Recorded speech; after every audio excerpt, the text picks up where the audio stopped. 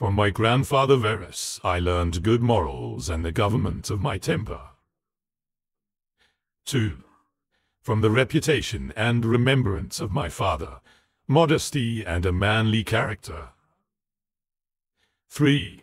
From my mother, piety and beneficence, and abstinence, not only from evil deeds, but even from evil thoughts, and further, simplicity in the way of living, far removed from the habits of the rich. 4. From my great-grandfather, not to have frequented public schools, and to have had good teachers at home, and to know that on such things a man should spend liberally.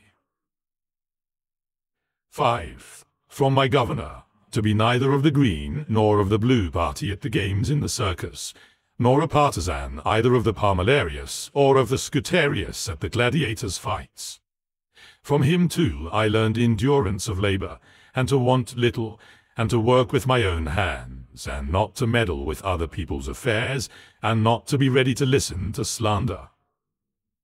From Diognetus, not to busy myself about trifling things, and not to give credit to what was said by miracle workers and jugglers about incantations and the driving away of demons and such things, and not to breed quails for fighting, nor to give myself up passionately to such things, and to endure freedom of speech, and to have become intimate with philosophy, and to have been a hearer first of Bacchius, then of Tandasis and Marcianus, and to have written dialogues in my youth, and to have desired a plank bed and skin, and whatever else of the kind belongs to the Grecian discipline. 7. From Rusticus I received the impression that my character required improvement and discipline, and from him I learned not to be led astray to sophistic emulation, nor to writing on speculative matters, nor to delivering little hortatory orations, nor showing myself off as a man who practices much discipline, or does benevolent acts in order to make a display, and to abstain from rhetoric and poetry and fine writing, and not to walk about in the house in my outdoor dress, nor to do other things of the kind, and to write my letters with simplicity, like the letter which Rusticus wrote from Sinuessa to my mother. And with respect to those who have offended me by words or done me wrong, to be easily disposed to be pacified and reconciled as soon as they have shown a readiness to be reconciled, and to read carefully, and not to be satisfied with a superficial understanding of a book, nor hastily to give my assent to those who talk overmuch, and I am indebted to him for being acquainted with the discourses of Epictetus, which he communicated to me out of his own collection. From Apollonius I learned freedom of will and undeviating steadfastness of purpose, and to look to nothing else, not even for a moment, except to reason, and to be always the same, in sharp pains, on the occasion of the loss of a child, and in long illness, and to see clearly in a living example that the same man can be both most resolute and yielding, and not peevish in giving his instruction, and to have had before my eyes a man who clearly considered his experience and his skill in expanding philosophical principles as the smallest of his merits. And from him I learned how to receive from friends what are esteemed favors, without being either humbled by them or letting them pass unnoticed. 9. From Sextus, a benevolent disposition, and the example of a family governed in a fatherly manner, and the idea of living conformably to nature, and gravity without affection, and to look carefully after the interests of friends, and to tolerate ignorant persons and those who form opinions without consideration. He had the power of readily accommodating himself to all, so that intercourse with him was more agreeable than any flattery, and at the same time he was most highly venerated by those who associated with him, and he had the faculty both of discovering and ordering, in an intelligent and methodical way, the principles necessary for life. And he never showed anger or any other passion, but was entirely free from passion, and also most affectionate. And he could express approbation without noisy display, and he possessed much knowledge without ostentation. 10. From Alexander the Grammarian, to refrain from fault-finding, and not in a reproachful way to chide those who uttered any barbarous or solipsistic or strange-sounding expression, but dexterously to introduce the very expression which ought to have been used, and in the way of giving answer, or giving confirmation, or joining in an inquiry about the thing itself, not about the word, or by some other fit suggestion. 11. From Fronto I learned to observe what envy and duplicity and hypocrisy are in a tyrant, and that generally those among us who are called patricians are rather deficient in paternal affection. 12. From Alexander the Platonic, not frequently nor without necessity to say to anyone or to write in a letter that I have no leisure, nor continually to excuse the neglect of duties required by our relation to those with whom we live, by alleging urgent occupations. 13. From Catullus, not to be indifferent when a friend finds fault, even if he should find fault without reason, but to try to restore him to his usual disposition, and to be ready to speak well of teachers, as it is reported of Domitius and Athenodotus, and to love my children truly. 14. From my brother Severus, to love my kin, and to love truth, and to love justice, and through him I learned to know Thrasea, Helvidius, Cato, Dion, Brutus, and from him I received the idea of a polity in which there is the same law for all, a polity administered with regard to equal rights and equal freedom of speech, and the idea of a kingly government which respects most of all the freedom of the governed. I learned from him also consistency and undeviating steadiness in my regard for philosophy, and a disposition to do good, and to give to others readily, and to cherish good hopes, and to believe that I am loved by my friends. And in him I observed no concealment of his opinions with respect to those whom he condemned, and that his friends had no need to conjecture what he wished or did not wish, but it was quite plain. 15. From Maximus I learned self-government, and not to be led aside by anything, and cheerfulness in all circumstances, as well as in illness, and a just admixture in the moral character of sweetness and dignity, and to do what was set before me without complaining. I observed that everybody believed that he thought as he spoke, and that in all that he did he never had any bad intention, and he never showed amazement and surprise, and was never in a hurry, and never put off doing a thing, nor was perplexed nor dejected, nor did he ever laugh to disguise his vexation, nor, on the other hand, was he ever passionate or suspicious. He was accustomed to do acts of beneficence, and was ready to forgive, and was free from all falsehood. And he presented the appearance of a man who could not be diverted from right, rather than of a man who had been improved. I observed, too, that no man could ever think that he was despised by Maximus, or ever venture to think himself a better man. He also had the art of being humorous, in an agreeable way. 16. In my father I observed mildness of temper, and unchangeable resolution in the things which he had determined after due deliberation.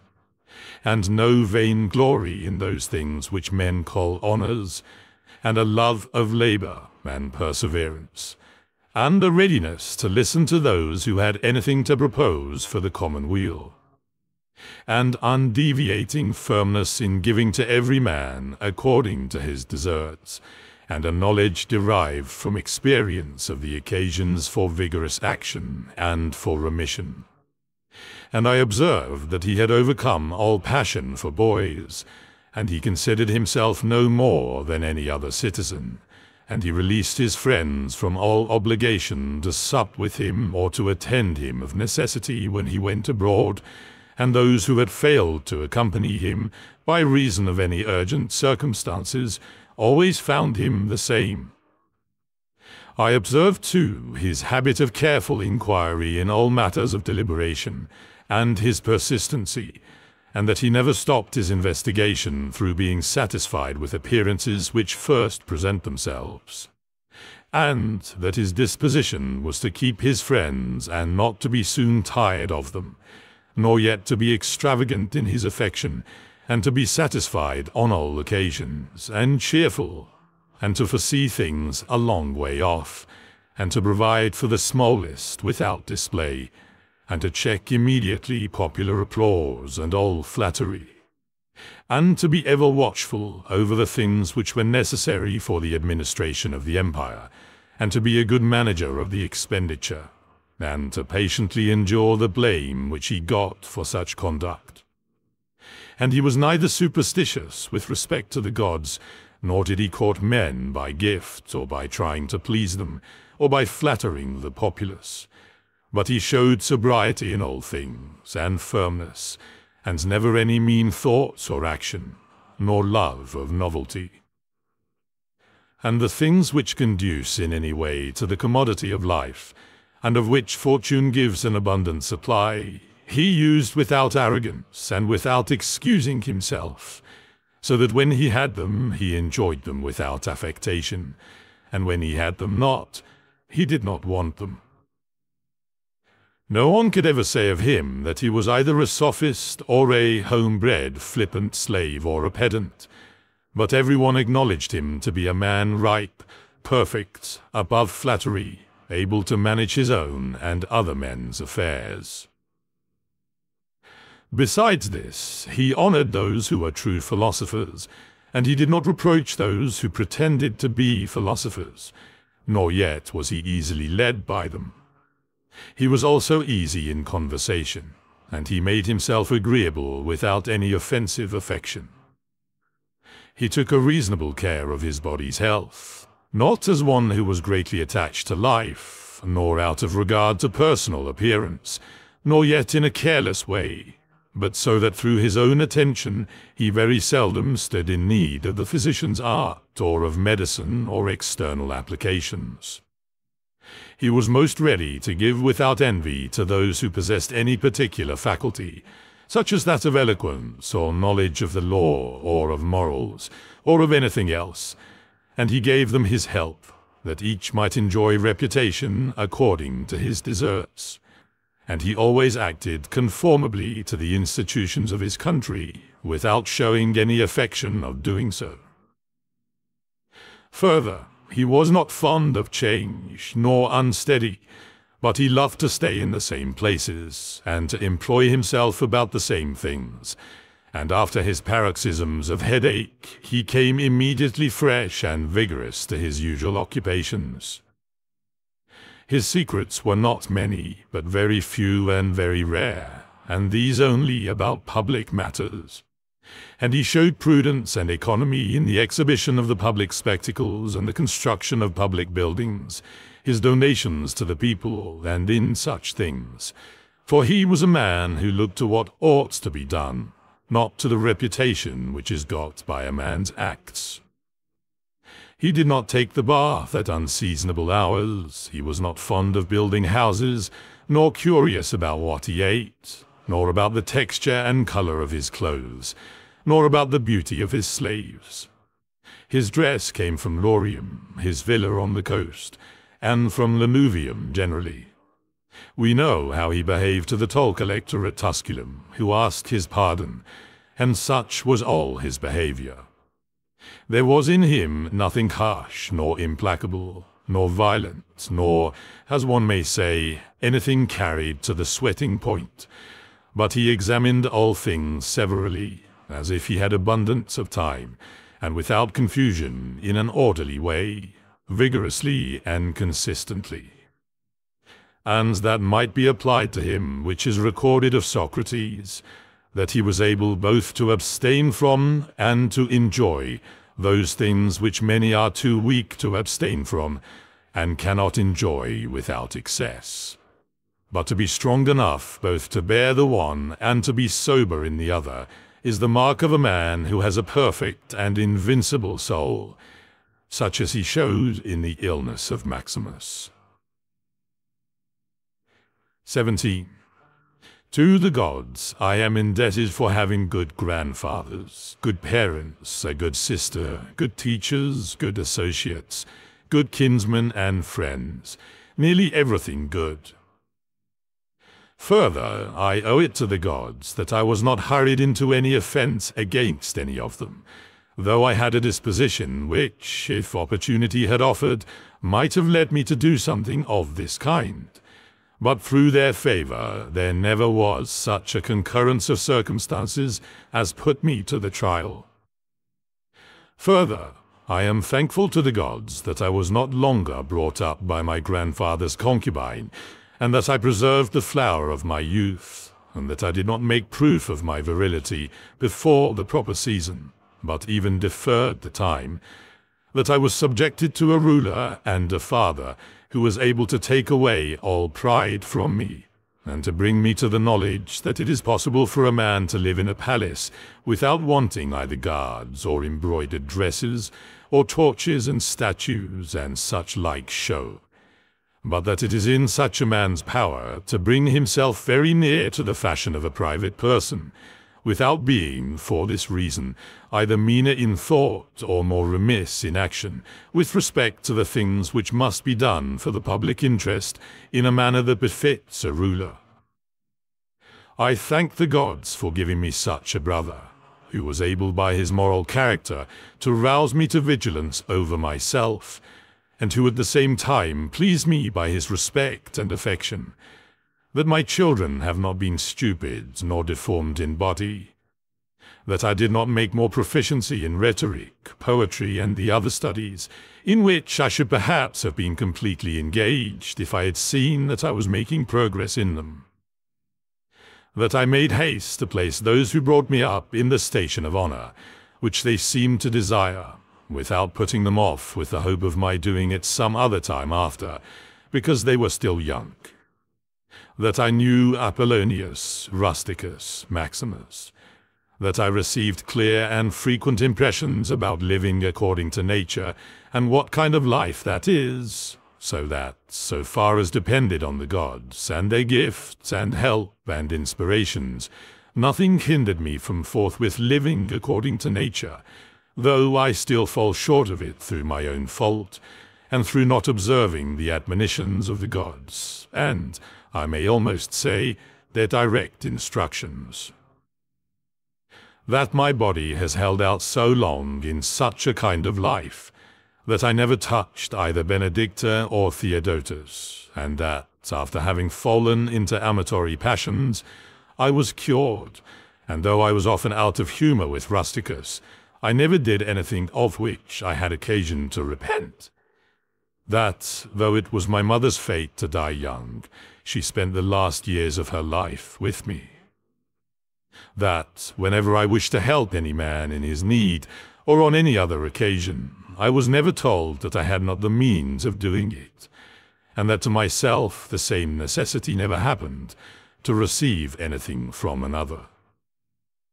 That I have such a wife, so obedient, and so affectionate, and so simple, that I had abundance of good masters for my children, and that remedies have been shown to me by dreams, both others and against blood-spitting and giddiness, and that, when I had an inclination to philosophy, I did not fall into the hands of any sophist, and that I did not waste my time on writers of histories, or in the resolution of syllogisms, or occupy myself about the investigation of appearances in the heavens, for all these things require the help of the gods and fortune.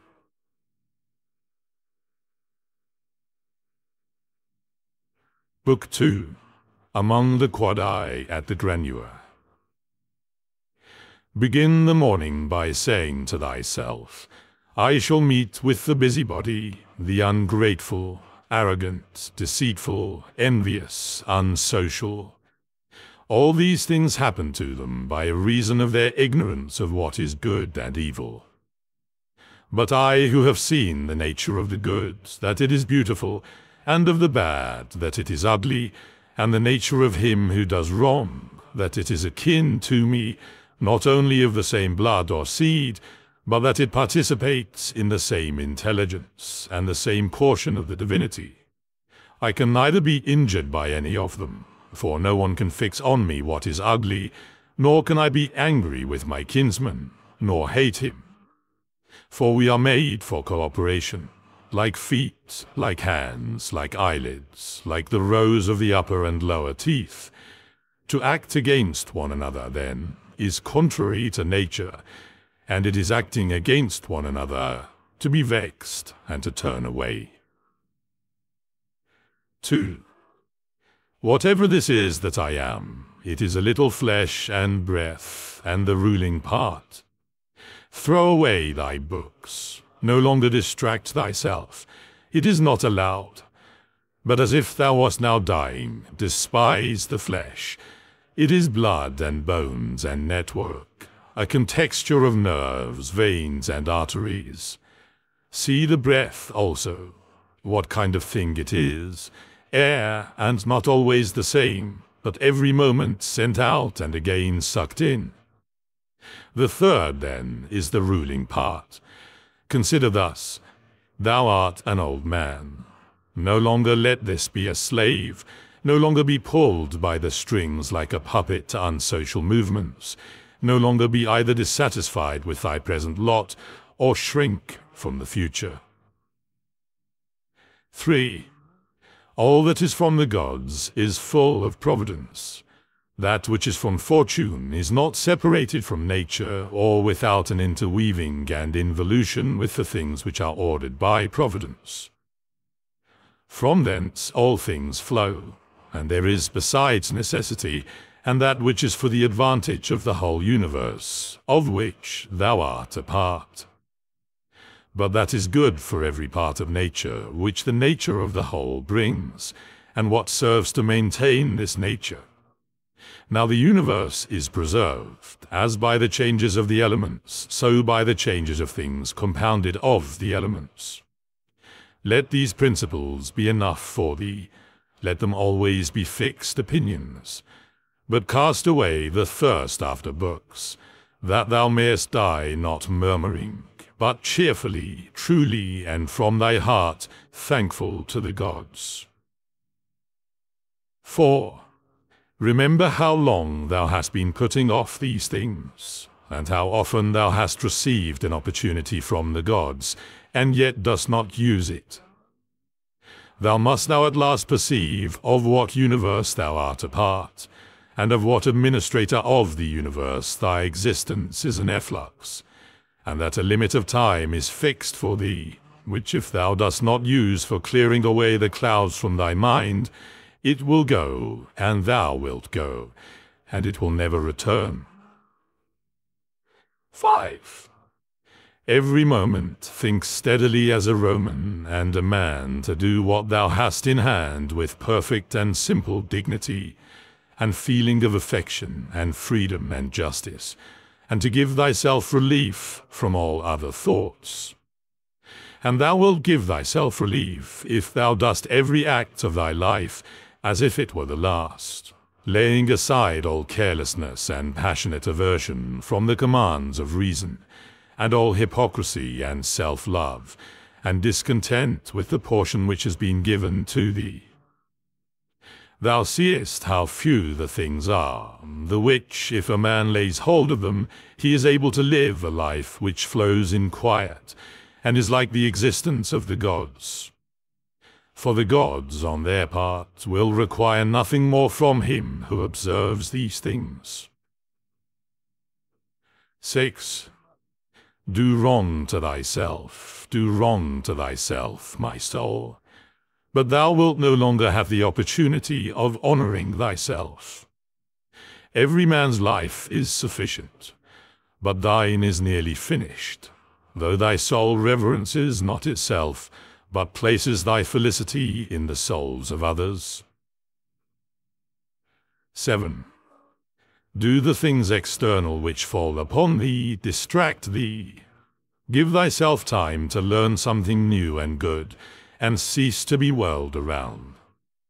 But then thou must also avoid being carried about the other way, for those too are triflers who have wearied themselves in life by their activity, and yet have no object to which to direct every movement, and, in a word, all their thoughts.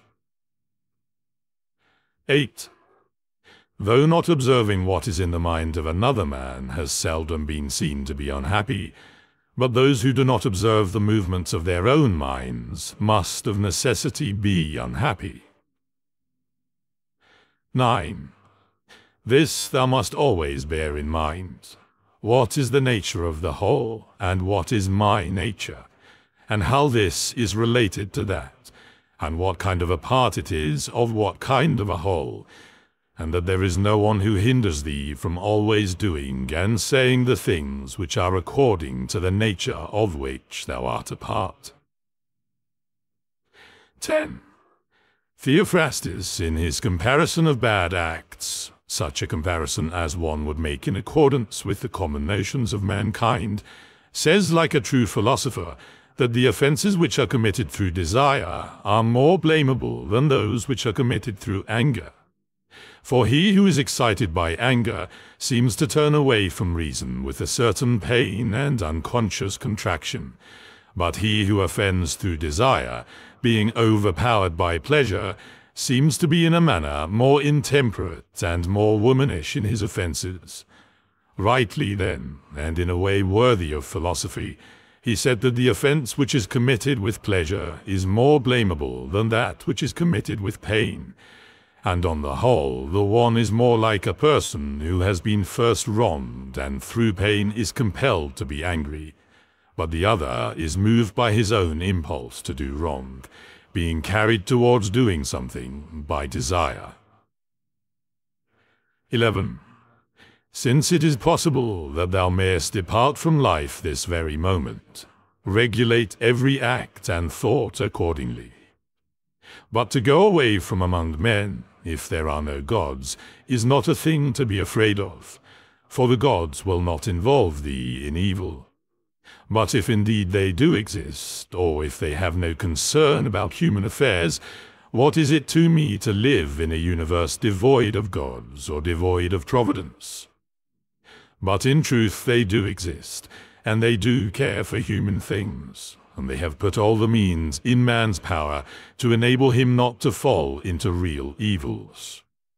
And as to the rest, if there was anything evil, they would have provided for this also, that it should be altogether in a man's power not to fall into it. Now that which does not make a man worse, how can it make a man's life worse? But neither through ignorance, nor having the knowledge but not the power to guard against or correct these things, is it possible that the nature of the universe has overlooked them. Nor is it possible that it has made so great a mistake, either through want of power or want of skill, that good and evil should happen indiscriminately to the good and the bad. But death certainly, and life, honor and dishonor, pain and pleasure, all these things equally happen to good men and bad, being things which make us neither better nor worse. Therefore they are neither good nor evil. 12. How quickly all things disappear. In the universe the bodies themselves, but in time the remembrance of them. What is the nature of all sensible things, and particularly those which attract with the bait of pleasure or terrify by pain, or are noised abroad by vapory fame. How worthless and contemptible and sordid and perishable and dead they are. All this, it is the part of the intellectual faculty to observe.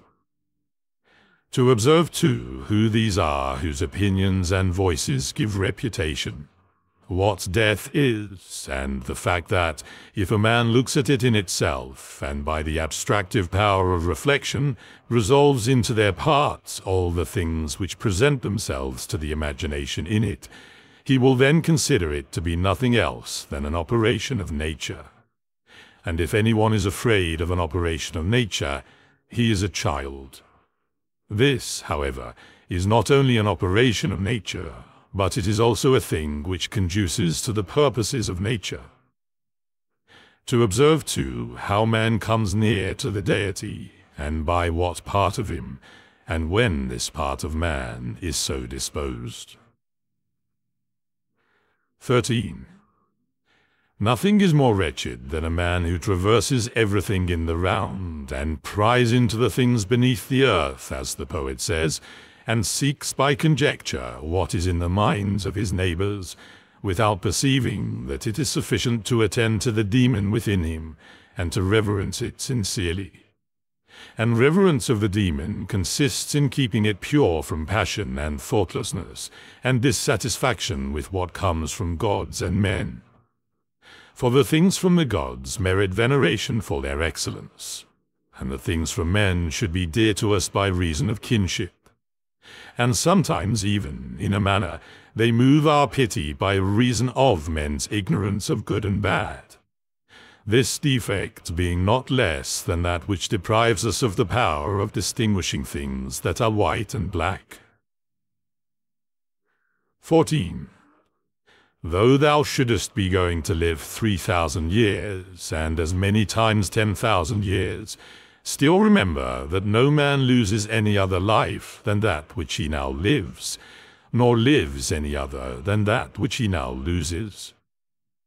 The longest and shortest are thus brought to the same, for the present is the same to all, though that which perish is not the same, and so that which is lost appears to be a mere moment. For a man cannot lose either the past or the future, for what a man has not, how can anyone take this from him?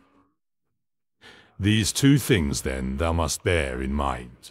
The one, that all things from eternity are of like forms, and come round in a circle, and that it makes no difference whether a man shall see the same things during 100 years, or 200, or an infinite time.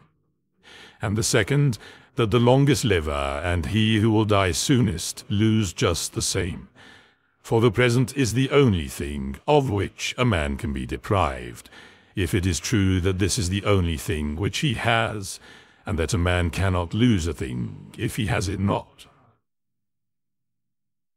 15. Remember that all is opinion. For what was said by the cynic Monimus is manifest, and manifest too is the use of what was said, if a man receives what may be got out of it, as far as it is true. 16. The soul of man does violence to itself, first of all, when it becomes an abscess, and, as it were, a tumor on the universe, so far as it can. For to be vexed at anything which happens is a separation of ourselves from nature, in some part of which the natures of all other things are contained.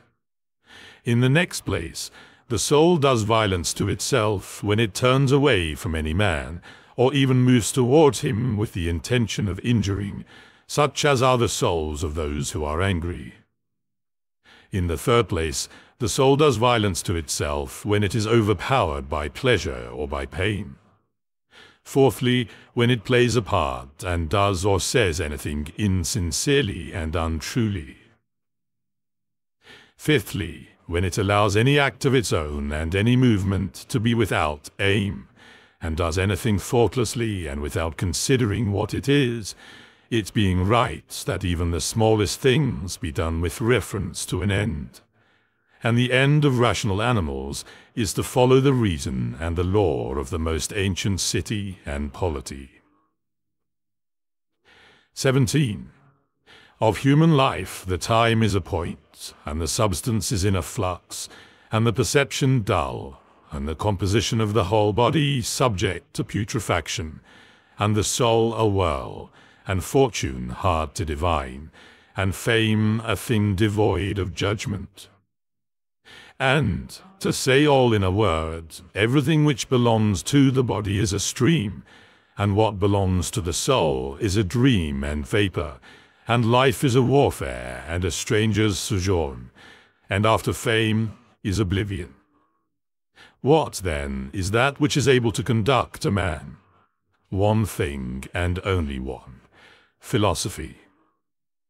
But this consists in keeping the daemon within a man free from violence and unharmed, superior to pains and pleasures, doing nothing without a purpose, nor yet falsely and with hypocrisy, not feeling the need of another man's doing or not doing anything.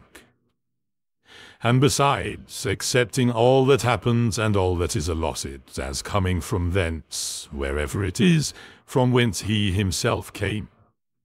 And, finally, waiting for death with a cheerful mind, as being nothing else than a dissolution of the elements of which every living being is compounded. But if there is no harm to the elements themselves in continually changing into another, why should a man have any apprehension about the change and dissolution of all the elements? For it is according to nature, and nothing is evil which is according to nature.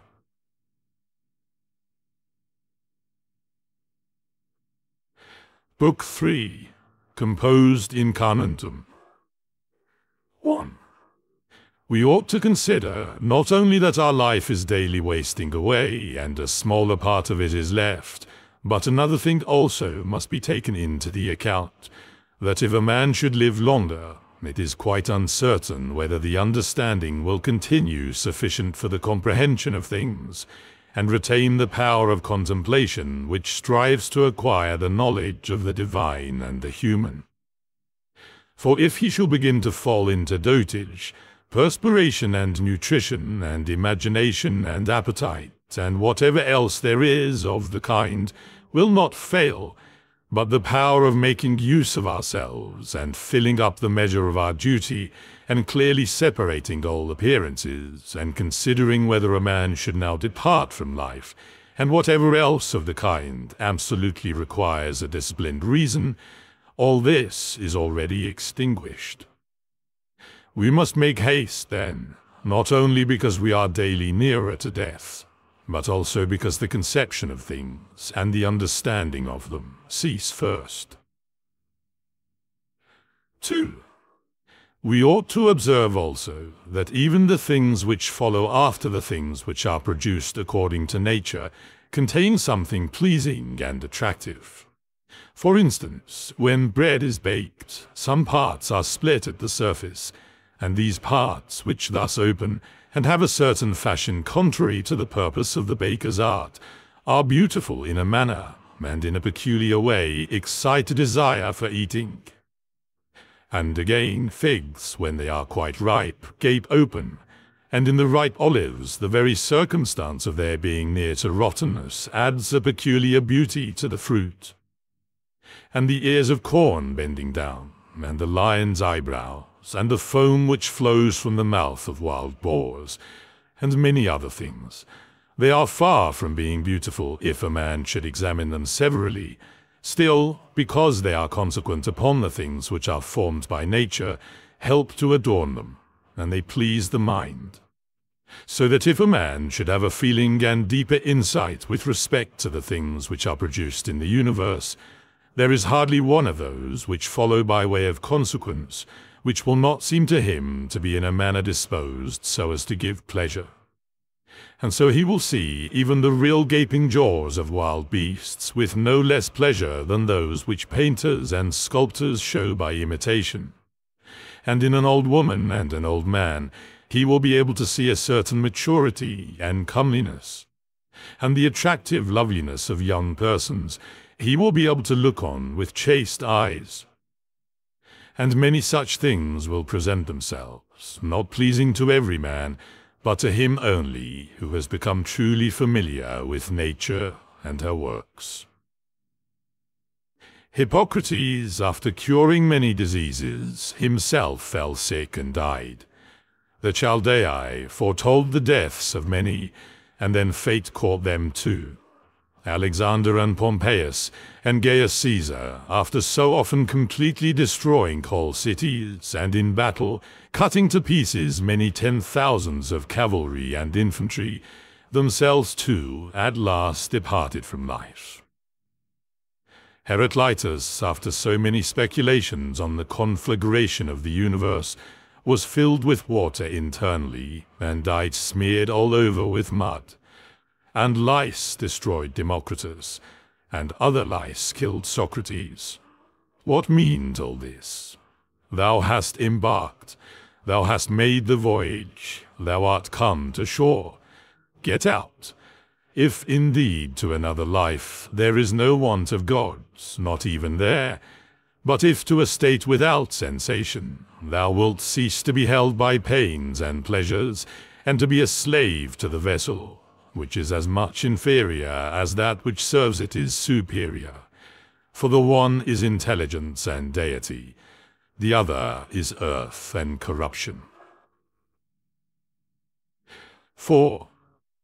Do not waste the remainder of thy life in thoughts about others, when thou dost not refer thy thoughts to some object of common utility. For thou losest the opportunity of doing something else, when thou hast such thoughts as these. What is such and such a person doing, and why? And what is he saying, and what is he thinking of? And what is he contriving? And whatever else of the kind makes us wander away from the observation of our own ruling power. We ought, then, to check in the series of our thoughts everything that is without a purpose and useless, but most of all the over-curious feeling and the malignant. And a man should use himself to think of those things only about which, if one should suddenly ask, "What hast thou now in thy thoughts?" with perfect openness thou mightest immediately answer, "This or that," so that from thy words it should be plain that everything in thee is simple and benevolent, and such as befits a social animal, and one that cares not for thoughts about pleasure or sensual enjoyments at all, nor has any rivalry or envy in suspicion, or anything else for which thou wouldest blush if thou shouldest say that thou hadst it in thy mind. For the man who is such, and no longer delays being among the number of the best, is like a priest and minister of the gods, using the deity which is planted within him, which makes the man uncontaminated by pleasure, unharmed by any pain, untouched by any insult, feeling no wrong, a fighter in the noblest fight, one who cannot be overpowered by any passion, dyed deep with justice, accepting with all his soul everything which happens and is assigned to him as his portion. And not often, nor yet without great necessity and for the general interest, imagining what another says or does or thinks. For it is only what belongs to himself that he makes the matter for his activity, and he constantly thinks of that which is allotted to himself out of the sum total of things, and he makes his own acts fair, and he is persuaded that his own portion is good. For the lot which is assigned to each man is carried along with him, and carries him along with it. And he remembers also that every rational animal is his kinsman, and that to care for all men is according to man's nature. And a man should hold on to the opinion, not of all, but of those only who confessedly live according to nature. But as to those who live not so, he always bears in mind what kind of men they are, both at home and from home, both by night and by day, and what they are, and with what men they live an impure life. Accordingly, he does not value at all the praise which comes from such men, since they are not even satisfied with themselves. Labor not unwillingly, nor without regard to the common interest, nor without due consideration, nor with distraction, Nor let studied ornament set off thy thoughts, and be not either a man of many words, or busy about too many things. And further, let the deity which is in thee be the guardian of a living being, manly and of ripe age, and engaged in matter political, and a Roman, and a ruler, who has taken his post like a man waiting for the signal which summons him from life, and ready to go, having need neither of oath nor of any man's testimony. Be cheerful also, and seek not external help, nor the tranquillity which others give. A man then must stand erect, not be kept erect by others. 6. If thou findest in human life anything better than justice, truth, temperance, fortitude, and, in a word, anything better than thy own mind's self-satisfaction in the things which it enables thee to do according to right reason, and in the condition that is assigned to thee without thy own choice, if, I say, thou seest anything better than this, turn to it with all thy soul, and enjoy that which thou hast found to be the best. But if nothing appears to be better than the deity which is planted in thee, which has subjected to itself all thy appetites, and carefully examines all the impressions, and, as Socrates said, has detached itself from the persuasions of sense, and has submitted itself to the gods, and cares for mankind. If thou findest everything else smaller and of less value than this, give place to nothing else. For if thou dost once diverge and incline to it, thou wilt no longer without distraction be able to give the preference to that good thing which is thy proper possession and thy own.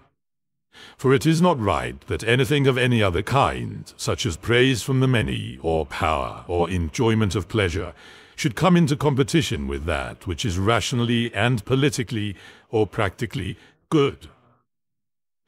All these things, even though they may seem to adapt themselves to the better things in a small degree, obtain the superiority all at once, and carry us away. But do thou, I say, simply and freely choose the better, and hold to it. But that which is useful is the better. Well then, if it is useful to thee as a rational being, keep to it.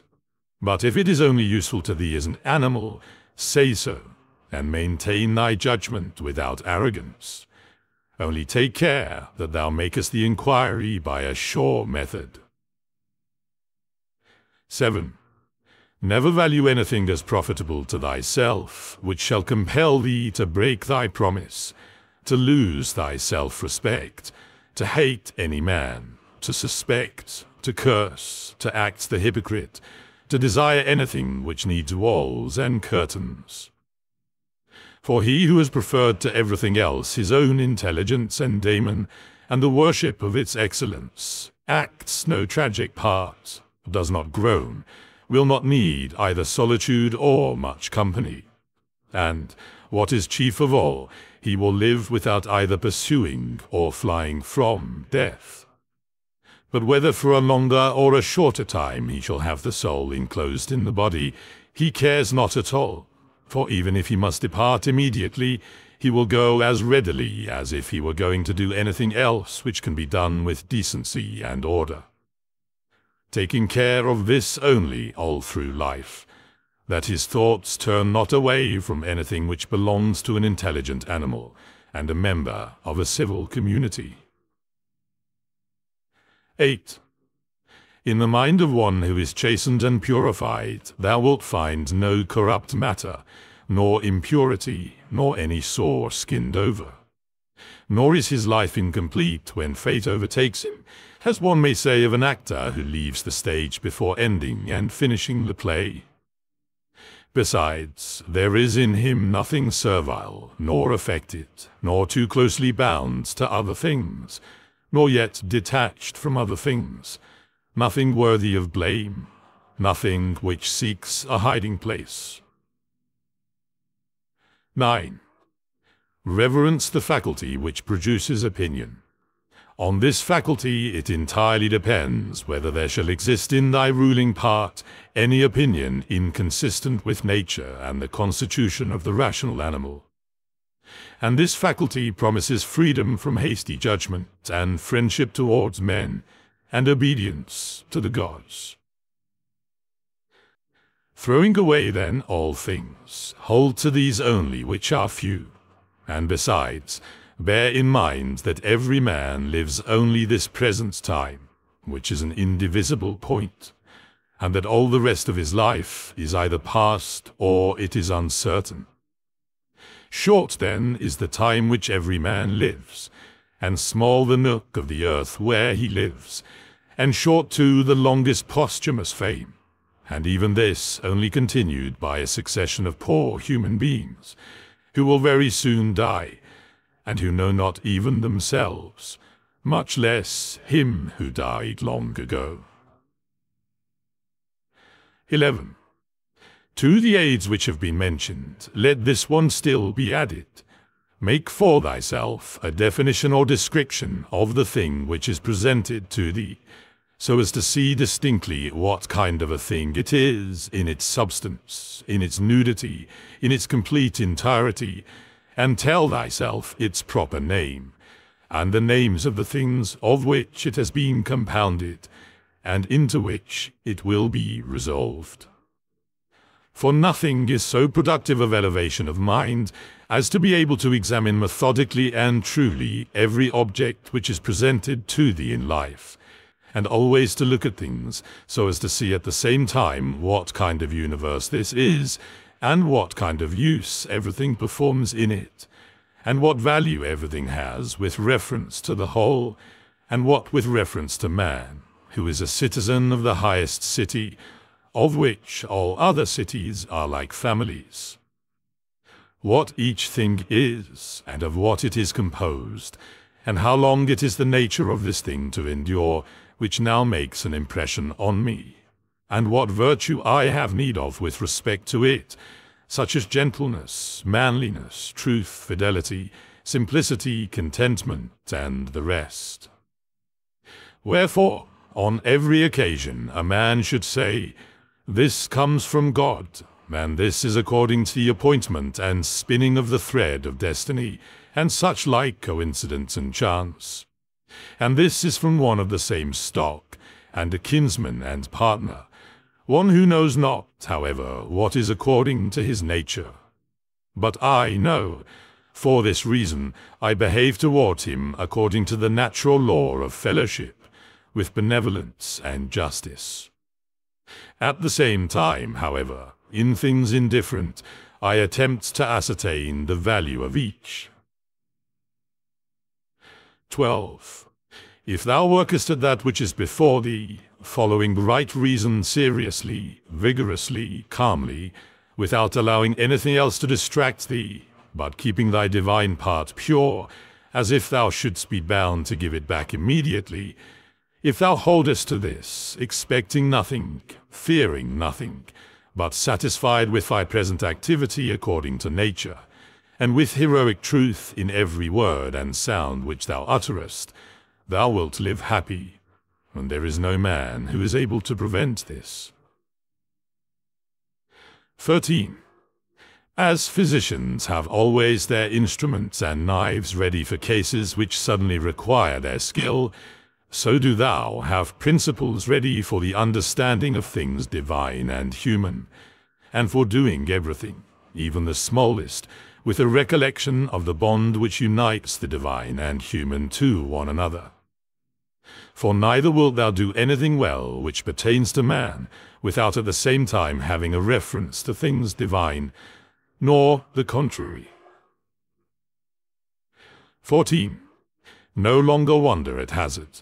For neither wilt thou read thy own memoirs, nor the acts of the ancient Romans and Hellenes, and the selections from books which thou wast reserving for thy old age. Hasten then to the end which thou hast before thee, and, throwing away idle hopes, come to thy own aid, if thou carest at all for thyself, while it is in thy power. 15. They know not how many things are signified by the words stealing, sowing, buying, keeping quiet, seeing what ought to be done. For this is not affected by the eyes, but by another kind of vision. 16. Body, soul, intelligence. To the body belongs sensation, to the soul, appetites, to the intelligence, principles. To receive the impressions of forms by means of appearances belongs even to animals. To be pulled by the strings of desire belongs both to wild beasts and to men who have made themselves into women, and to a Phalaris and a Nero. And to have the intelligence that guides to the things which appear suitable belongs also to those who do not believe in the gods, and who betray their country and do their impure deeds when they have shut the doors. If, then, everything else is common to all that I have mentioned, there remains that which is peculiar to the good man, to be pleased and content with what happens, and with the thread which is spun for him, and not to defile the divinity which is planted in his breast, nor disturb it by a crowd of images, but to preserve it tranquil, following it obediently as a god, neither saying anything contrary to the truth, nor doing anything contrary to justice. And if all men refuse to believe that he lives a simple, modest, and contented life, he is neither angry with any of them, nor does he deviate from the way which leads to the end of life, to which a man ought to come pure, tranquil, ready to depart, and without any compulsion, perfectly reconciled to his lot.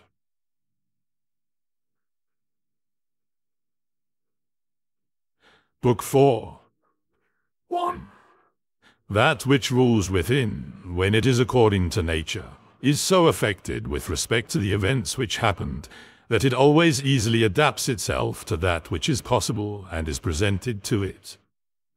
For it requires no definite material, but it moves towards its purpose, under certain conditions, however, and it makes a material for itself out of that which opposes it, as fire lays hold of what falls into it, by which a small light would have been extinguished.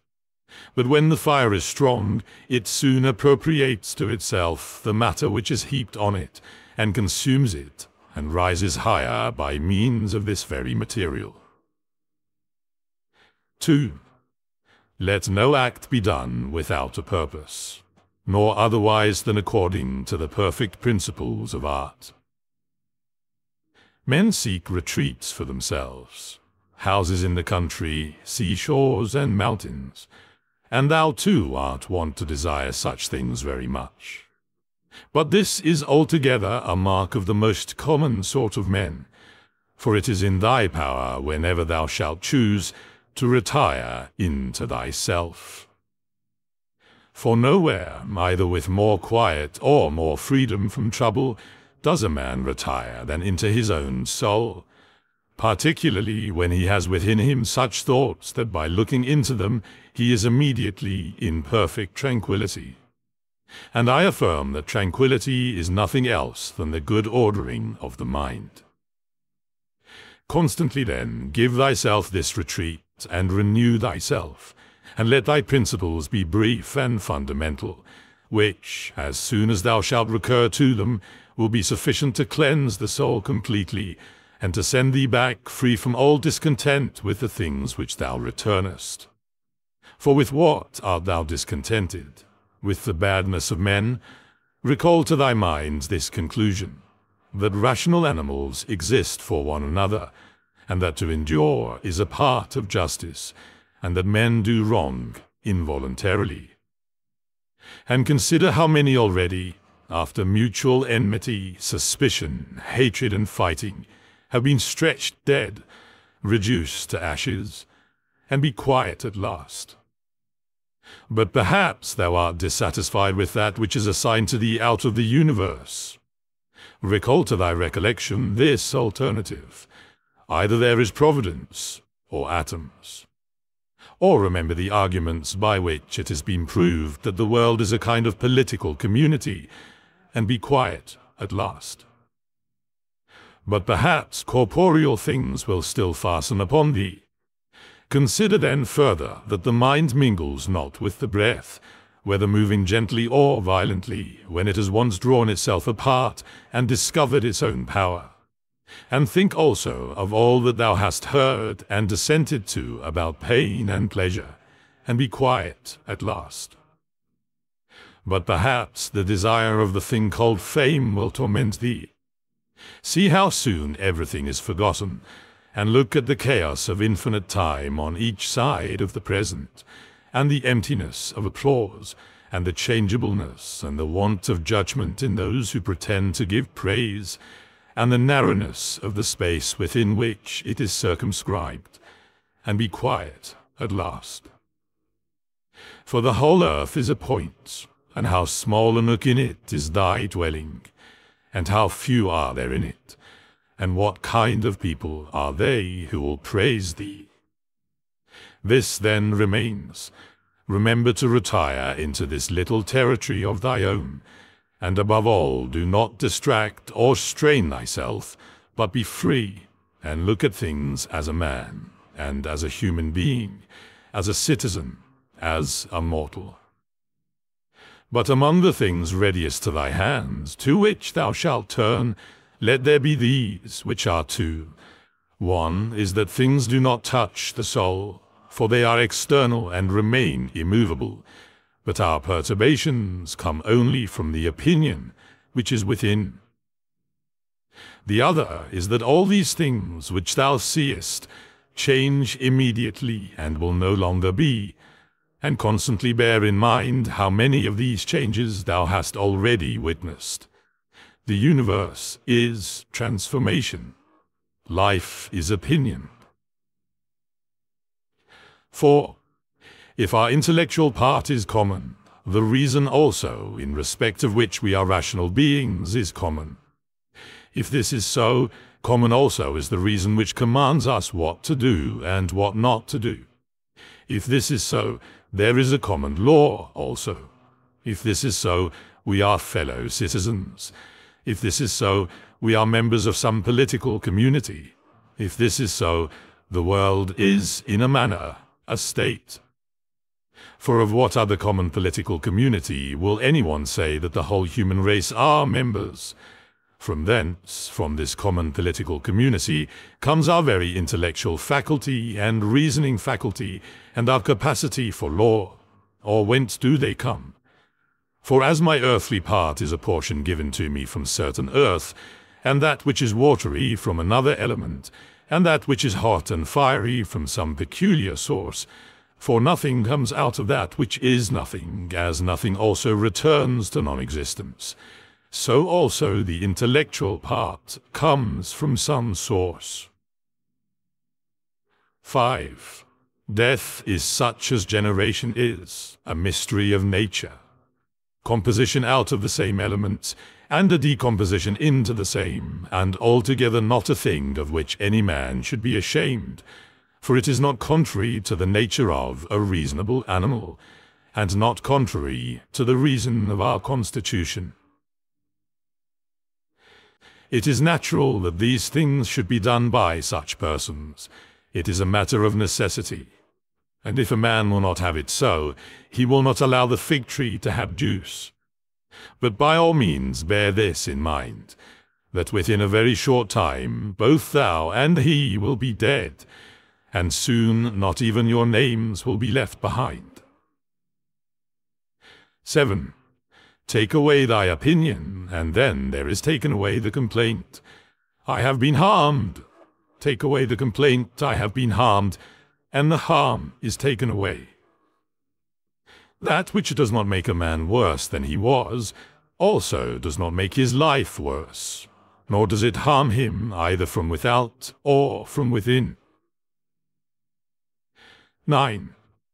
The nature of that which is universally useful has been compelled to do this. 10. Consider that everything which happens, happens justly, and if thou observest carefully, thou wilt find it to be so. I do not say only with respect to the continuity of the series of things, but with respect to what is just, and as if it were done by one who assigns to each thing its value. Observe then, as thou hast begun, and whatever thou dost, do it in conjunction with this, the being good, and in the sense in which a man is properly understood to be good. Keep to this in every action. 11. Do not have such an opinion of things as he who does thee wrong, or such as he wishes thee to have, but look at them as they are in truth. 12. A man should always have these two rules in readiness. The one to do only whatever the reason of the ruling and legislating faculty may suggest for the use of men, the other to change thy opinion if there is anyone at hand who sets thee right and moves thee from any opinion. But this change of opinion must proceed only from a certain persuasion, as of what is just or of common advantage and the like, not because it appears pleasant or brings reputation. 13. Hast thou reason? I have. Why then dost not thou use it? For if this does its own work, what else dost thou wish? 14. Thou hast existed as a part. Thou shalt disappear in that which produced thee, but rather thou shalt be received back into its seminal principle by transmutation. 15. Many grains of frankincense on the same altar. One falls before, another falls after, but it makes no difference. 16. Within 10 days thou wilt seem a god to those to whom thou art now a beast and an ape, if thou wilt return to thy principles and the worship of reason. 17. Do not act as if thou wert going to live 10,000 years. Death hangs over thee.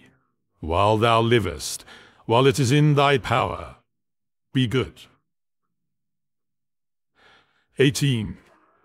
How much trouble he avoids, who does not look to see what his neighbor says or does or thinks, but only what he does himself, that it may be just and pure.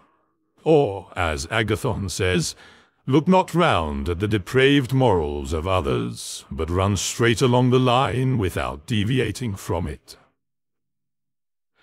19. He who has a vehement desire for posthumous fame does not consider that every one of those who will remember him will themselves die very soon. Then again also they who have succeeded them, until the whole remembrance shall have been extinguished, as it is transmitted through men who foolishly admire and perish. But suppose that those who will remember are even immortal, and that the remembrance will be immortal, what then is it to thee? And I say not what is it to the dead, but what is it to the living? What is praise, except indeed so far as it has a certain utility?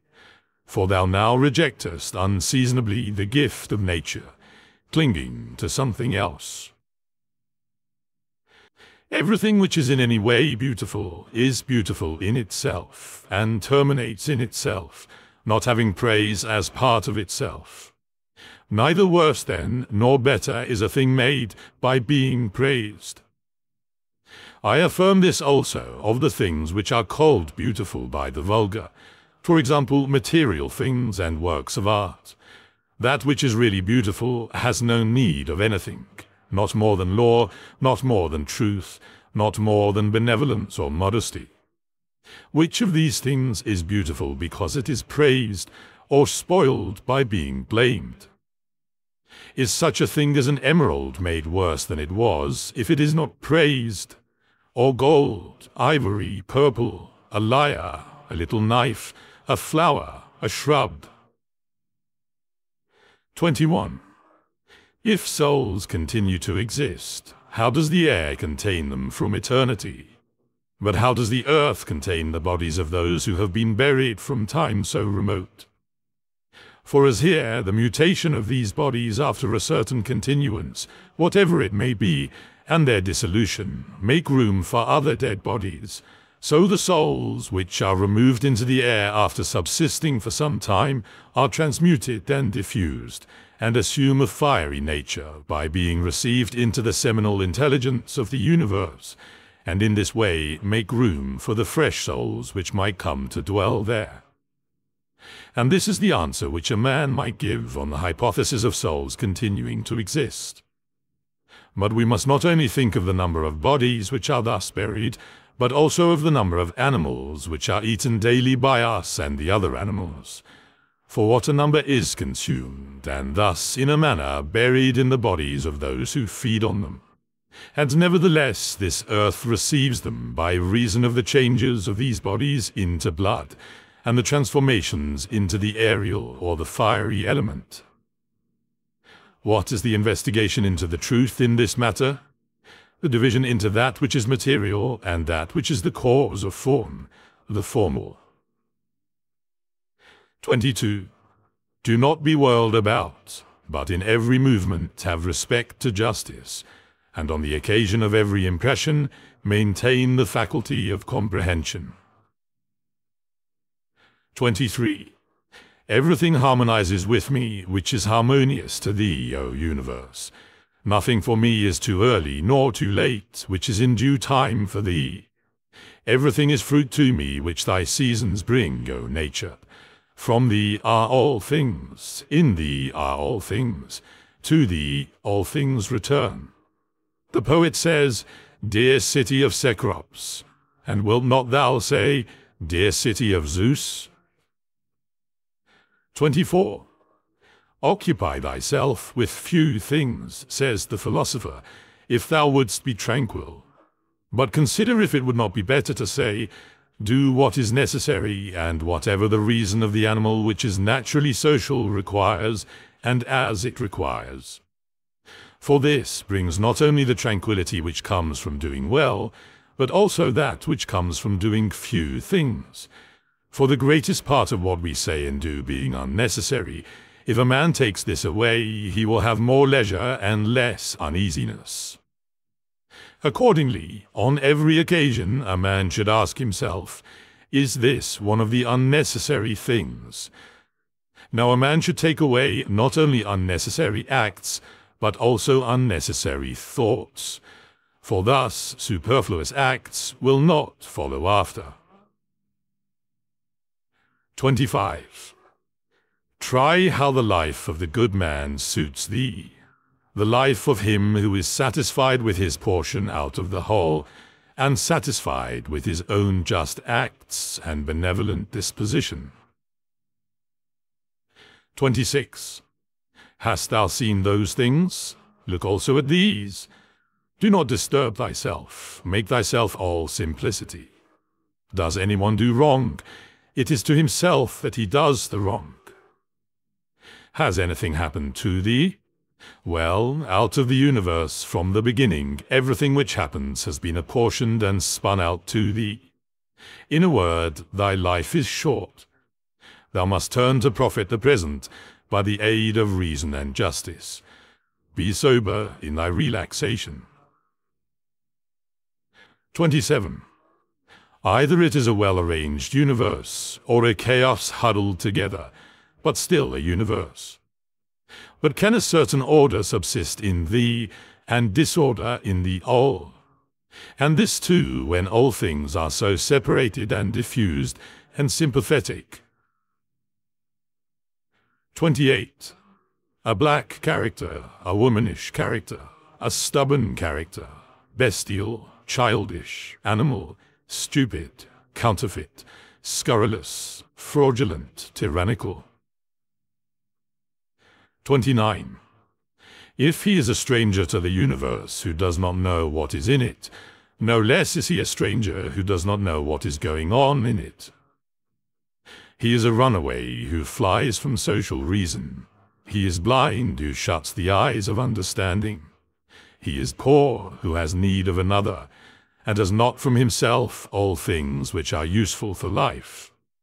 He is an abscess on the universe who withdraws and separates himself from the reason of our common nature through being displeased with the things which happen. For the same nature produces this, and has produced thee too. He is a piece rent asunder from the state, who tears his own soul from that of reasonable animals, which is one. 30. The one is a philosopher without a tunic, and the other without a book. Here is another half naked. Bread I have not, he says, and I abide by reason. And I do not get the means of living out of my learning, and I abide by my reason. 31. Love the art, poor as it may be, which thou hast learned, and be content with it, and pass through the rest of life like one who has entrusted to the gods with his whole soul all that he has, making thyself neither the tyrant nor the slave of any man. 32. Consider, for example, the times of Vespasian. Thou wilt see all these things: people marrying, bringing up children, sick, dying, warring, feasting, trafficking, cultivating the ground, flattering, obstinately arrogant, suspecting, plotting, wishing for some to die, grumbling about the present, loving, heaping up treasure, desiring consulship, kingly power. Well, then, that life of these people no longer exists at all. Again, remove to the times of Trajan. Again, all is the same. Their life too is gone. In like manner, view also the other epochs of time and of whole nations, and see how many after great effort soon fell and were resolved into the elements. But chiefly thou shouldst think of those whom thou hast thyself known, distracting themselves about idle things, neglecting to do what was in accordance with their proper constitution, and to hold firmly to this, and to be content with it. And herein it is necessary to remember that the attention given to everything has its proper value and proportion, for thus thou wilt not be dissatisfied, if thou hast applied thyself to smaller matters no further than is fit. 33. The words which were formerly familiar are now antiquated. So also the names of those who are famed of old are now in a manner antiquated. Camillus, Caeso, Volessus, Leonatus, and a little after also Scipio and Cato, then Augustus, then also Hadrianus and Antoninus. For all things soon pass away and become a mere tale, and complete oblivion soon buries them. And I say this of those who have shone in a wondrous way. For the rest, as soon as they have breathed out their last breath, they are gone, and no man speaks of them. And, to conclude the matter, what is even an eternal remembrance? A mere nothing. What, then, is that about which we ought to employ our serious pains? This one thing: thoughts just, and acts social, and words which never lie, and a disposition which gladly accepts all that happens, as necessary, as usual, as flowing from a principle and source of the same kind. 34. Willingly give thyself up to Clotho, allowing her to spin thy thread into whatever thing she pleases. 35. Everything is only for a day, both that which remembers and that which is remembered. 36. Observe constantly that all things take place by change, and accustom thyself to consider that the nature of the universe loves nothing so much as to change the things which are, and to make new things like them. For everything that exists is in a manner the seed of that which will be.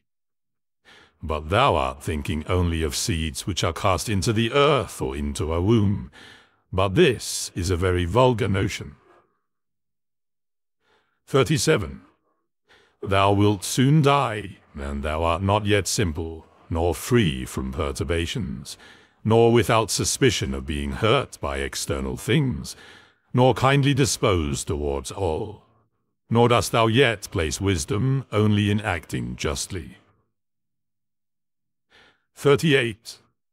Examine men's ruling principles, even those of the wise. what kind of things they avoid, and what kind they pursue. 39.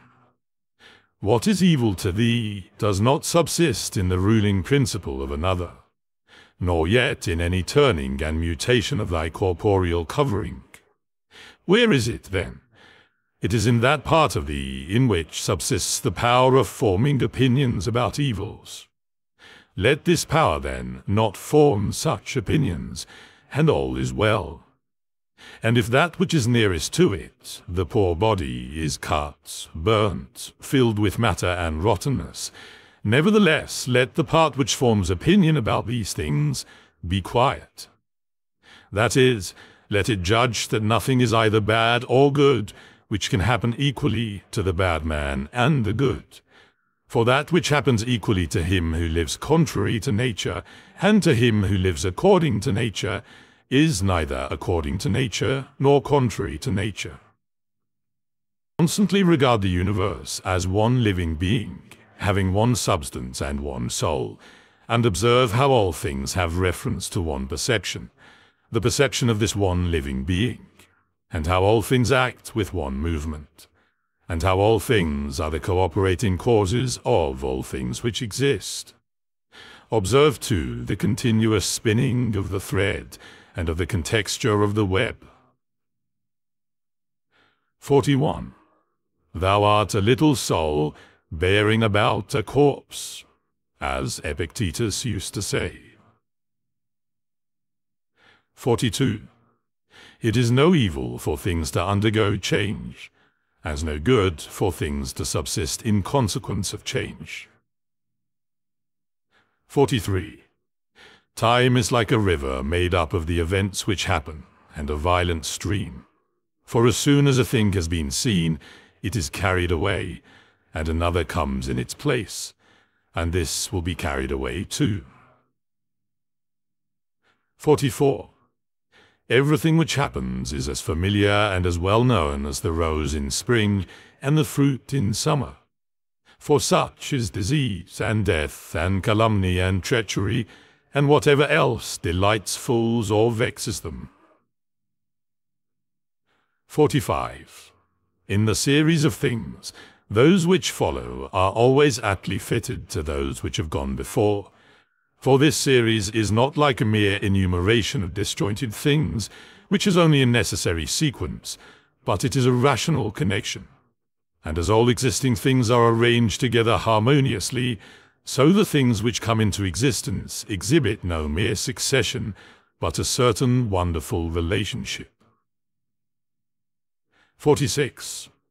Always remember the saying of Heraclitus, that the death of earth is to become water, and the death of water is to become air, and the death of air is to become fire, and reversely.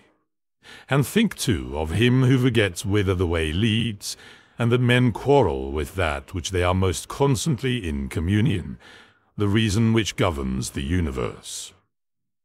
And the things which they daily meet with seem to them strange, and consider that we ought not to act and speak as if we were asleep, for even in sleep we seem to act and speak, and that we ought not, like children who learn from their parents, simply to act and speak as we have been taught.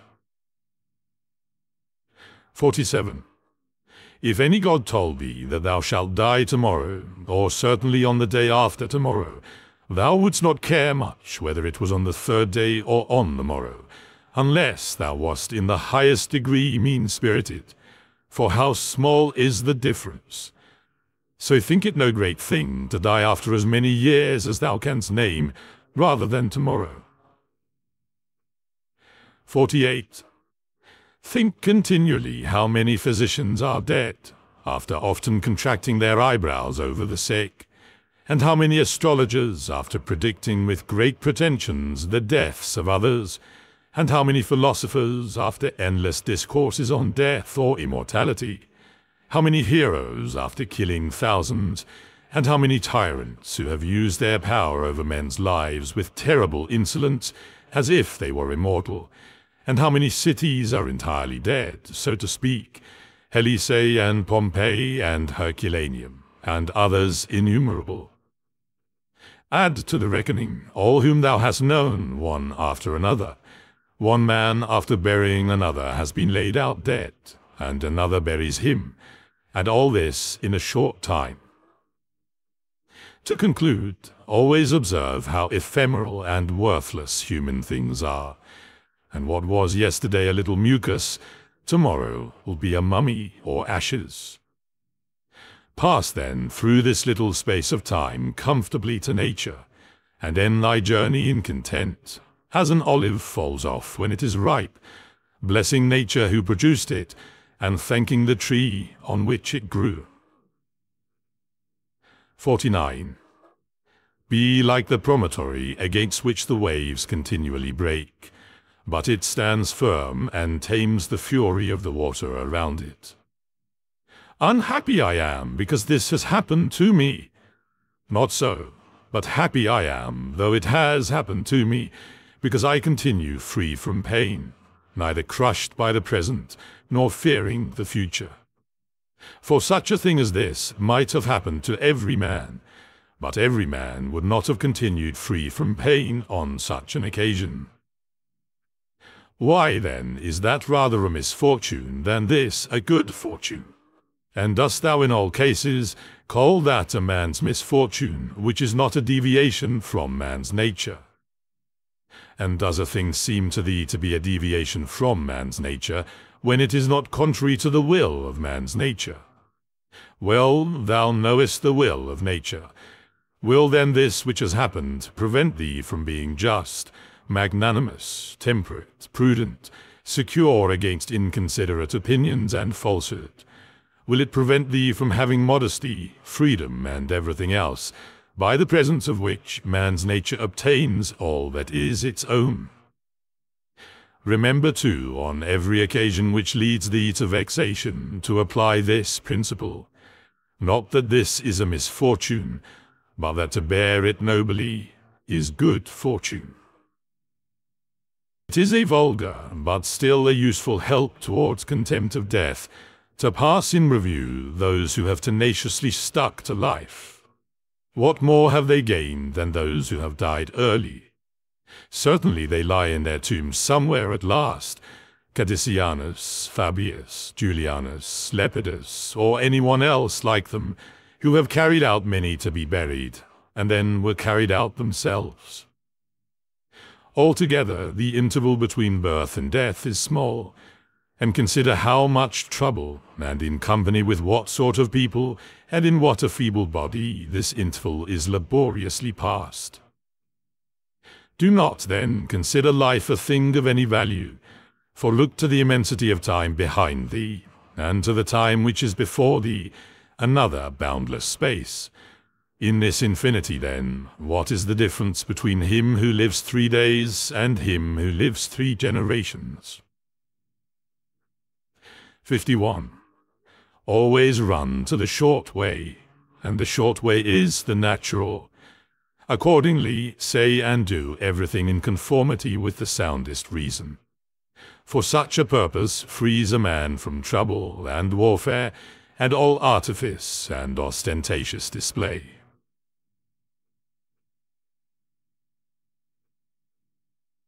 Book 5. 1. In the morning, when thou risest unwillingly, let this thought be present: I am rising to the work of a human being. Why, then, am I dissatisfied if I am going to do the things for which I exist, and for which I was brought into this world? Or have I been made for this, to lie in the bedclothes and keep myself warm? But this is more pleasant. Dost thou exist, then, to take thy pleasure, and not at all for action or exertion? Dost thou not see the little plants, the little birds, the ants, the spiders, the bees working together to put in order their several parts of the universe? And art thou unwilling to do the work of a human being? And dost thou not make haste to do that which is according to thy nature? But it is necessary to take rest also. It is necessary. However, nature has fixed bounds to this too. She has fixed bounds to eating and drinking, and yet thou goest beyond these bounds, beyond what is sufficient. Yet in thy acts it is not so, but thou stoppest short of what thou canst do. So thou lovest not thyself, for if thou didst, thou wouldst lovest thy nature and her will. But those who love their several arts exhaust themselves in working at them unwashed and without food. But thou valuest thy own nature less than the turner values the turning art, or the dancer the dancing art, or the lover of money values his money, or the vainglorious man his little glory. And such men, when they have a violent affection to a thing, choose neither to eat nor sleep, rather than to perfect the things which they care for. But are the acts which concern society more vile in thy eyes and less worthy of thy labor? How easy it is to repel and wipe away every impression which is troublesome or unsuitable, and immediately to be in all tranquillity. 3. Judge every word and deed which are according to nature, to be fit for thee. And be not diverted by the blame which follows from any people, nor by their words. But if a thing is good to be done or said, do not consider it unworthy of thee. For those persons have their peculiar leading principle, and follow their peculiar movement, which things do not thou regard, but go straight on, following thy own nature and the common nature, and the way of both is one. 4. I go through the things which happen according to nature, until I shall fall and rest, breathing out my breath into that element out of which I daily draw it in, and falling upon that earth out of which my father collected the seed, and my mother the blood, and my nurse the milk, out of which during so many years I have been supplied with food and drink, which bears me when I tread on it, and abuse it for so many purposes. Thou sayest, men cannot admire the sharpness of thy wits. Be it so, but there are many other things of which thou canst not say, I am not formed from them by nature. Show those qualities then which are altogether in thy power, sincerity, gravity, endurance of labor, aversion to pleasure, contentment with thy portion and with few things, benevolence, frankness, no love of superfluity, freedom from trifling, magnanimity. Dost thou not see how many qualities thou art immediately able to exhibit, in which there is no excuse of natural incapacity and unfitness, and yet thou still remainest voluntarily below the mark? Or art thou compelled through being defectively furnished by nature to murmur, and to be stingy, and to flatter, and to find fault with thy poor body, and to try to please men, and to make great display, and to be so restless in thy mind? No, by the gods, but thou mightest have been delivered from these things long ago, only if in truth thou canst be charged with being rather slow and dull of comprehension. Thou must exert thyself about this also, not neglecting it, nor yet taking pleasure in thy dullness. Sick man, when he has done a service to another, is ready to set it down to his account as a favor conferred. Another is not ready to do this, but still in his own mind he thinks of the man as his debtor, and he knows what he has done. A third, in a manner, does not even know what he has done, but he is like a vine which has produced grapes, and seeks for nothing more after it has once produced its proper fruit. As a horse when he has run, a dog when he has tackled the game, a bee when it has made the honey, so a man, when he has done a good act, does not call out for others to come and see, but he goes on to another act, as a vine goes on to produce again the grapes in season. Must a man then be one of these, who in a manner act thus without observing it? Yes. But this very thing is necessary, the observation of what a man is doing, For it may be said it is characteristic of the social animal to perceive that he is working in a social manner, and indeed to wish that his social partner also should perceive it. It is true that thou sayest, but thou dost not rightly understand what is now said. And for this reason thou wilt become one of those of whom I spoke before, for even they are misled by a certain show of reason. But if thou wilt choose to understand the meaning of what is said, do not fear that for this reason thou wilt omit any social act. 7. A prayer of the Athenians. Rain, rain, O dear Zeus, down on the ploughed fields of the Athenians and on the plains. In truth, we ought not to pray at all, or we ought to pray in this simple and noble fashion. 8. Just as we must understand when it is said that Asclepius prescribed to this man horse exercise, or bathing in cold water, or going without shoes, so we must understand it when it is said that the nature of the universe prescribed to this man disease, or mutilation, or loss, or anything else of the kind. For in the first case, prescribed means something like this: he prescribed this for this man as a thing adapted to procure health, and in the second case it means that which happens to every man is fixed in a manner for him suitably to his destiny. For this is what we mean when we say that things are suitable to us, as the workmen say of squared stones in walls or the pyramids, that they are suitable when they fit them to one another in some kind of connection. For there is altogether one fitness, one harmony. And as the universe is made up out of all bodies to be such a body as it is, so out of all existing causes, destiny is made up to be such a cause as it is. And even those who are completely ignorant understand what I mean, for they say, destiny brought this to such a person. This then was brought, and this was prescribed to him.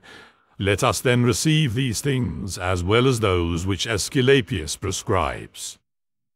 Many, as a matter of course, even among his prescriptions are disagreeable, but we accept them in the hope of health.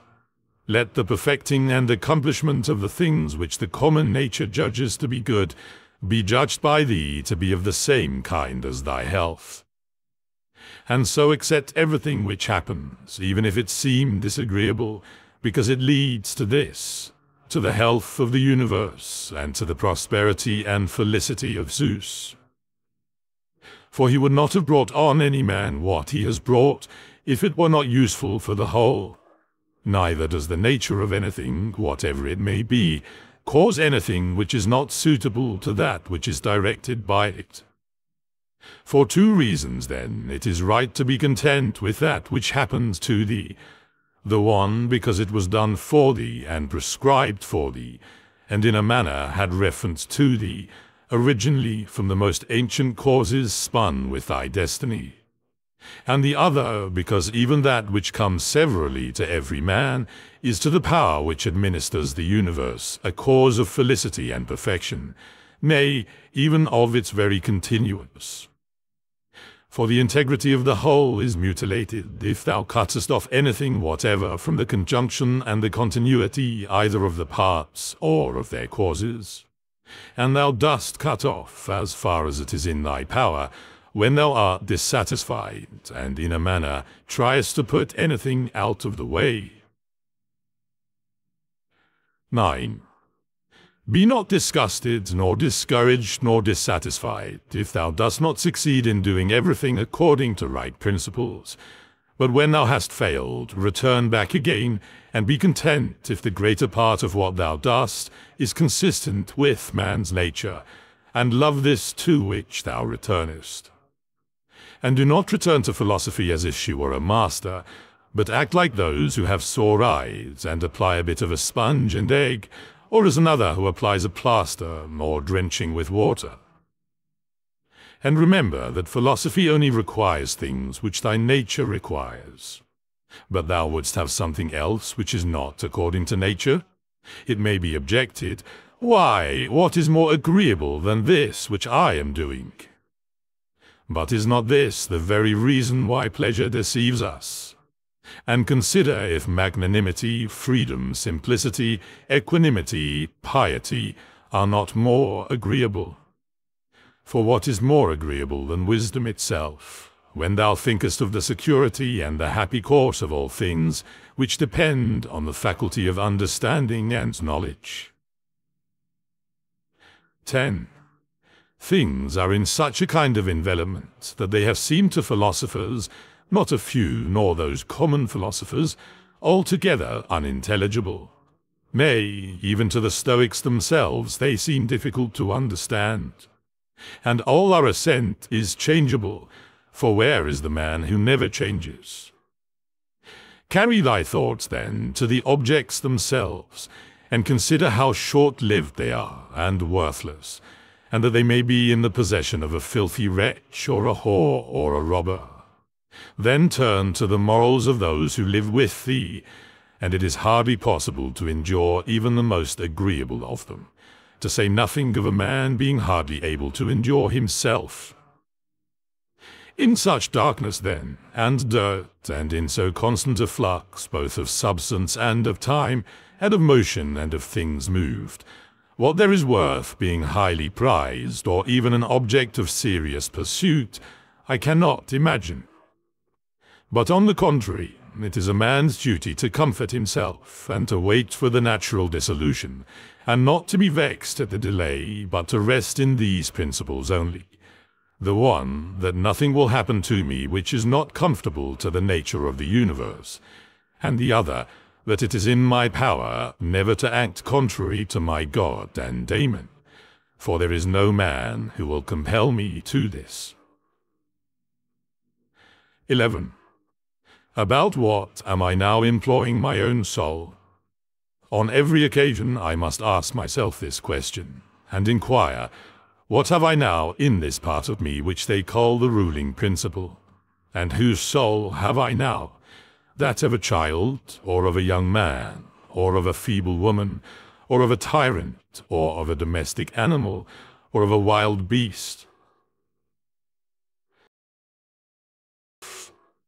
What kind of things those are which appear good to the many, we may learn even from this. For if any man should conceive certain things as being really good, such as prudence, temperance, justice, fortitude, he would not, after having first conceived these, endure to listen to anything which should not be in harmony with what is really good. But if a man has first conceived as good the things which appear to the many to be good, he will listen and readily receive as very applicable that which was said by the comic writer. Thus, even the many perceive the difference.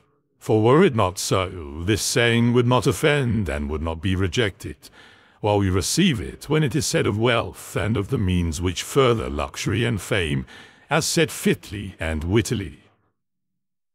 Go on then, and ask if we should value and think those things to be good, to which after their first conception in the mind, the words of the comic writer might be aptly applied, that he who has them, through pure abundance, has not a place to ease himself in. I am composed of the formal and the material, and neither of them will perish into non-existence, as neither of them came into existence out of non-existence. Every part of me, then, will be reduced by change into some part of the universe, and that again will change into another part of the universe, and so on forever. And by consequence of such a change, I too exist, and those who begot me, and so on forever in the other direction. For nothing hinders us from saying so, even if the universe is administered according to definite periods. 14. Reason and the reasoning art, philosophy, are powers which are sufficient for themselves and for their own works. They move, then, from a first principle which is their own, and they make their way to the end which is proposed to them. And this is the reason why such acts are named kataphoses, or right acts, which word signifies that they proceed by the right road. None of these things ought to be called a man's, which do not belong to a man, as man. They are not required of a man, nor does man's nature promise them, nor are they the means of man's nature attaining its end. Neither then does the end of man lie in these things, nor yet that which aids to the accomplishment of this end. And that which aids toward this end is that which is good.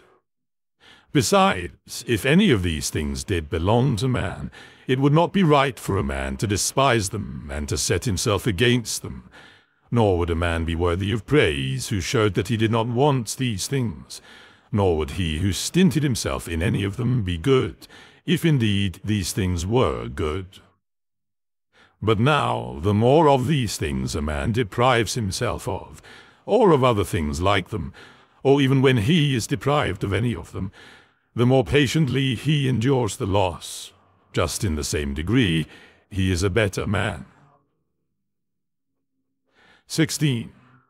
Such as are thy habitual thoughts, so also will be the character of thy mind. For the soul is dyed by the thoughts. Dye it, then, with a continuous series of thoughts as these.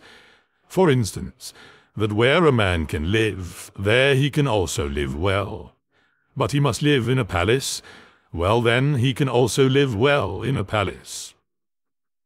And again, consider that for whatever purpose each thing has been constituted, for this it has been constituted, and towards this it is carried, and its end is in that towards which it is carried, and where the end is, there also is the advantage and the good of each thing. Now the good for the reasonable animal is society, for that we are made for society has been shown above. Is it not plain that the inferior exists for the sake of the superior? But the things which have life are superior to those which have not life, and of those which have life, the superior are those which have reason. 17. To seek what is impossible is madness, and it is impossible that the bad should not do something of this kind. 18. Nothing happens to any man which he is not formed by nature to bear. The same things happen to another, and either because he does not see that they have happened, or because he would show a great spirit, he is firm and remains unharmed. It is a shame, then, that ignorance and conceit should be stronger than wisdom. 19. Things themselves touch not the soul, not in the least degree, nor have they admission to the soul, nor can they turn or move the soul. But the soul turns and moves itself alone, and whatever judgments it may think proper to make, such it makes for itself the things which present themselves to it. 20. In one respect, man is the nearest thing to me, so far as I must do good to men and endure them. But so far as some men make themselves obstacles to my proper acts, man becomes to me one of the things which are indifferent, no less than the sun or wind or a wild beast. Now it is true that these may impede my action, but they are no impediments to my effects and disposition, which have the power of acting conditionally and changing. For the mind converts and changes every hindrance to its activity into an aid, and so that which is a hindrance is made a furtherance to an act, and that which is an obstacle on the road helps us on this road. 21. Reverence that which is best in the universe, and this is that which makes use of all things and directs all things. And in like manner also, reverence that which is best in thyself, and this is of the same kind as that. For in thyself also, that which makes use of everything else is this, and thy life is directed by this. That which does no harm to the state does no harm to the citizen. In the case of every appearance of harm, apply this rule: If the state is not harmed by this, neither am I harmed. But if the state is harmed, thou must not be angry with him who does harm to the state. Show him where his error is. 23. Often think of the rapidity with which things pass by and disappear, both the things which are and the things which are produced. For substance is like a river in a continual flow, and the activities of things are in constant change, and the courses work in infinite varieties, and there is hardly anything which stands still. And consider this which is near to thee, this boundless abyss of the past and of the future in which all things disappear. How then is he not a fool who is puffed up with such things, or plagued about them, and makes himself miserable? For they vex him only for a time, and a short time. 24. Think of the universal substance, of which thou hast a very small portion, and of universal time, of which a short and indivisible interval has been assigned to thee, and of that which is fixed by destiny, and how small a part of it thou art. 25. Does another do me wrong? Let him look to it. He has his own disposition, his own activity. I now have what the universal nature wills me to have, and I do what my nature now wills me to do. 26. Let the part of thy soul which leads and governs be undisturbed by movements in the flesh, whether of pleasure or of pain. And let it not unite with them, but let it circumscribe itself, and limit those effects to their parts. But when these effects rise up to the mind by virtue of that other sympathy that naturally exists in the body which is all one, then thou must not strive to resist the sensation, for it is natural. But let not the ruling part of itself add to the sensation the opinion that it is either good or bad. 27. Live with the gods. And he does live with the gods, who constantly shows them that his own soul is satisfied with that which is assigned to him, and that it does all that the daemon wishes, which Zeus hath given to every man for his guardian and guide, a portion of himself, and this is every man's understanding and reason. 28. Art thou angry with him whose armpits stink? Art thou angry with him whose mouth smells foul?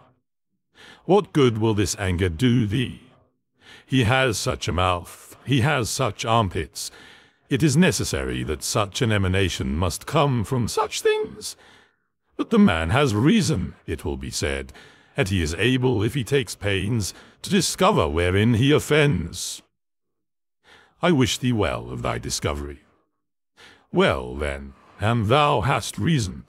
By thy rational faculty, stir up his rational faculty. Show him his error. Admonish him. For if he listens, thou wilt cure him, and there is no need of anger. Neither tragic actor nor whore. 29. As thou intendest to live when thou art gone, so it is in thy power to live here. But if men do not permit thee, then get away out of life, yet so as if thou wert suffering no harm. The house is smoky, and I quit it. Why dost thou think that this is any trouble? But so long as nothing of the kind drives me out, I remain, am free, and no man shall hinder me from doing what I choose. And I choose to do what is according to the nature of the rational and social animal. The intelligence of the universe is social.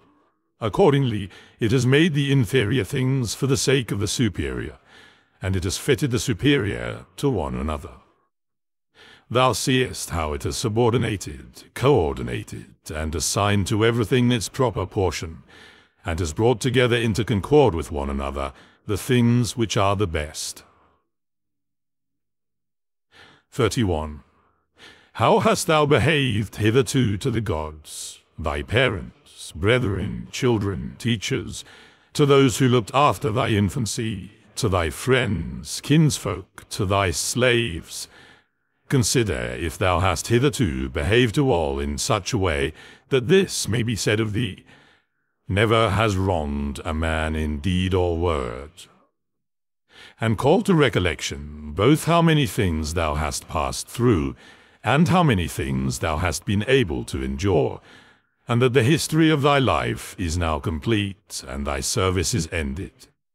And how many beautiful things thou hast seen, and how many pleasures and pains thou hast despised, and how many things called honorable thou hast spurned, and to how many ill-minded folks thou hast shown a kind disposition. 32. Why do unskilled and ignorant souls disturb him who has skill and knowledge? What soul then has skill and knowledge? That which knows beginning and end, and knows the reason which pervades all substance, and through all time by fixed periods administers the universe. 33. Soon, very soon, thou wilt be ashes or a skeleton, and either a name or not even a name. But name is sound and echo. And the things which are much valued in life are empty and rotten and trifling, and like little dogs biting one another, and little children quarreling, laughing, and then straightway weeping. But fidelity and modesty and justice and truth are fled up to Olympus from the widespread earth. What then is there which still detains thee here, if the objects of sense are easily changed and never stand still, and the organs of perception are dull and easily receive false impressions, and the poor soul itself is an exhalation from blood? But to have good repute amid such a world as this is an empty thing. Why then dost thou not wait in tranquillity for thy end, whether it is extinction or removal to another state? And until that time comes, what is sufficient? Why, what else than to venerate the gods and bless them, and to do good to men, and to practice tolerance and self-restraint? But as to everything which is beyond the limits of the poor flesh and breath, to remember that this is neither thine nor in thy power. 34. Thou canst pass thy life in an equable flow of happiness, if thou canst go by the right way, and think and act in the right way. These two things are common both to the soul of God and to the soul of man, and to the soul of every rational being, not to be hindered by another, and to hold good to consist in the disposition of justice and the practice of it, and in this to let thy desire find its termination. 35. If this is neither my own badness, nor an effect of my own badness, and the commonweal is not injured, why am I troubled about it? And what is the harm to the commonweal? 36. Do not be carried along inconsiderately by the appearance of things, but give help to all according to thy ability and their fitness. And if they should have sustained loss in matters which are indifferent, do not imagine this to be a damage, for it is a bad habit. But as the old man, when he went away, asked back his foster child's top, remembering that it was just a top, so do thou in this case also. When thou art calling out on the rostra, hast thou forgotten, man, what these things are? Yes, but they are objects of great concern to these people. Wilt thou too then be made a fool for these things? I was once a fortunate man, but I lost it, I know not how. But fortunate means that a man has assigned to himself a good fortune, and a good fortune is good disposition of the soul, good emotions, good actions.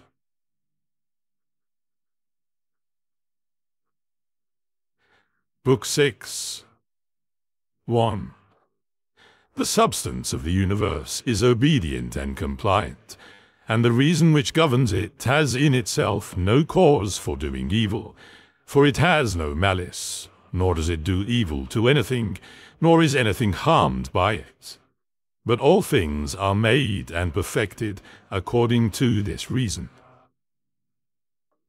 Let it make no difference to thee whether thou art cold or warm, if thou art doing thy duty, and whether thou art drowsy or satisfied with sleep, and whether ill spoken of or praised, and whether dying or doing something else. For it is one of the acts of life, this act by which we die. It is sufficient then in this act also to do well what we have in hand. All existing things soon change, and they will either be reduced to vapor, if all substance is one, or they will be dispersed. The reason which governs knows what its own disposition is, and what it does, and on what material it works. The best way of avenging thyself is not to become like the wrongdoer. Take pleasure in one thing and rest in it, in passing from one social act to another social act, thinking of God. The ruling principle is that which rouses and turns itself, and while it makes itself such as it is, and such as it wills to be, it also makes everything which happens appear to itself to be such as it wills. 9. In conformity to the nature of the universe, every single thing is accomplished. For certainly it is not in conformity to any other nature that each thing is accomplished, either a nature which externally comprehends this, or a nature which is comprehended within this nature, or a nature external and independent of this. The universe is either a confusion and a mutual involution of things and a dispersion, or it is unity and order and providence. If then it is the former, why do I desire to tarry in a fortuitous combination of things and such a disorder? And why do I care about anything else than how I shall at last become earth? And why am I disturbed? For the dispersion of my elements will happen whatever I do. But if the other supposition is true, I venerate, and I am firm, and I trust in him who governs. 11. When thou hast been compelled by circumstances to be disturbed in a manner, quickly return to thyself, and do not continue out of tune longer than the compulsion lasts, for thou wilt have more mastery over the harmony by continually recurring to it. 12. If thou hadst a stepmother and a mother at the same time, thou wouldst be dutiful to thy stepmother, but still thou wouldst constantly return to thy mother. Let the court and philosophy now be to thee stepmother and mother. Return to philosophy frequently, and repose in her, through whom what thou meetest in the court appears to thee tolerable, and thou appearest tolerable in the court. 13. When we have meat before us and such edibles, we receive the impression that this is the dead body of a fish, and this the dead body of a bird or of a pig, and again that this Falernian is only a little grape juice, and this purple robe some sheep's wool dyed with the blood of a shellfish. Such then are these impressions, and they reach the things themselves and penetrate them, and so we see what kind of things they are. Just in the same way, we ought to act all through life, and where there are things which appear most worthy of our approbation, we ought to lay them bare and look at their worthlessness, and strip them of all the words by which they are exalted. For outward show is a wonderful perverter of the reason, and when thou art most sure that thou art employed about things worth thy pains, it is then that it cheats thee most. Consider then what Crates said of Xenocrates himself. 14.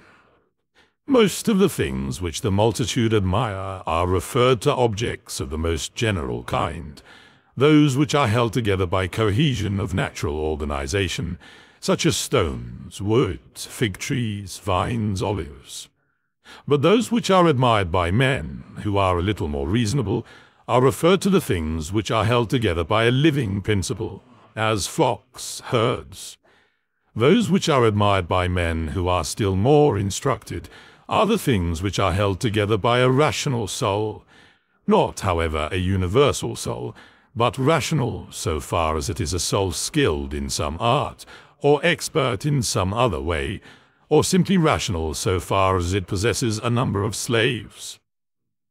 But he who values a rational soul, a soul universal and fitted for political life, regards nothing else except this, and above all things he keeps his soul in a condition and in an activity comfortable to reason and social life, and he cooperates to this end with those who are of the same kind as himself.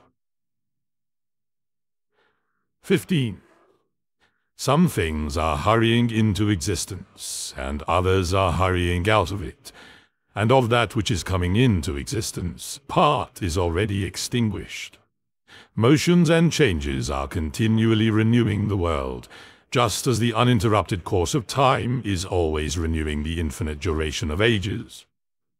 In this flowing stream, then, on which there is no abiding, what is there of the things which hurry by, on which a man would set a high price?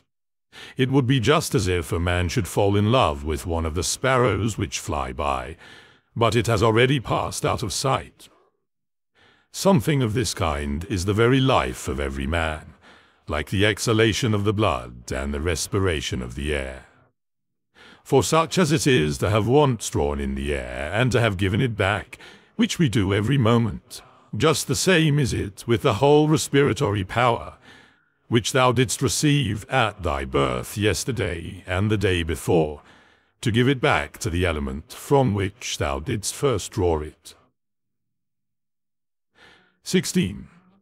Neither is transpiration, as in plants, a thing to be valued, nor respiration, as in domesticated animals and wild beasts, nor the receiving of impressions by the appearances of things, nor being moved by desires, as puppets by strings, nor assembling in herds, nor being nourished by food, for this is just like the act of separating and parting with the useless part of our food. What, then, is worth being valued? To be received with clapping of hands? No, neither must we value the clapping of tongues, for the praise which comes from the many is a clapping of tongues. Suppose, then, that thou hast given up this worthless thing called fame. What remains that is worth valuing? This, in my opinion: to move thyself and to restrain thyself in conformity to thy proper constitution, to which end both all employments and arts lead. For every art aims at this, that the thing which has been made should be adapted to the work for which it has been made. And both the vine planter who looks after the vine, and the horsebreaker, and he who trains the dog, seek this end. But the education and the teaching of youth aim at something. In this, then, is the value of the education and the teaching. And if this is well, thou wilt not seek anything else. Wilt thou not cease to value many other things too? Then thou wilt be neither free nor sufficient for thy own happiness, nor without passion. For of necessity thou must be envious, jealous, and suspicious of those who can take away those things, and plot against those who have that which is valued by thee. Of necessity a man must be altogether in a state of perturbation who wants any of these things, and besides he must often find fault with the gods. But to reverence and honor thy own mind will make thee content with thyself, and in harmony with society, and in agreement with the gods, that is, praising all that they give and have ordered. 17. Above, below, all around are the movements of the elements. But the motion of virtue is in none of these. It is something more divine, and advancing by a way hardly observed, it goes happily on its road. 18. How strangely men act!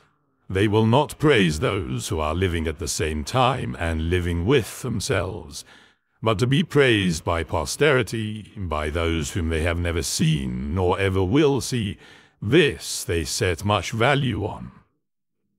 But this is very much the same as if thou shouldst be grieved because those who lived before thee did not praise thee. If a thing is difficult to be accomplished by thyself, do not think that it is impossible for man. But if anything is possible for man, and conformable to his nature, think that this can be attained by thyself too. In the gymnastic exercises, suppose that a man has torn thee with nails, and by dashing against thy head has inflicted a wound. Well, we neither show any signs of vexation, nor are we offended, nor do we suspect him afterwards as a treacherous fellow, and yet we are on our guard against him, not, however, as an enemy, nor yet with suspicion, but we quietly get out of his way. Something like this let thy behavior be in all the other parts of life. Let us overlook many things in those who are like antagonists in the gymnasium. For it is in our power, as I said, to get out of the way, and to have no suspicion nor hatred. 21. If any man is able to convince me and show me that I do not think or act right, I will gladly change. For I seek the truth, by which no man was ever injured, but he is injured who abides in his error and ignorance. 22. I do my duty. Other things trouble me not, for they are either things without life, or things without reason, or things that have rambled and know not the way. 23. As to the animals which have no reason, and generally all things and objects, do thou, since thou hast reason and they have none, make use of them with a generous and liberal spirit. But towards human beings, as they have reason, behave in a social spirit. And on all occasions call on the gods, and do not perplex thyself about the length of time in which thou shalt do this, for even 3 hours so spent are sufficient. 24. Alexander the Macedonian and his groom by death were brought to the same state, for either they were received among the same seminal principles of the universe, or they were alike dispersed among the atoms. 25. Consider how many things in the same indivisible time take place in each of us, things which concern the body and things which concern the soul. And so thou wilt not wonder if many more things, or rather all things which come into existence in that which is the one and all, which we call the cosmos, exist in it at the same time. 26. If any man should propose to thee the question, how the name Antoninus is written, wouldst thou with a straining of the voice utter each letter? What then if they grow angry? Wilt thou be angry too? Wilt thou not go on with composure and number every letter? Just so then, in this life also, remember that every duty is made up of certain parts.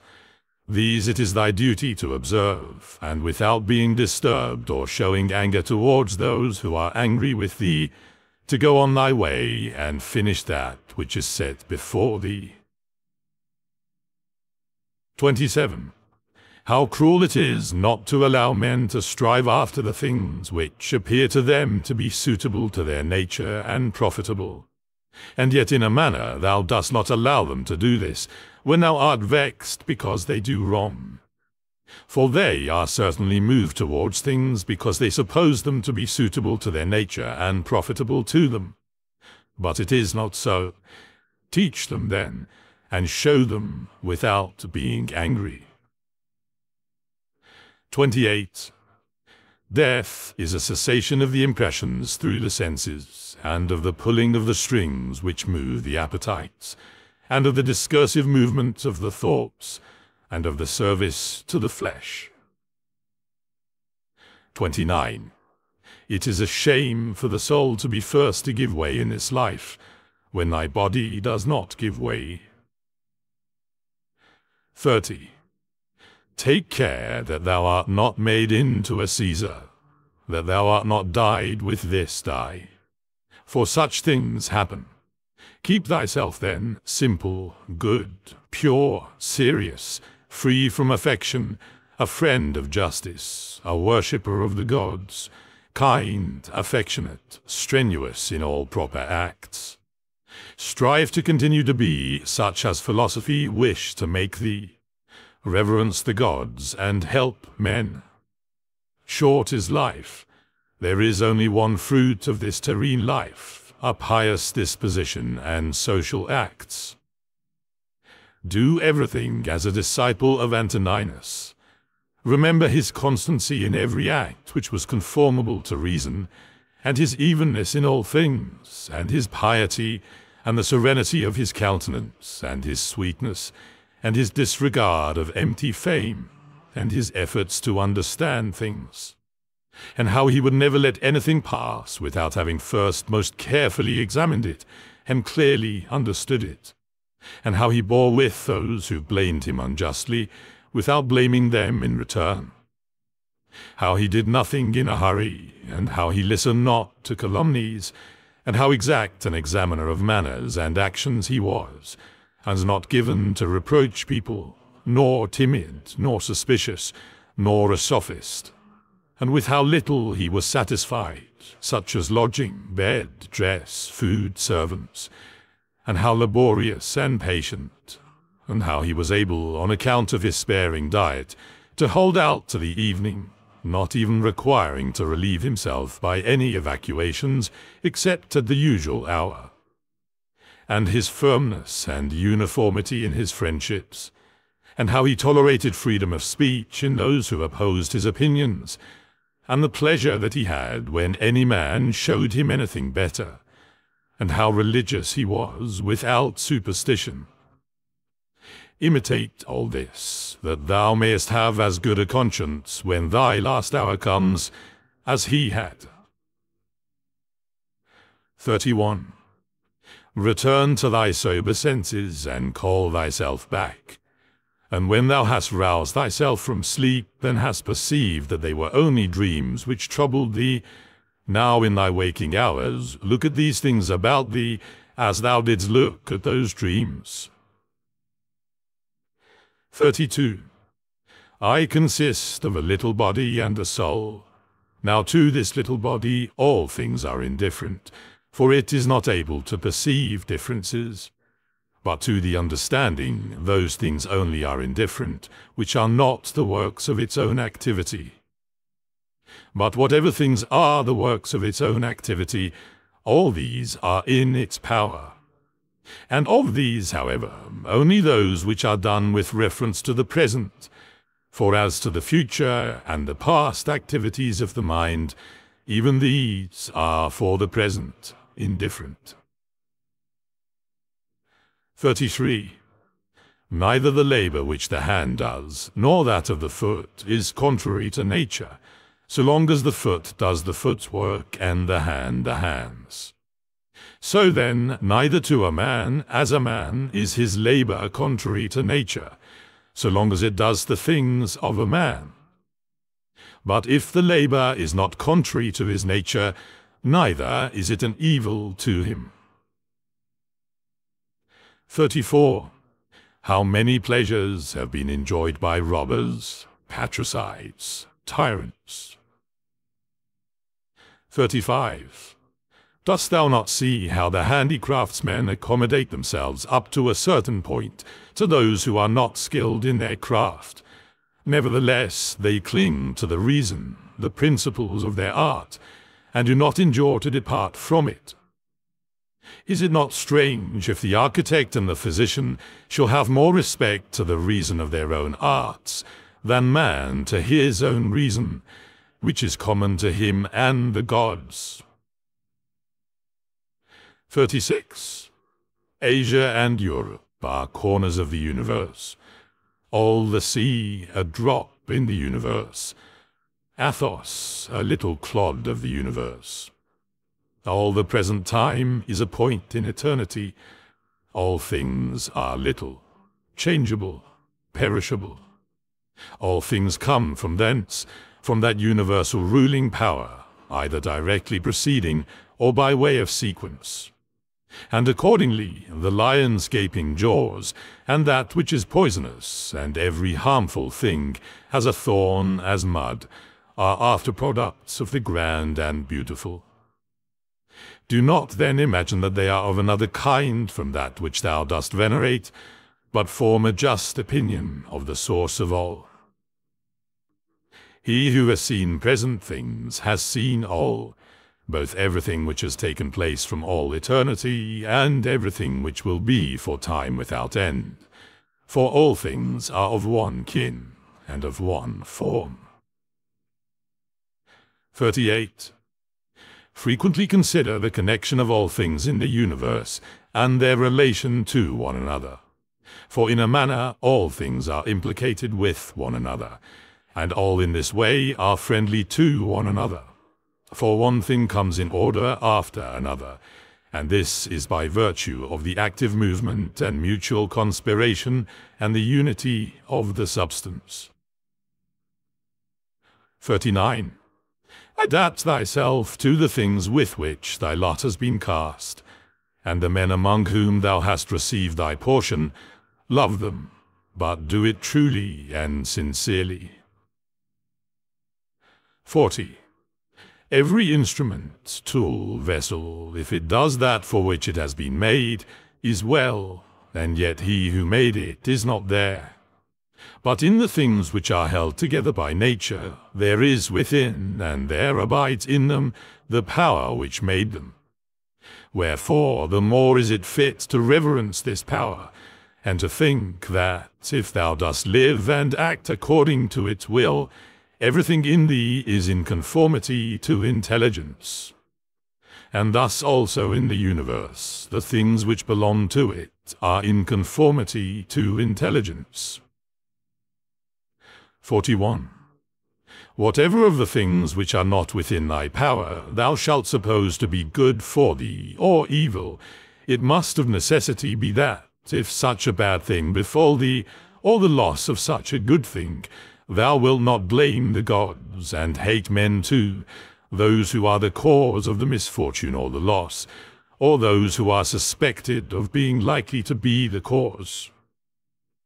And indeed we do much injustice, because we make a difference between these things, and because we do not regard these things as indifferent. But if we judge only those things which are in our power to be good or bad, there remains no reason either for finding fault with God or standing in a hostile attitude to man. 42. We are all working together to one end, some with knowledge and design, and others without knowing what they do. As men also when they are asleep, of whom it is Heraclitus, I think, who says that they are laborers and cooperators in the things which take place in the universe.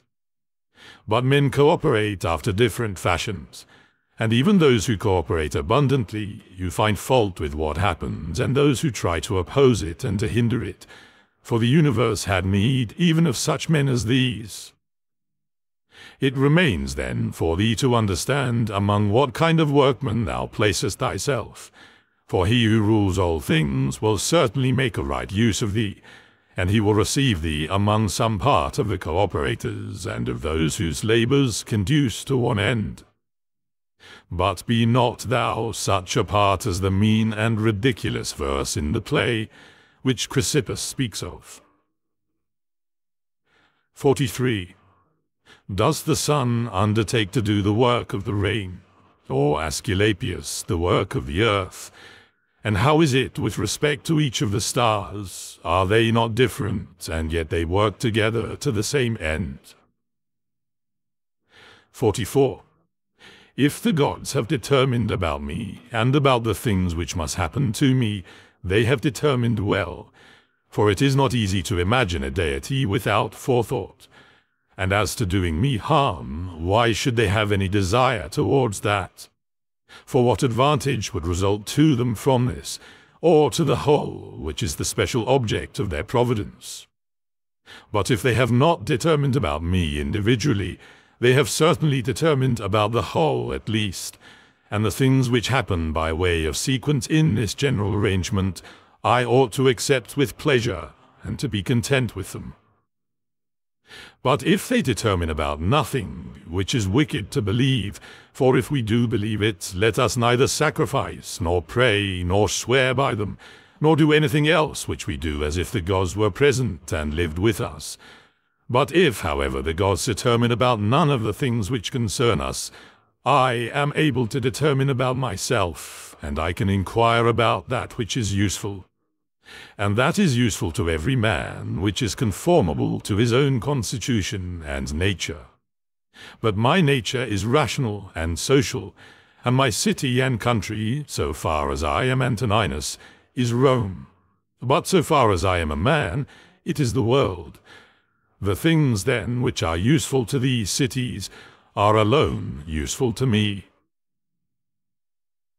45. Whatever happens to every man, this is for the interest of the universal. This might be sufficient, but further thou wilt observe this also as a general truth, if thou dost observe that whatever is profitable to any man is profitable also to other men. But let the word profitable here be taken in the common sense, as said of things of the middle kind, neither good nor bad. 46. As it happens to thee in the amphitheatre and such places, that the continual sight of the same things and the uniformity make the spectacle wearisome, so it is in the whole of life. For all things above, below, are the same, and from the same. How long then? 47. Think continually that all kinds of men, of all kinds of pursuits, and of all nations are dead, so that thy thoughts come down even to Philistian, and Phoebus, and Oreganian. Now turn thy thoughts to the other kinds. To that place, then, we must remove, where there are so many great orators, and so many noble philosophers, Heraclitus, Pythagoras, Socrates, so many heroes of former days, and so many generals after them, and tyrants. Besides these, Exodus, Hipparchus, Archimedes, and other men of acute natural talents, great minds, lovers of labor, versatile, confident, mockers even of the perishable and ephemeral life of man, as Menippus and such as are like him. As to all these, consider that they have long been in the dust. What harm then is this to them, and what to those whose names are altogether unknown? One thing here is worth a great deal, to pass thy life in truth and justice, with a benevolent disposition even to liars and unjust men. 48. When thou wishest to delight thyself, think of the virtues of those who live with thee, for instance, the activity of one, and the modesty of another, and the liberality of a third, and some other good quality of a fourth. For nothing delights so much as the examples of the virtues, when they are exhibited in the morals of those who live with us, and present themselves in abundance, as far as is possible. Wherefore we must keep them before us. 49. Thou art not dissatisfied, I suppose, because thou weighest only so many litrae, and not 300. Be not dissatisfied, then, that thou must live only so many years, and not more. For as thou art satisfied with the amount of substance which has been assigned to thee, so be content with the time. 50. Let us try to persuade men, but act even against their will when the principles of justice lead that way. If, however, any man by using force stands in thy way, Betake thyself to contentment and tranquillity, and at the same time employ the hindrance towards the exercise of some other virtue. And remember that thy attempt was with a reservation, that thou didst not desire to do impossibilities. What then didst thou desire? Some effort as this. But thou attainest thy object if the things to which thou wast moved are or are not accomplished. 51. He who loves fame considers another man's activity to be his own good, and he who loves pleasure his own sensations. But he who has an understanding considers his own acts to be his own good. 52. It is in our power to have no opinion about a thing, and not to be disturbed in our soul. For things themselves have no natural power to form our judgments. 53.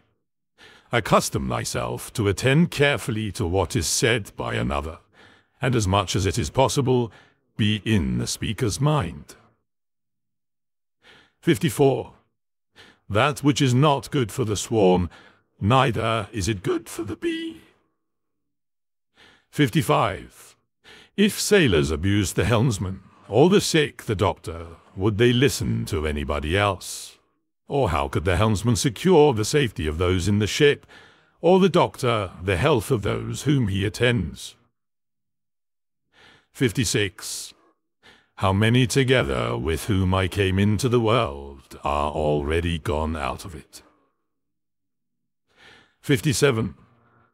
To the jaundiced, honey tastes bitter, and to those bitten by mad dogs, water causes fear, and to little children the bowl is a fine thing. Why then am I angry? Dost thou think that a false opinion has less power than the bile in the jaundiced, or the poison in him who is bitten by a mad dog? 58. No man will hinder thee from living according to the reason of thy own nature. Nothing will happen to thee contrary to the reason of the universal nature. 59. What kind of people are those whom men wish to please, and for what objects, and by what kind of acts? How soon will time cover all things, and how many it has covered already?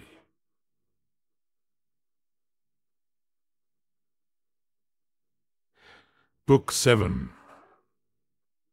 What is badness? It is that which thou hast often seen, and on the occasion of everything which happens, keep this in mind, that it is that which thou hast often seen. Everywhere up and down thou wilt find the same things, with which the old histories are filled, those of the Middle Ages and those of our own day, with which cities and houses are filled now. There is nothing new. All things are both familiar and short-lived. 2. How can our principles become dead unless the impressions, thoughts, which correspond to them are extinguished? But it is in thy power to continuously fan these thoughts into a flame. I can have that opinion about anything which I ought to have. If I can, why am I disturbed? These things which are external to my mind have no relation at all to my mind. Let this be the state of thy affects, and thou standest erect. To recover thy life is in thy power. Look at things again as thou didst use to look at them, for in this consists the recovery of thy life. 3. The idle business of show.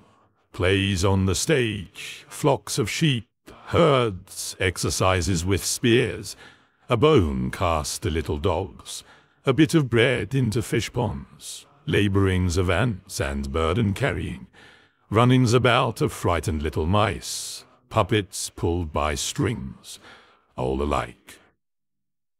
It is thy duty, then, in the midst of such things, to show good humour and not a proud air.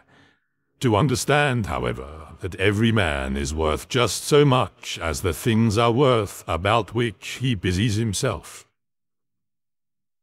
4. In discourse thou must attend to what is said, and in every movement thou must observe what is doing. And in the one thou shouldst see immediately to what end it refers, but in the other watch carefully what is the thing signified. 5. Is my understanding sufficient for this or not? If it is sufficient, I use it for the work as an instrument given by the universal nature. But if it is not sufficient, then either I retire from the work and give way to him who is able to do it better, unless there be some reason why I ought not to do so, or I do it as well as I can, taking to help me the man who with the aid of my ruling principle can do what is now fit and useful for the general good. For whatsoever, either by myself or with another I can do, ought to be directed to this only, to that which is useful and well suited to society. 6. How many, after being celebrated by fame, have been given up to oblivion, and how many who have celebrated the fame of others have long been dead? 7. Be not ashamed to be helped, for it is thy business to do thy duty like a soldier in the assault on a town. How then, if being lame thou canst not mount up on the battlements alone, but with the help of another, it is possible? 8. Let not future things disturb thee, for thou wilt come to them if it shall be necessary, having with thee the same reason which thou now usest for present things. All things are implicated with one another, and the bond is holy, and there is hardly anything unconnected with any other thing. For things have been coordinated, and they combine to form the same universe. For there is one universe made up of all things, and one God who pervades all things, and one substance, and one law, one common reason in all intelligent animals, and one truth. If indeed there is also one perfection for all animals which are of the same stock, and participate in the reason. 10. Everything material soon disappears in the substance of the whole, and everything formal is very soon taken back into the universal reason, and the memory of everything is very soon overwhelmed in time.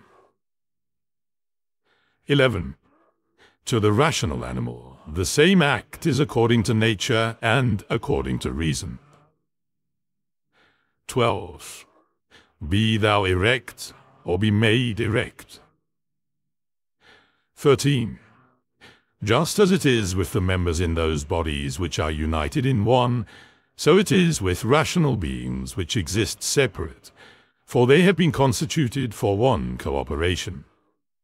And the perception of this will be more apparent to thee if thou often sayest to thyself that I am a member of the system of rational beings.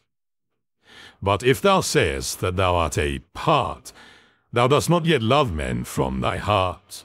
Beneficence does not yet delight thee for its own sake. Thou still doest it barely as a thing of propriety, and not yet as doing good to thyself. 14. Let there fall externally what will on the parts which can feel the effects of this fall. For those parts which are felt will complain if they choose, but I, unless I think what has happened is an evil, am not injured, and it is in my power not to think so. 15. Whatever anyone does or says, I must be good, just as if the gold or the emerald or the purple were saying this. Whatever anyone does or says, I must be emerald and keep my color. 16. The ruling faculty does not disturb itself. I mean, does not frighten itself or cause itself pain. But if anyone else can frighten or pain it, let him do so. For the faculty itself will not, by its own opinion, turn itself into such ways. Let the body itself take care, if it can, that it suffer nothing, and let it speak if it suffers. But the soul itself, that which is subject to fear, to pain, which has completely the power of forming an opinion about these things, will suffer nothing, for it will never deviate into such a judgment. The leading principle in itself wants nothing, unless it makes a want for itself, and therefore it is both free from perturbation and unimpeded if it does not disturb and impede itself. 17. Eudaimonia, happiness, is a good daemon, or a good thing. What then art thou doing here, O imagination? Go away, I entreat thee by the gods, as thou didst come, for I want thee not. But thou art come according to thy old fashion. I am not angry with thee, only go away. 18. Is any man afraid of change? Why, what can take place without change? What then is more pleasing or more suitable to the universal nature? And canst thou take a bath unless the wood undergoes a change? And canst thou be nourished unless the food undergoes a change? And can anything else that is useful be accomplished without change? Dost thou not see then that for thyself also to change is just the same, and equally necessary for the universal nature? 19. Through the universal substance, as through a furious torrent, all bodies are carried, being by their nature united with and cooperating with the whole, as the parts of our body with one another. How many a Chrysippus, how many a Socrates, how many an Epictetus has time already swallowed up? And let the same thought occur to thee with reference to every man and thing. 20. One thing only troubles me, lest I should do something which the constitution of man does not allow, or in the way which it does not allow, or what it does not allow now. 21. Near is thy forgetfulness of all things, and near the forgetfulness of thee by all. 22. It is peculiar to man to love even those who do wrong.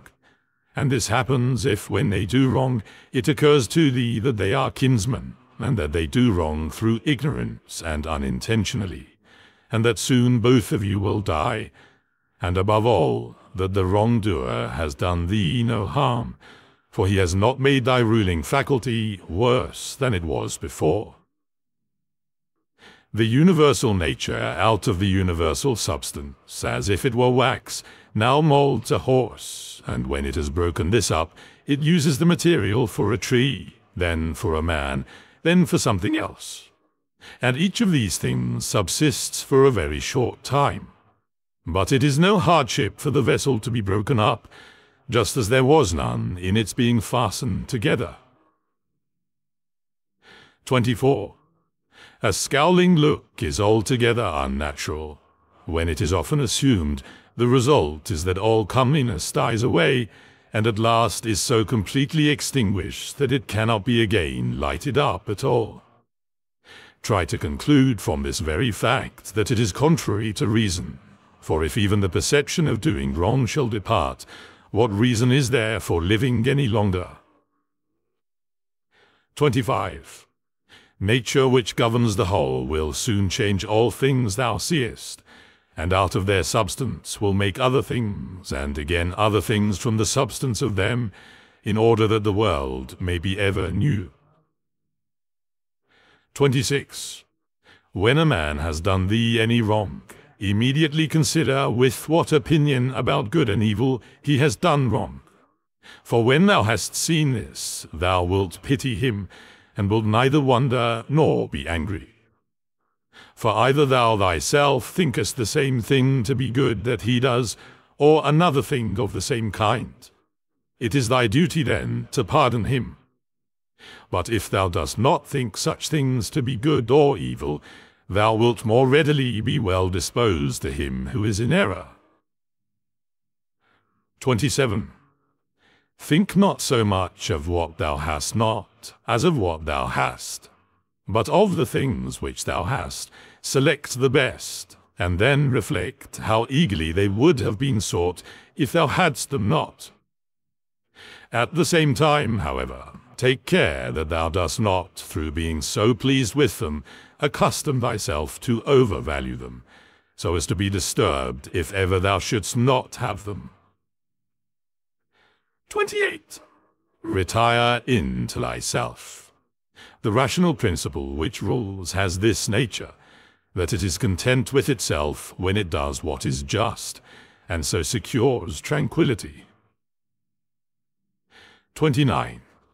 Wipe out imagination. Stop the pulling of the strings. Confine thyself to the present. Understand well what happens either to thee or to another. Divide and distribute every object into the causal and the material. Think of thy last hour. Let the wrong which is done by a man stay there where the wrong was done. 30. Direct thy attention to what is said. Let thy understanding enter into the things that are doing, and the things which do them.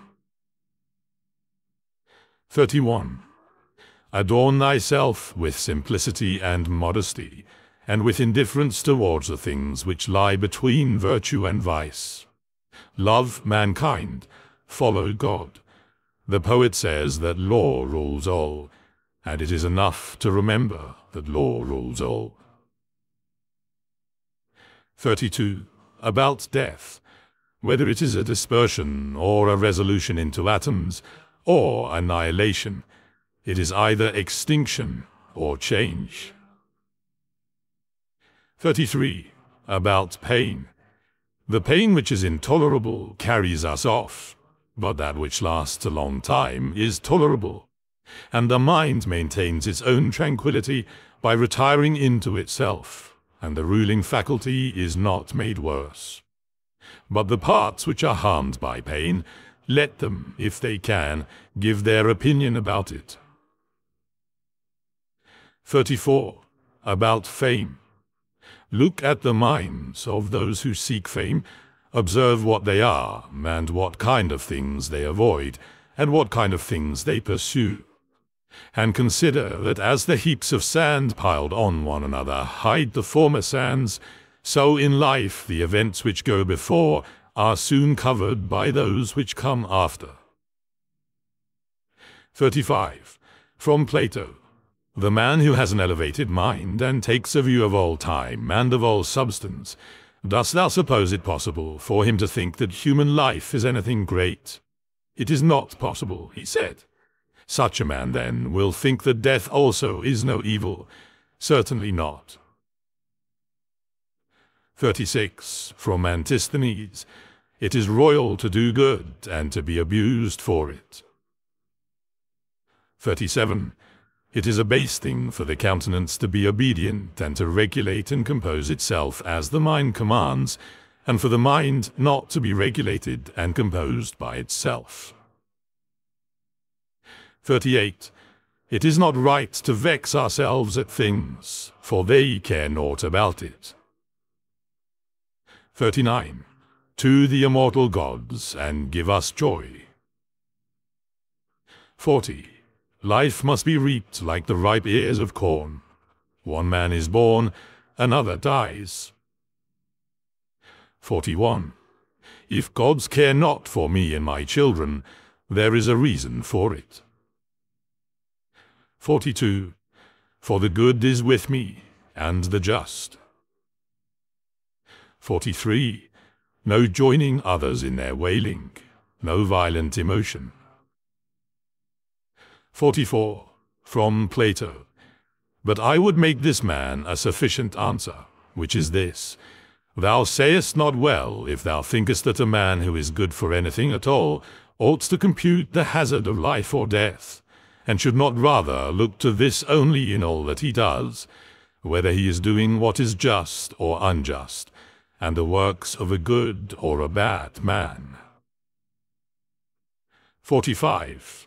For thus it is, men of Athens, in truth, wherever a man has placed himself, thinking it the best place for him, or has been placed by a commander, there, in my opinion, he ought to stay and to abide the hazard, taking nothing into the reckoning, either death or anything else, before the baseness of deserting his post. 46. But, my good friend, reflect whether that which is noble and good is not something different from saving and being saved. For as to a man living such or such a time, at least one who is really a man, consider if this is not a thing to be dismissed from the thoughts. And there must be no love of life. But as to these matters, a man must entrust them to the deity and believe what the women say, that no man can escape his destiny, the next inquiry being how he may best live the time that he has to live. 47.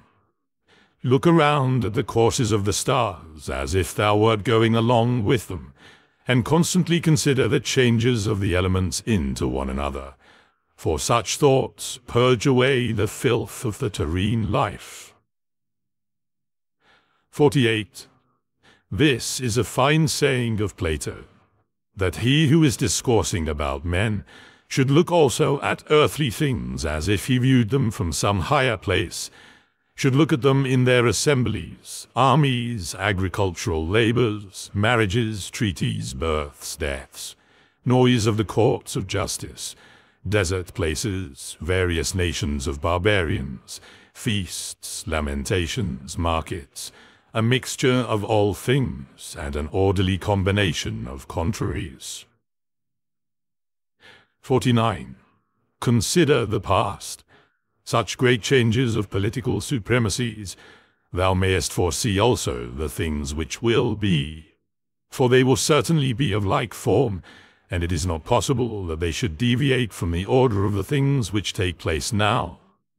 Accordingly, to have contemplated human life for 40 years is the same as to have contemplated it for 10,000 years. For what more wilt thou see? 50. That which has grown from the earth to the earth, but that which has sprung from heavenly seed back to the heavenly realms returns. This is either a dissolution of the mutual involution of the atoms, or a similar dispersion of the unsentient elements. 51. With food and drinks and cunning magic arts, turning the channel's course to escape from death, the breeze which heaven has sent, we must endure and toil without complaining. 52. Another may be more expert in casting his opponent, but he is not more social, nor more modest, nor better disciplined to meet all that happens, nor more considerate with respect to the faults of his neighbors. 53. Where any work can be done comfortably to the reason which is common to gods and men, there we have nothing to fear.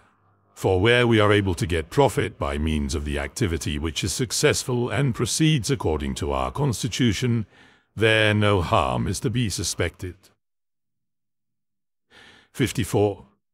Everywhere and at all times it is in thy power piously to acquiesce in thy present condition, and to behave justly to those who are about thee, and to exert thy skill upon thy present thoughts, that nothing shall steal into them without being well examined.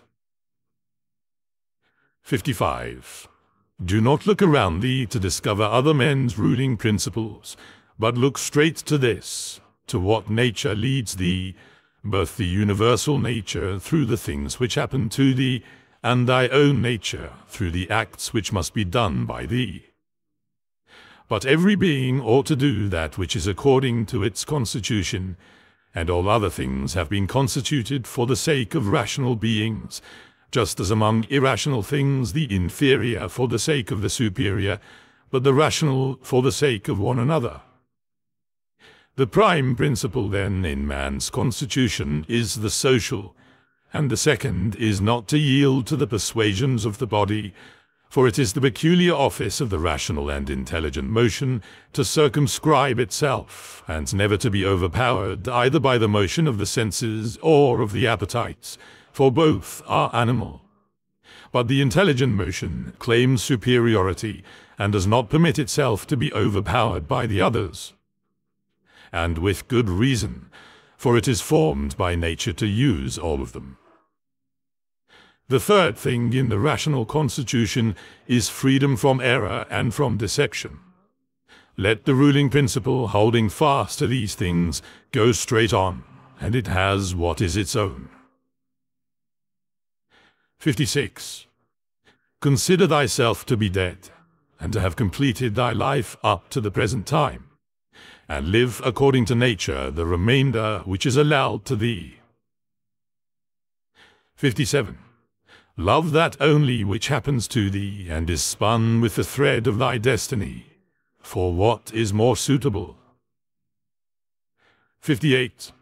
In everything which happens, keep before thy eyes those to whom the same things happened, and how they were vexed, and treated them as strange things, and found fault with them. And now where are they? Nowhere. Why then dost thou too choose to act in the same way? And why dost thou not leave these agitations which are foreign to nature, to those who cause them, and to those who are moved by them? And why art thou not altogether intent upon the right way of making use of the things which happen to thee? For then thou wilt use them well, and they will be a material for thee to work on. Only attend to thyself, and resolve to be a good man in every act which thou doest. 59. Look within. Within is the fountain of good, and it will ever bubble up, if thou wilt ever dig. 60. The body ought to be compact, and to show no irregularity either in motion or attitude. For what the mind shows in the face by maintaining it in the expression of intelligence and propriety, that ought to be required also in the whole body. But all these things should be observed without affectation. 61. The art of life is more like the wrestler's art than the dancer's, in this respect, that it should stand ready and firm to meet onsets which are sudden and unexpected. 62. Constantly observe who those are whose approbation thou wishest to have, and what ruling principles they possess. For then thou wilt neither blame those who offend involuntarily, nor wilt thou want their approbation, if thou lookest to the sources of their opinions and appetites. 63. Every soul, the philosopher says, is involuntarily deprived of truth. Consequently, in the same way, it is deprived of justice and temperance and benevolence and everything of the kind. It is most necessary to bear this constantly in mind, for thus thou wilt be more gentle towards all. 64. In every pain let this thought be present, that there is no dishonor in it, nor does it make the governing intelligence worse, for it does not damage the intelligence, either so far as the intelligence is rational, or so far as it is social. Indeed, in the case of most pains, let this remark of Epicurus aid thee, that pain is neither intolerable nor everlasting, if thou bearest in mind that it has its limits, and if thou addest nothing to it in imagination. And remember this, too, that we do not perceive that many things which are disagreeable to us are the same as pain, such as excessive drowsiness, and being scorched by heat, and having no appetite. When then thou art discontented by any of these things, say to thyself that thou art yielding to pain. 65. Take care not to feel towards the inhuman as they feel towards men. 66. How do we know if Telorges was not superior in character to Socrates? For it is not enough that Socrates died a more noble death, and disputed more skillfully with the sophists, and passed the night in the cold with more endurance, and that when he was bid to arrest Leon of Salamis, he considered it more noble to refuse, and that he walked in a swaggering way in the streets, though as to this fact one may have great doubts if it was true. But we ought to inquire what kind of soul it was that Socrates possessed, and if he was able to be content with being just towards men and pious towards the gods, neither idly vexed on account of men's villainy, nor yet making himself a slave to any man's ignorance, nor receiving as strange anything that fell to his share out of the universe, nor enduring it as intolerable, nor allowing his understanding to sympathize with the effects of the miserable flesh. 67. Nature has not so mingled with the composition of the body as not to have allowed thee the power of circumscribing thyself, and of bringing under subjection to thyself all that is thy own. For it is very possible to be a divine man, and to be recognized as such by no one.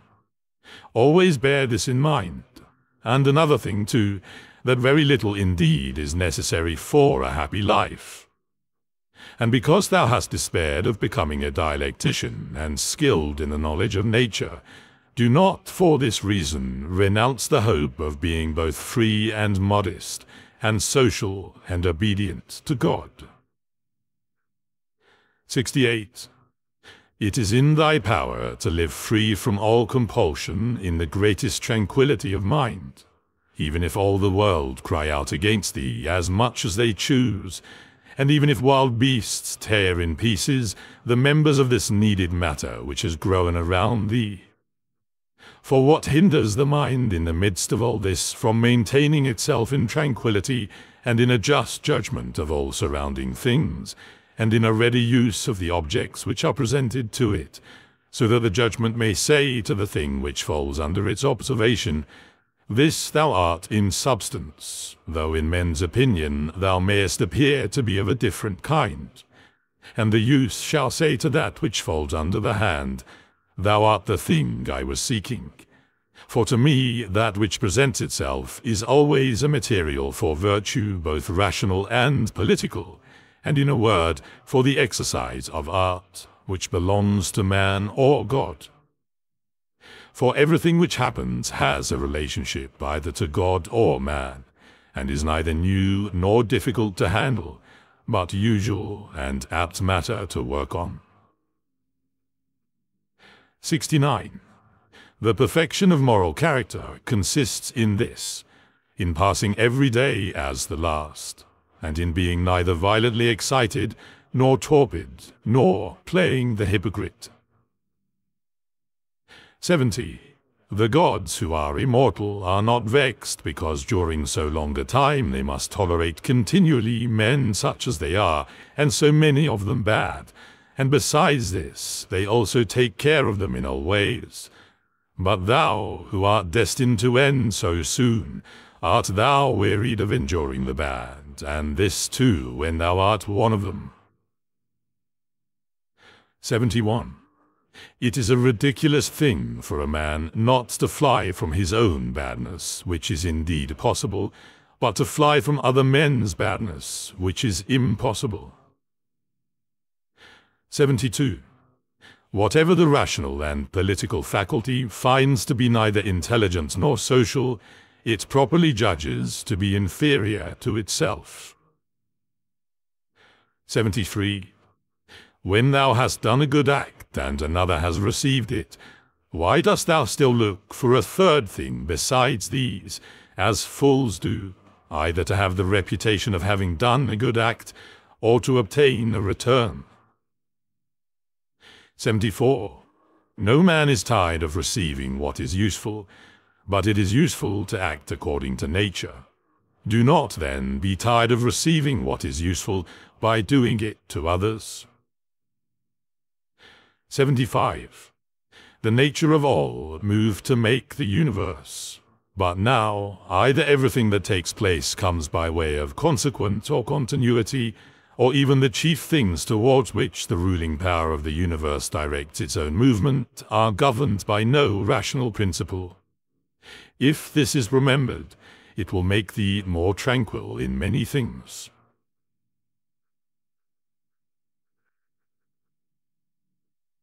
Book 8. 1. This reflection also tends to the removal of the desire of empty fame, that it is no longer in thy power to have lived the whole of thy life, or at least thy life from thy youth upwards, like a philosopher. But both to many others and to thyself, it is plain that thou art far from philosophy.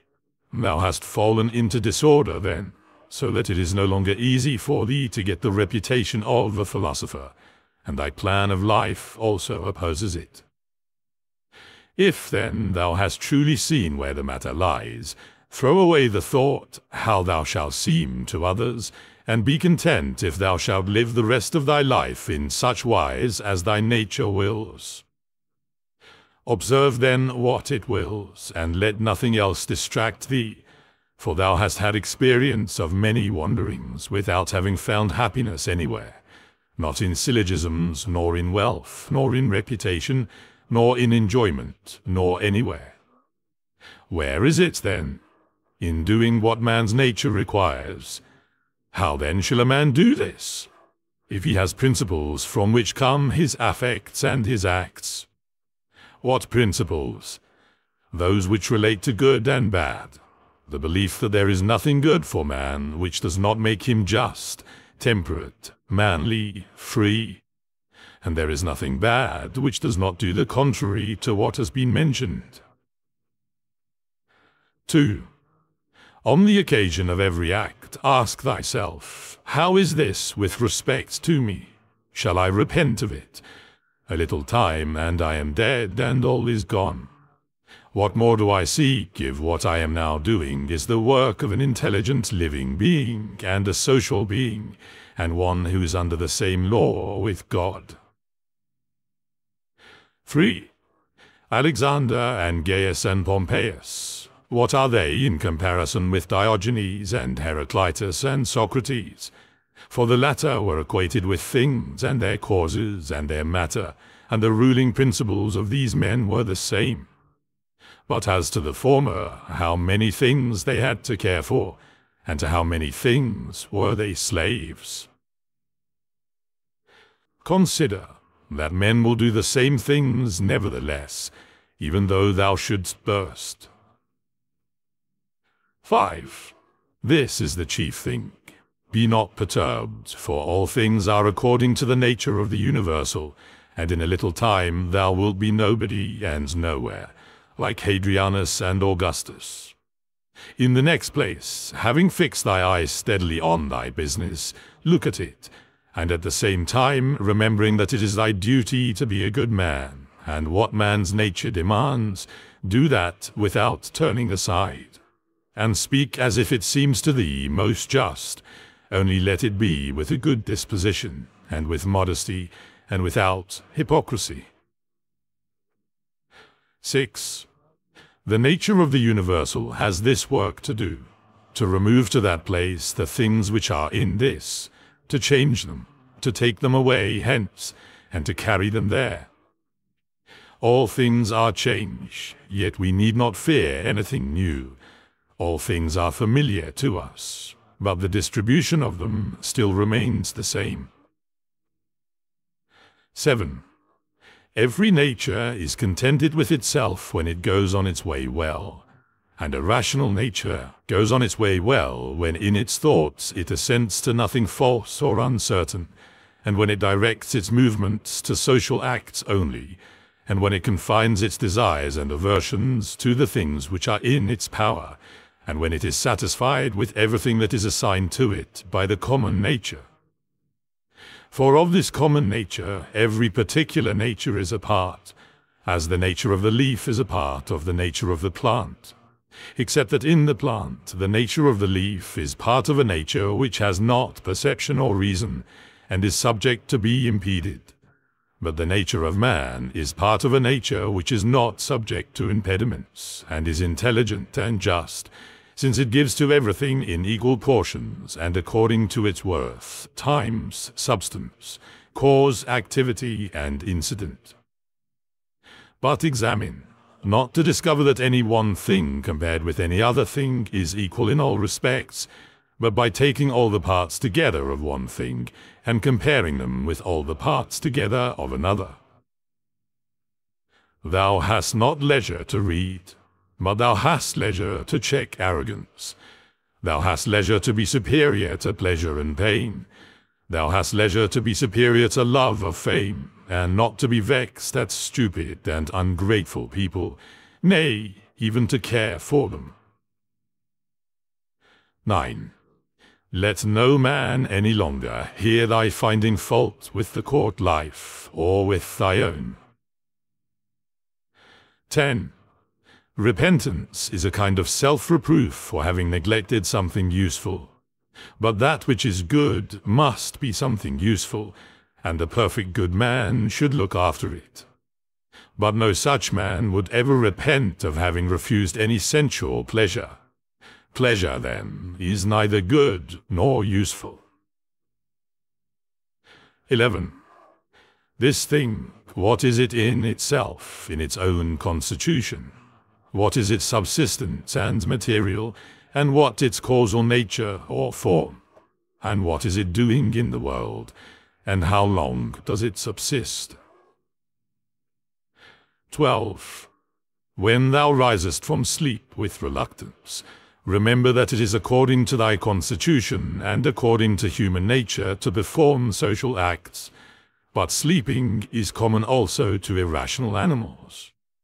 But that which is according to each individual's nature is also more peculiarly its own, and more suitable to its nature, and indeed also more agreeable. 13.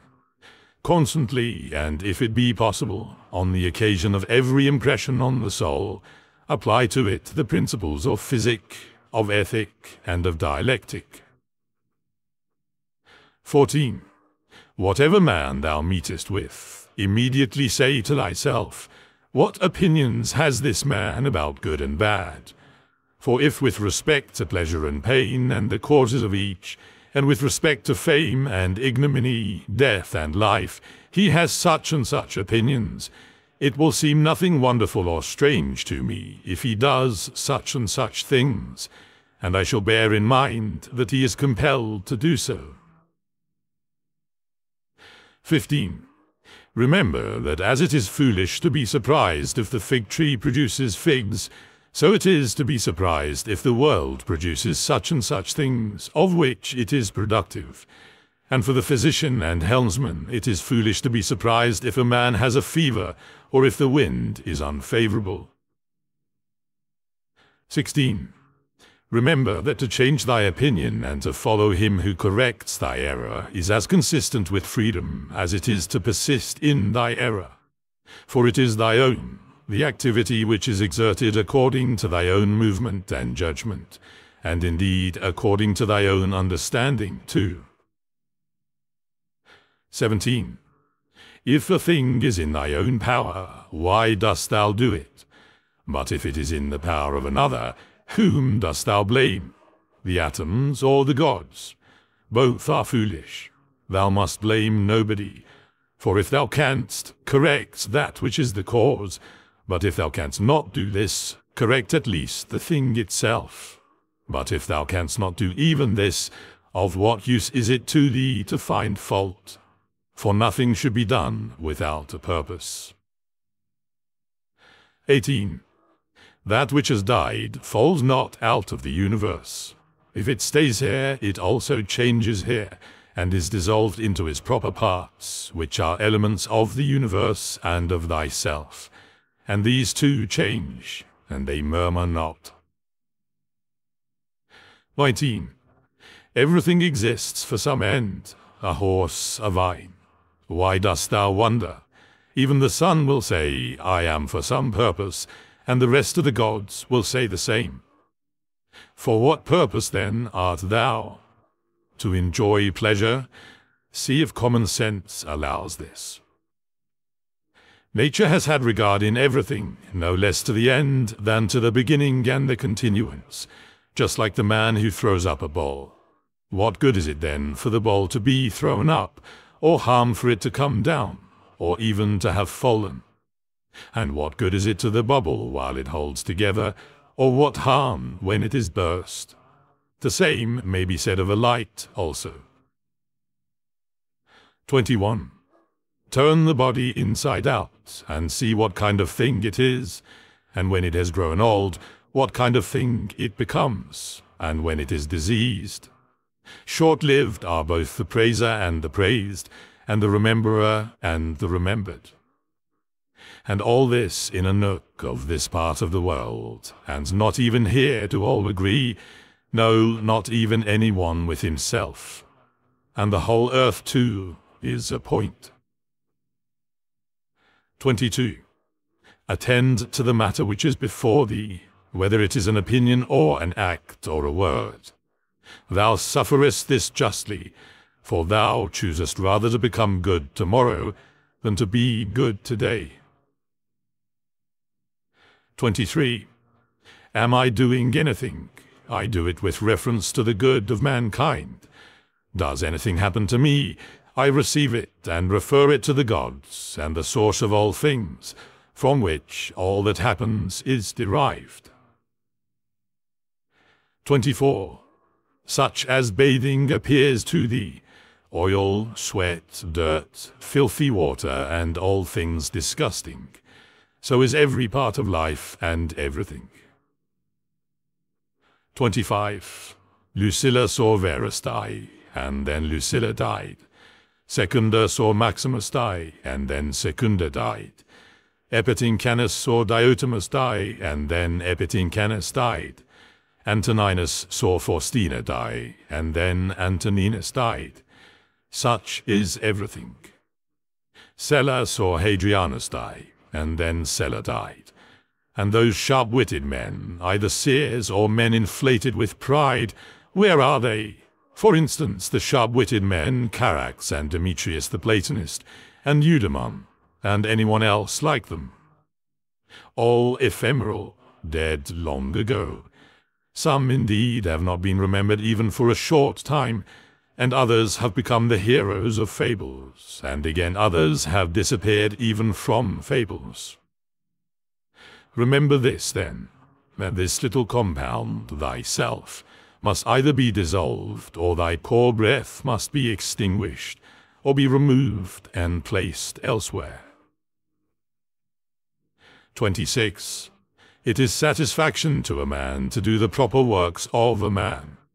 Now it is a proper work of a man to be benevolent to his own kind, to despise the movements of the senses, to form a just judgment of plausible appearances, and to take a survey of the nature of the universe and of the things which happen in it.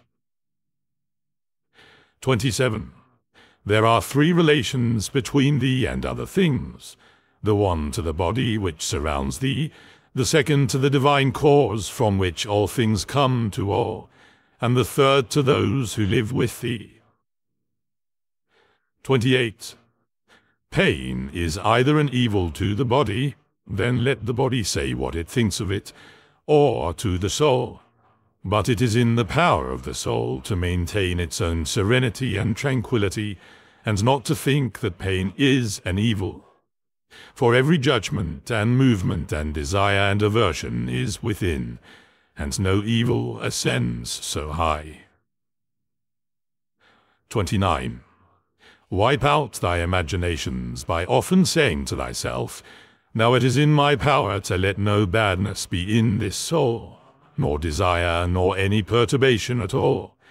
But looking at all things, I see what is their nature, and I use each according to its value.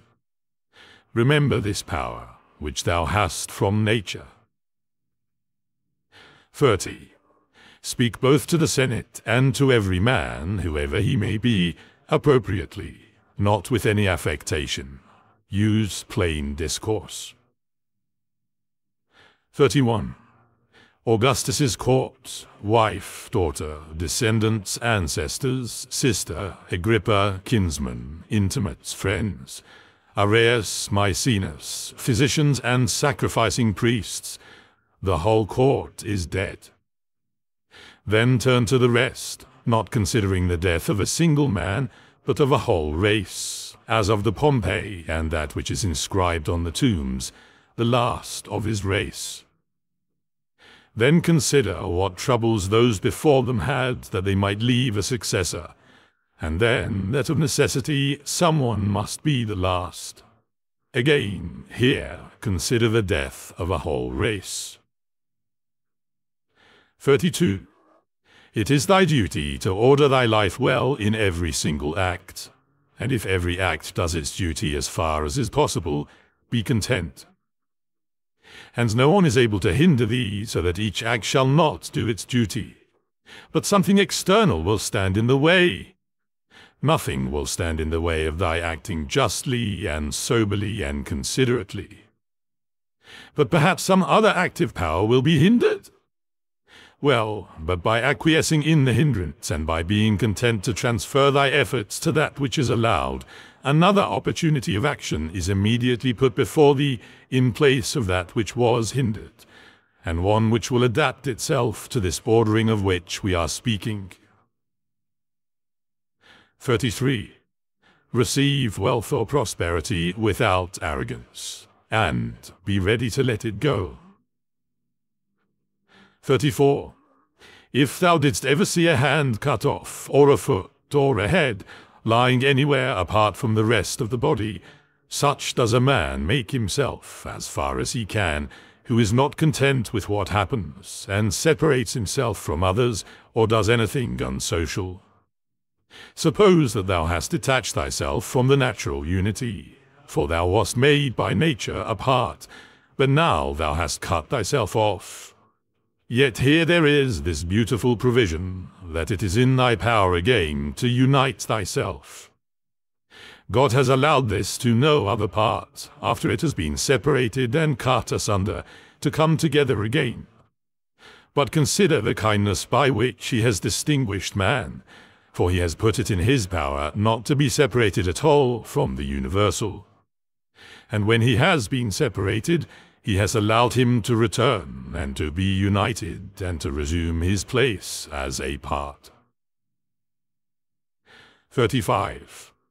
As the nature of the universal has given to every rational being all the other powers that it has, so we have received from it this power also. For as the universal nature converts and fixes in its predestined place everything which stands in the way and opposes it, and makes such things a part of itself, so also the rational animal is able to make every hindrance its own material, and to use it for such purposes as it may have designed. 36. Do not disturb thyself by thinking of the whole of thy life. Let not thy thoughts at once embrace all the various troubles which thou mayest expect to befall thee.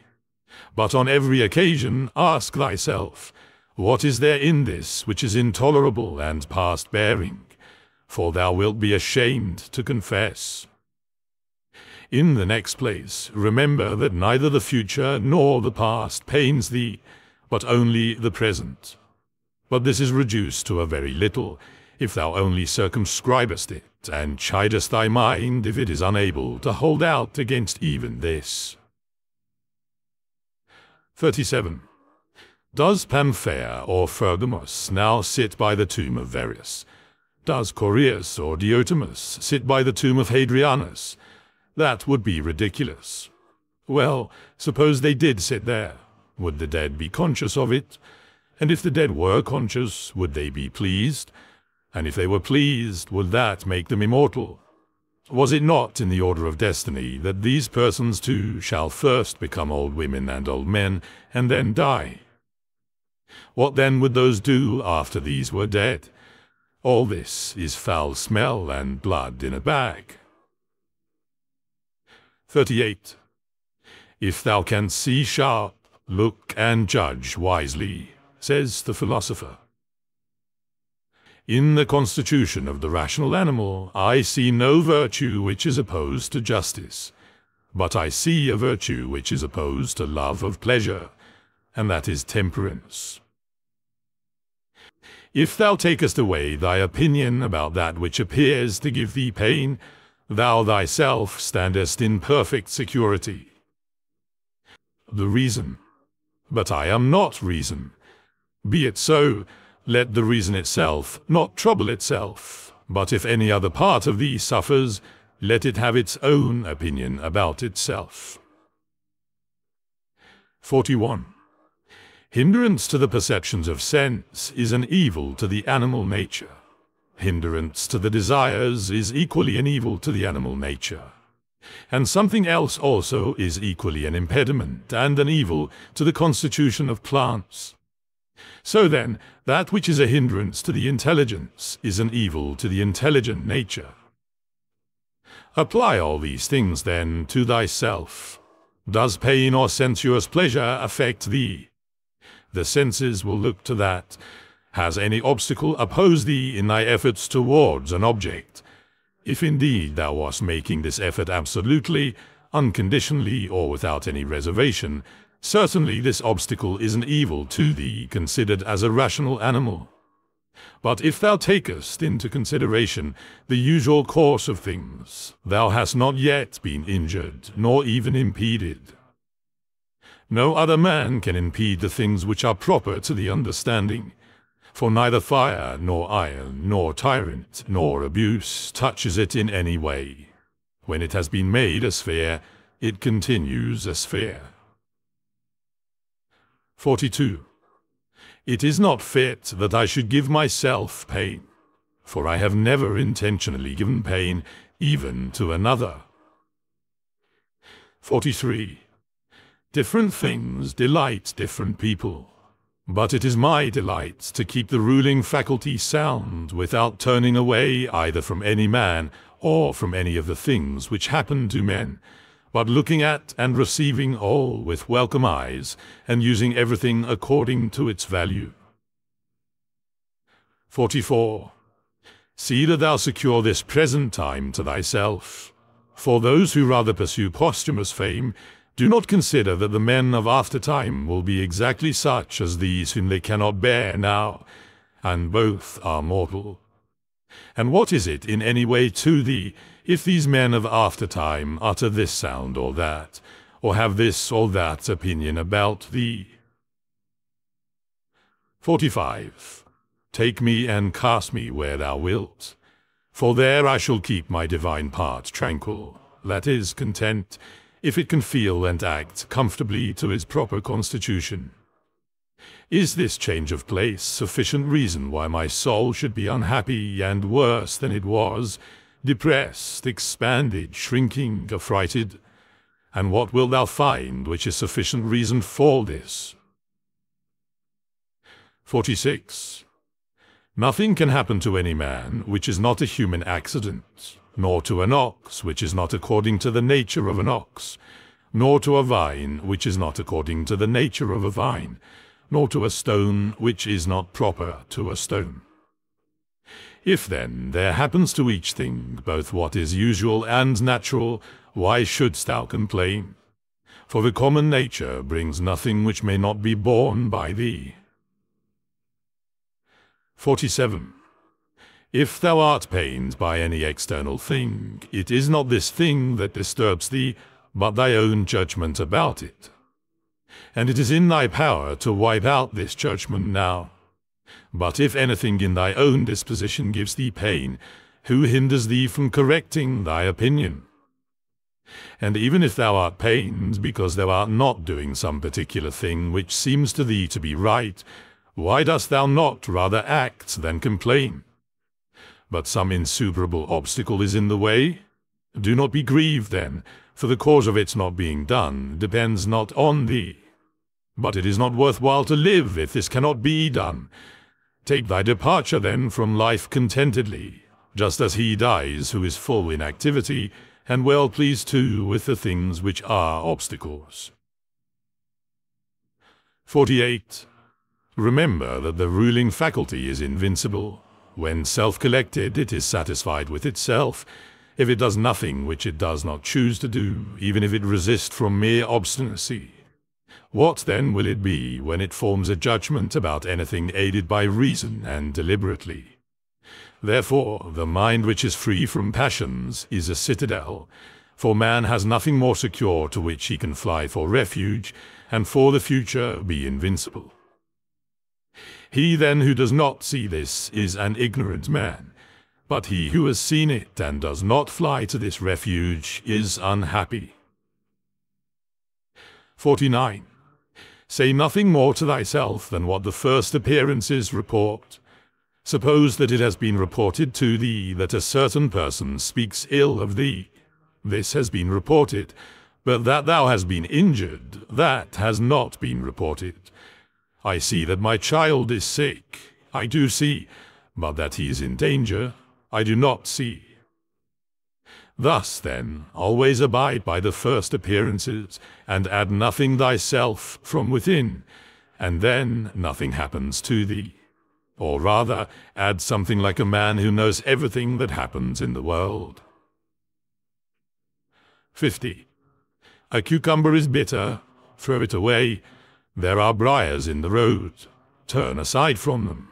This is enough. Do not add, and why were such things made in the world? For thou wilt be ridiculed by a man who is acquainted with nature, as thou wouldst be ridiculed by a carpenter and a shoemaker, if thou didst find fault because thou seest in their workshop shavings and cuttings from the things which they make. And yet they have places into which they can throw these shavings and cuttings, and the universal nature has no external space. But the wondrous part of her art is that though she has circumscribed herself, everything within her which appears to decay and to grow old and to be useless, she changes into herself and again makes other new things from these very same, so that she requires neither substance from without, nor wants a place into which she may cast that which decays. She is content then with her own space, and her own matter, and her own art. 51.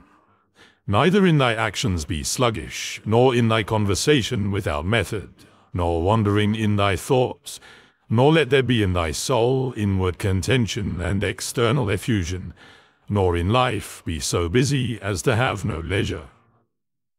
Suppose that men kill thee, cut thee in pieces, curse thee. What then can these things do to prevent thy mind from remaining pure, wise, sober, just?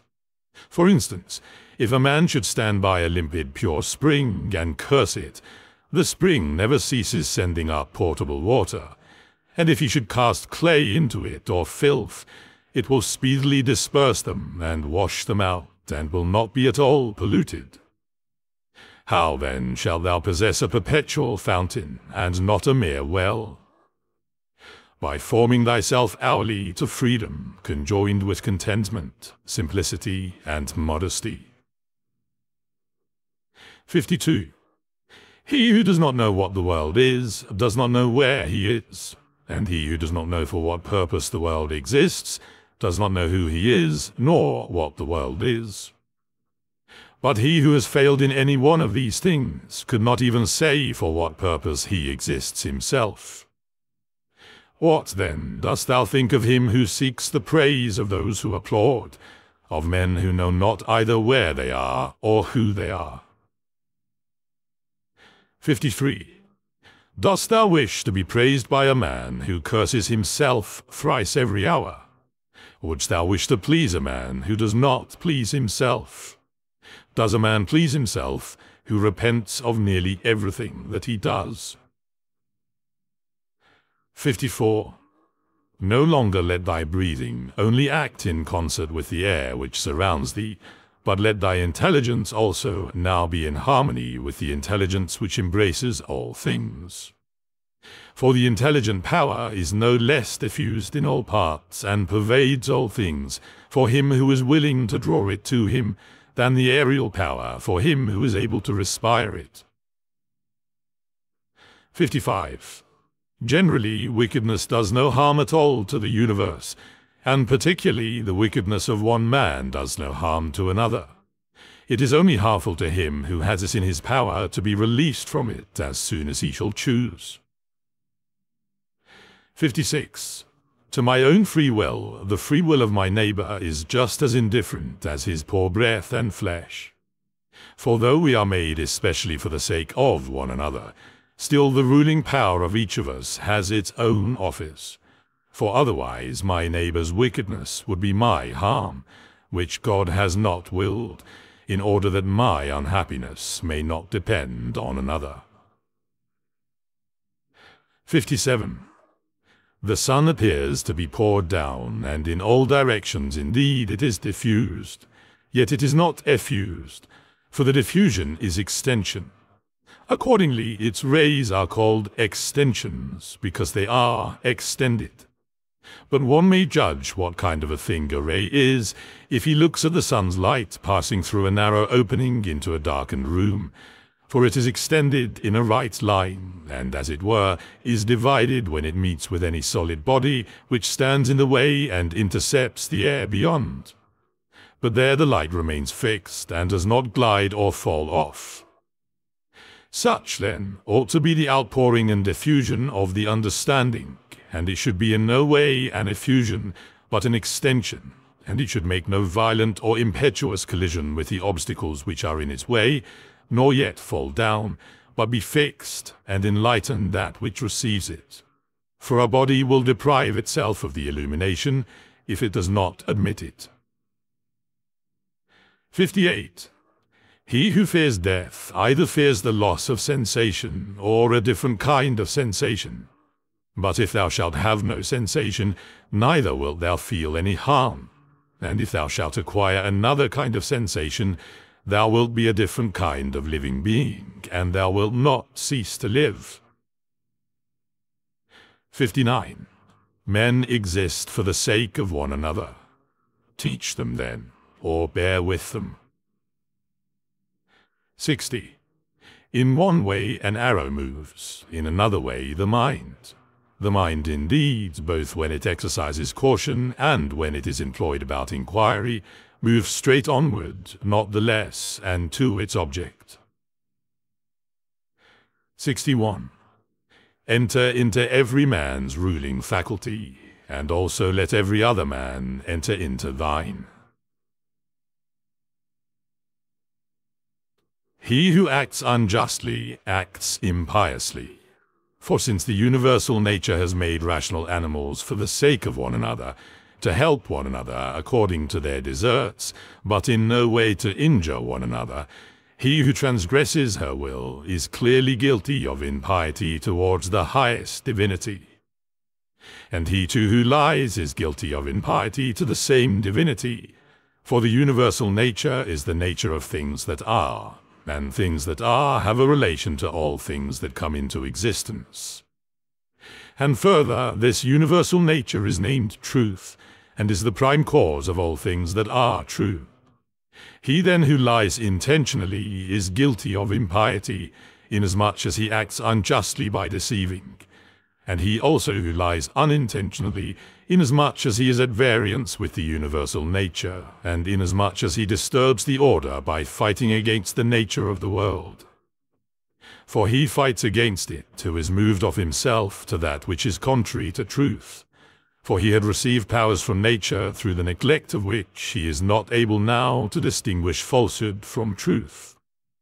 And indeed, he who pursues pleasure as good, and avoids pain as evil, is guilty of impiety.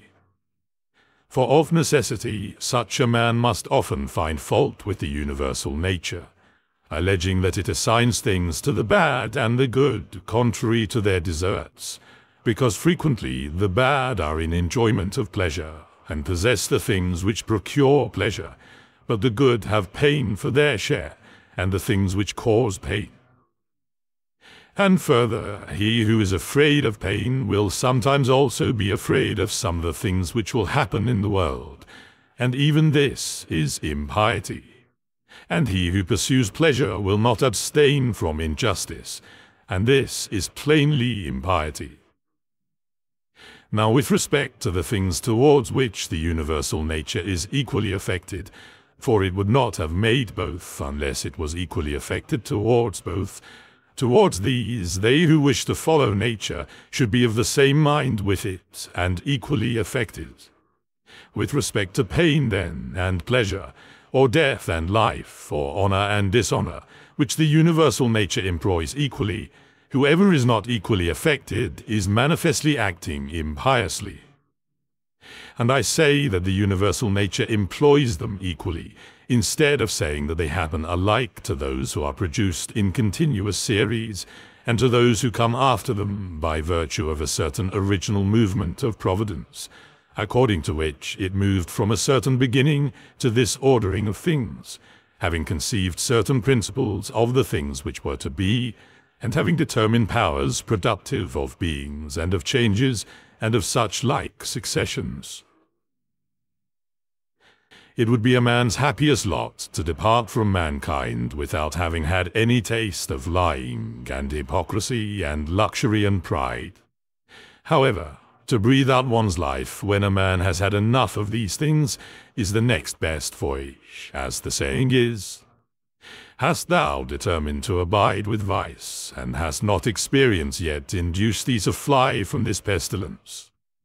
For the destruction of the understanding is a pestilence, much more indeed than any such corruption and change of this atmosphere which surrounds us. For this corruption is a pestilence of animals, so far as they are animals, but the other is a pestilence of men, so far as they are men. 3. Do not despise death, but be well content with it, since this too is one of the things which nature wills. For such as it is to be young and grow old, and to increase and reach maturity, and to have teeth and beard and grey hairs, and to beget and to be pregnant, and to bring forth, and all the other natural operations which the seasons of thy life bring, such also is dissolution. This, then, is consistent with the character of a reflecting man, to be neither careless, nor impatient, nor contemptuous with respect to death, but to wait for it as one of the operations of nature. As thou now waitest for the time when the child shall come out of thy wife's womb, so be ready for the time thy soul shall fall out of this envelope. But if thou requirest also a vulgar kind of comfort, which shall reach thy heart, thou wilt be made best reconciled to death by observing the objects from which thou art going to be removed, and the morals of those with whom thy soul will no longer be mingled. For it is no way right to be offended with men, but it is thy duty to care for them and to bear with them gently. And yet to remember that thy departure will not be from men who have the same principles as thyself. For this is the only thing, if there be any, which could draw us to the contrary way and attach us to life, to be permitted to live with those who have the same principles as ourselves. But now thou seest how great is the trouble arising from the discordance of those who live together, so that thou mayst say, Come quick, O death, lest perchance I too should forget myself. 4. He who does wrong against himself. He who acts unjustly to himself, because he makes himself bad. 5. He often acts unjustly who does not do a certain thing, not only he who does a certain thing. 6. Thy present opinion founded on understanding, and thy present conduct directed to social good, and thy present disposition of contentment with everything which happens. That is enough. 7. Wipe out imagination, check desire, extinguish appetite, keep the ruling faculty in its own power. 8. Among the animals which have not reason, one life is distributed, but among reasonable animals one intelligent soul is distributed. Just as there is one earth of all things which are of an earthly nature, and we see by one light and breathe one air, all of us that have the faculty of vision, and all that have life. 9. All things which participate in anything which is common to them all move towards that which is of the same kind with themselves. Everything which is earthy turns towards the earth, everything which is liquid flows together, and everything which is of an aerial kind does the same, so that they require something to keep them asunder, and the application of force. Fire indeed moves upwards on account of the elemental fire, but it is so ready to be kindled together with all the fire which is here, that even every substance which is somewhat dry is easily ignited, because there is less mingled with it of that which is a hindrance to ignition. Accordingly, then, everything also which participates in the common intelligent nature moves in like manner towards that which is of the same kind with itself, or moves even more.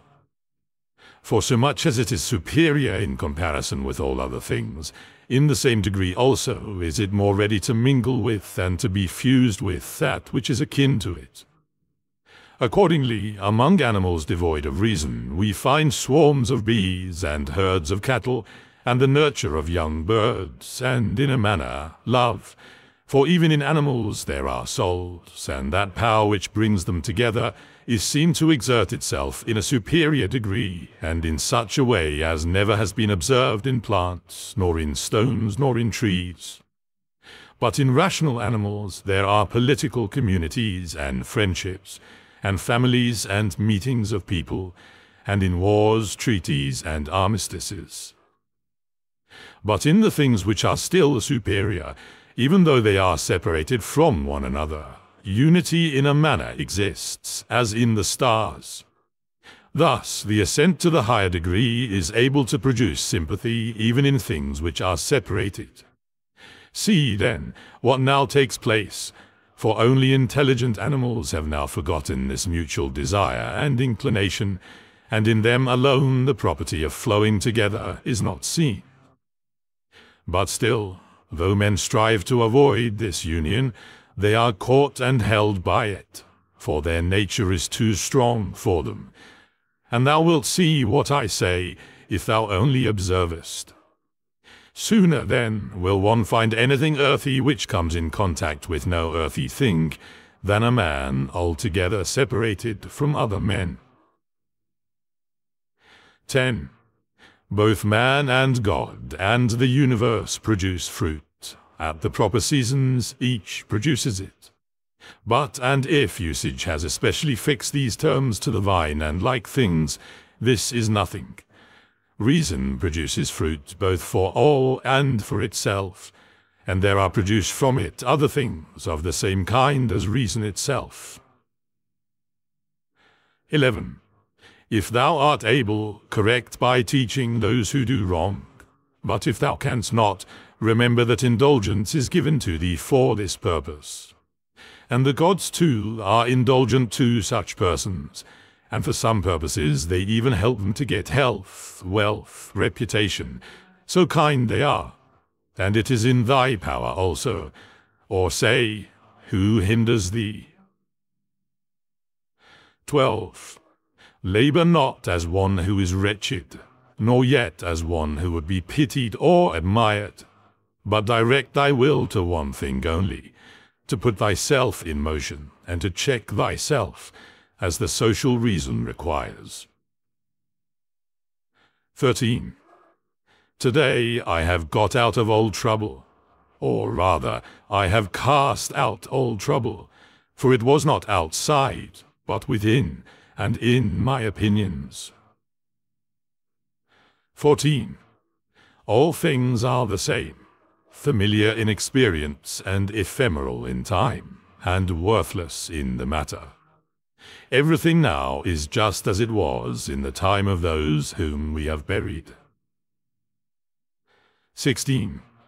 Not in passivity, but in activity, lie the evil and the good of the rational social animal, just as his virtue and his vice lie not in passivity, but in activity.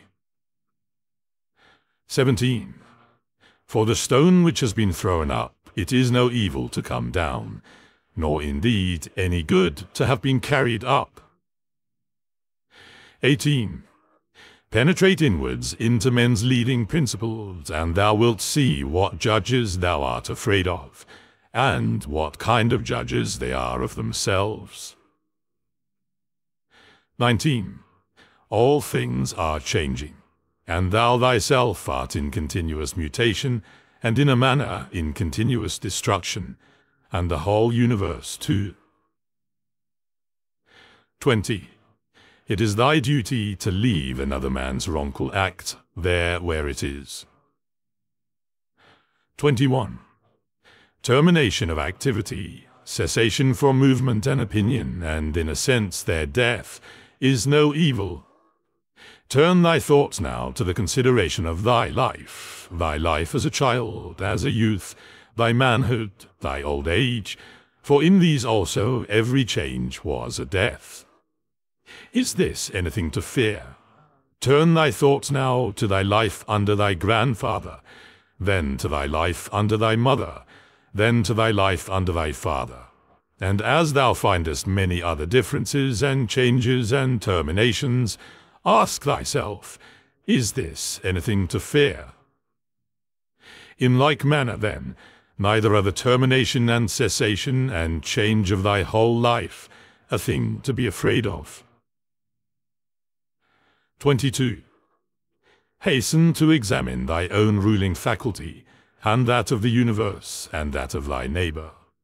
Thy own, that thou mayest make it just, and that of the universe, that thou mayest remember of what thou art a part, and that of thy neighbor, that thou mayest know whether he has acted ignorantly or with knowledge, and thou mayest also consider that his ruling faculty is akin to thine. 23. As thou thyself art a component part of a social system, so let every act of thine be a component part of social life. Whatever act of thine, then, has no reference either immediately or remotely to a social end, this tears asunder thy life, and does not allow it to be one, and is of the nature of a mutiny, just as when in a popular assembly a man acting by himself stands apart from the general agreement.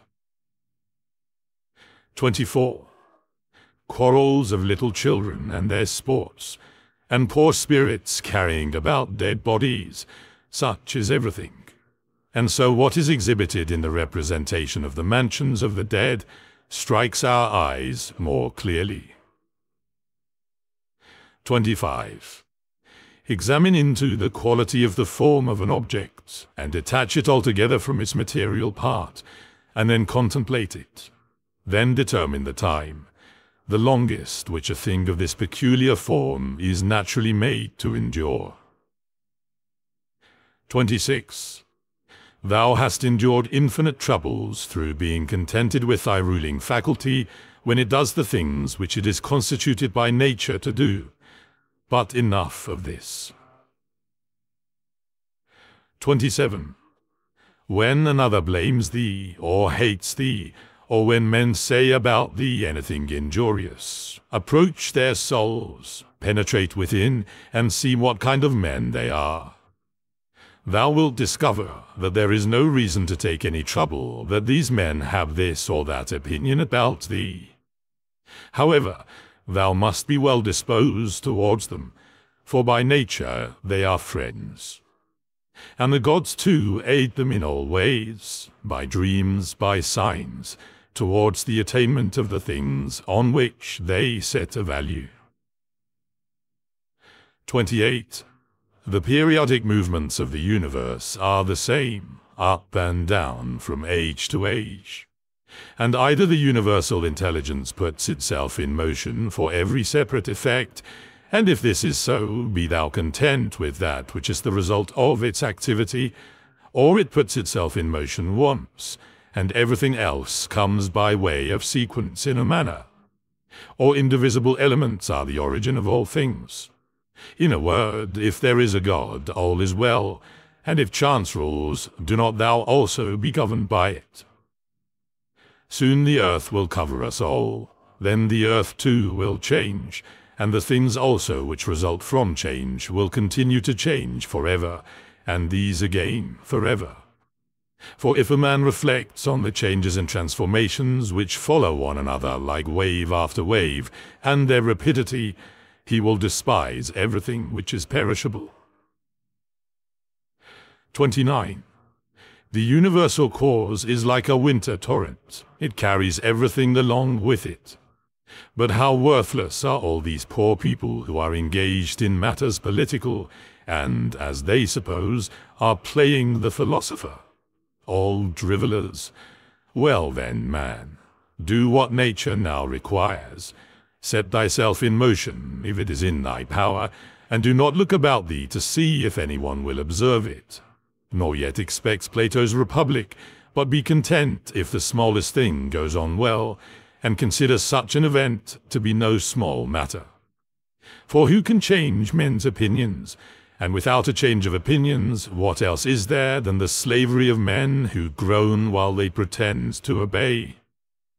Come now, and tell me of Alexander and Philippus and Demetrius and Phalerum. They themselves shall judge whether they discovered what the common nature required, and trained themselves accordingly. But if they acted like tragic heroes, no one has condemned me to imitate them. Simple and modest is the work of philosophy. Draw me not aside to insolence and pride. 30. Look down from above on the countless herds of men and their countless solemnities, and the infinitely varied voyagings in storms and calms, and the differences among those who are born and who live together and die. And consider, too, the life lived by others in olden time, and the life of those who will live after thee, and the life now lived among barbarous nations, and how many know not even thy name, and how many will soon forget it, and how they who perhaps now are praising thee will very soon blame thee, and that neither a posthumous name is of any value, nor reputation, nor anything else. 31. Let there be freedom from perturbations with respect to the things which come from the external cause, and let there be justice in the things done by virtue of the internal cause. That is, let there be movement and action terminating in this, in social acts, for this is according to thy nature. 32. Thou canst remove out of the way many useless things among those which disturb thee, for they lie entirely in thy opinion. And thou wilt gain for thyself ample space by comprehending the whole universe in thy mind, and by contemplating the eternity of time, and observing the rapid change of every several thing. How short is the time from birth to dissolution, and the illimitable time before birth, as well as the equally boundless time after dissolution. 33. All that thou seest will quickly perish, and those who have been spectators of its dissolution will very soon perish too. And he who dies at the extremest old age will be brought into the same condition with him who died prematurely. 34. What are these men's leading principles, and about what kind of things are they busy, and for what kind of reasons do they love and honor? Imagine that thou seest their poor souls laid bare, when they think they do harm by their blame, or good by their praise. What an idea! 35. Loss is nothing else than change, but the universal nature delights in change, and in obedience to her all things are now done well, and from eternity have been in like form, and will be such to time without end. What then dost thou say? That all things have been, and all things always will be bad, and that no power has ever been found in so many gods to rectify these things, but the world has been condemned to be bound in never-ceasing evil? 36. The rottenness of the matter which is the foundation of everything, water, dust, bones, filth, or again marble rocks, the callosities of the earth, and gold and silver, the sediments, and garments, only bits of hair, and purple dye, blood, and everything else is of the same kind. And that which is of the nature of breath is also another thing of the same kind, changing from this to that. 37. Enough of this wretched life, and murmuring and apish tricks. Why art thou disturbed? What is there new in this? What unsettles thee? Is it the form of the thing? Look at it. Or is it the matter? Look at it. But besides these there is nothing. Towards the gods, then, now become at last more simple and better. It is the same whether we examine these things for 100 years or 3. 38. If a man has done wrong, the harm is his own, but perhaps he has not done wrong. 39. Either all things proceed from one intelligent source and come together as in one body, and the part ought not to find fault with what is done for the benefit of the whole, or there are only atoms, and nothing else than mixture and dispersion. Why, then, art thou disturbed? Say to thy ruling faculty, art thou dead? Art thou corrupted? Art thou playing the hypocrite? Art thou become a beast? Dost thou herd and feed with the rest? 40. Either the gods have no power, or they have power. If then they have no power, why dost thou pray to them? But if they have power, why dost thou not pray for them to give thee the faculty of not fearing any of the things which thou fearest, or of not desiring any of the things which thou desirest, or of not being pained at anything, rather than pray that any of these things should or should not happen? For certainly, if they can cooperate with men, they can cooperate for these purposes. But perhaps thou wilt say that the gods have placed them in thy power. Well, then, is it not better to use what is in thy power like a free man, than to desire in a slavish and abject way what is not in thy power? And who has told thee that the gods do not aid us, even in the things which are in our power? Begin, then, to pray for such things, and thou wilt see. One man prays thus, how shall I be able to lie with that woman? Do thou pray thus, how shall I not desire to lie with her? Another prays thus, how shall I be released from this? Pray thou, how shall I not desire to be released? Another thus, how shall I not lose my little son? Thou thus, how shall I not be afraid to lose him? In fine, turn thy prayers this way, and see what comes. 41. Epicurus says, in my sickness my conversation was not about my bodily sufferings, nor, says he, did I talk on such subjects to those who visited me, but I continued to discourse on the nature of things as before, keeping to this main point, how the mind, while participating in such movements as go on in the poor flesh, shall be free from perturbations and maintain its proper good. Nor did I, he says, give the physicians an opportunity of putting on solemn looks, as if they were doing something great, but my life went on well and happily. Do, then, the same that he did, both in sickness, if thou art sick, and in any other circumstances. For never to desert philosophy in any events that may befall us, nor to hold trifling talks, either with an ignorant man or with one unacquainted with nature, is a principle of all schools of philosophy. But to be intent only on that which thou art now doing, and on the instrument by which thou doest it. 42. When thou art offended with any man's shameless conduct, immediately ask thyself, is it possible, then, that shameless men should not be in the world? It is not possible. Do not, then, require what is impossible. For this man also is one of those shameless men who must of necessity be in the world. Let the same considerations be present to thy mind in the case of the knave and the faithless man, and of every man who does wrong in any way. For at the same time that thou dost remind thyself that it is impossible that such kind of men should not exist, thou wilt become more kindly disposed towards everyone individually.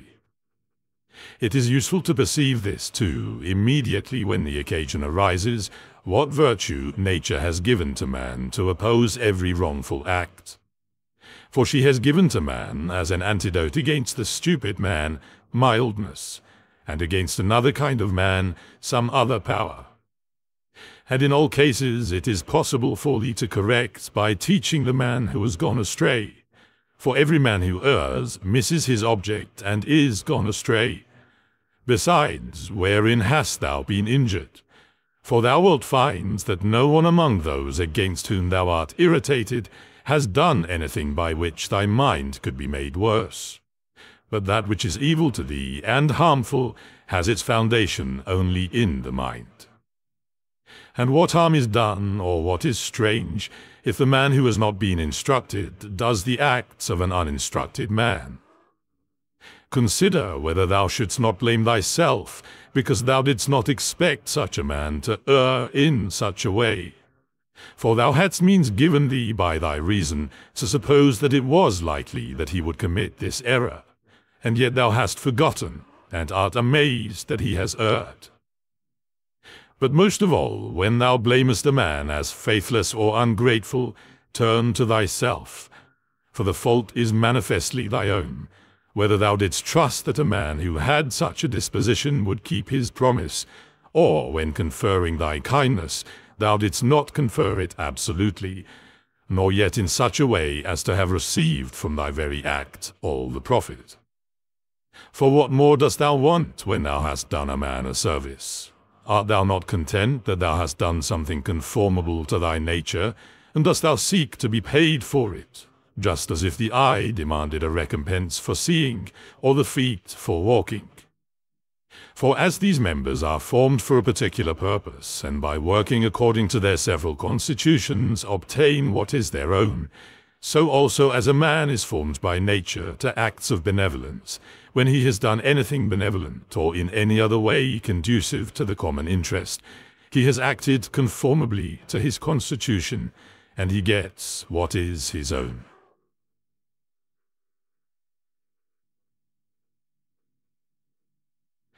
Book 10. 1. Wilt thou then, my soul, never be good and simple and one and naked, more manifest than the body which surrounds thee? Wilt thou never enjoy an affectionate and contented disposition? Wilt thou never be full and without a want of any kind, longing for nothing more, nor desiring anything, either animate or inanimate, for the enjoyment of pleasures, nor yet desiring time, wherein thou shalt have longer enjoyment, or place, or pleasant climate, or society of men, with whom thou mayest live in harmony? But wilt thou be satisfied with thy present condition, and pleased with all that is about thee, and wilt thou convince thyself that thou hast everything, and that it comes from the gods, that everything is well for thee, and will be well whatever shall please them, and whatever they shall give for the conservation of the perfect living being, the good and just and beautiful, which generates and holds together all things, and contains and embraces all things, which are dissolved for the production of other like things? Wilt thou never be such that thou shalt so dwell in community with gods and men as never to find fault with them at all, nor to be condemned by them? 2. Observe what thy nature requires, so far as thou art governed by nature only. Then do it and accept it, if thy nature, so far as thou art a living being, shall not be made worse by it. And next thou must observe what thy nature requires, so far as thou art a living being. And all this thou mayest allow thyself, if thy nature, so far as thou art a rational animal, shall not be made worse by it. But the rational animal is consequently also a political, that is, social animal. Use these rules, then, and trouble thyself about nothing else. 3. Everything which happens either happens in such wise as thou art formed by nature to bear it, or as thou art not formed by nature to bear it. If, then, it happens to thee in such a way as thou art formed by nature to bear it, do not complain, but bear it as thou art formed by nature to bear it. But if it happens in such wise as thou art not formed by nature to bear it, do not complain, for it will perish after it has consumed thee. Remember, however, that thou art formed by nature to bear everything, with respect to which it depends on thy own opinion to make it endurable and tolerable, by thinking that it is either thy interest or thy duty to do this. If a man is mistaken, instruct him kindly and show him his error. But if thou art not able, blame thyself, or blame not even thyself. Whatever may happen to thee, it was prepared for thee from all eternity, and the implication of causes was from eternity spinning the thread of thy being, and of that which is incident to it. Whether the universe is a concourse of atoms, or nature is a system, let this first be established, that I am a part of the whole which is governed by nature. I am in a manner intimately related to the parts which are of the same kind with myself. For remembering this, inasmuch as I am a part, I shall be discontented with none of the things which are assigned to me out of the whole, for nothing is injurious to the part, if it is for the advantage of the whole. For the whole contains nothing which is not for its advantage, and all natures indeed have this common principle. But the nature of the universe has this principle besides, that it cannot be compelled, even by any external cause, to generate anything harmful to itself.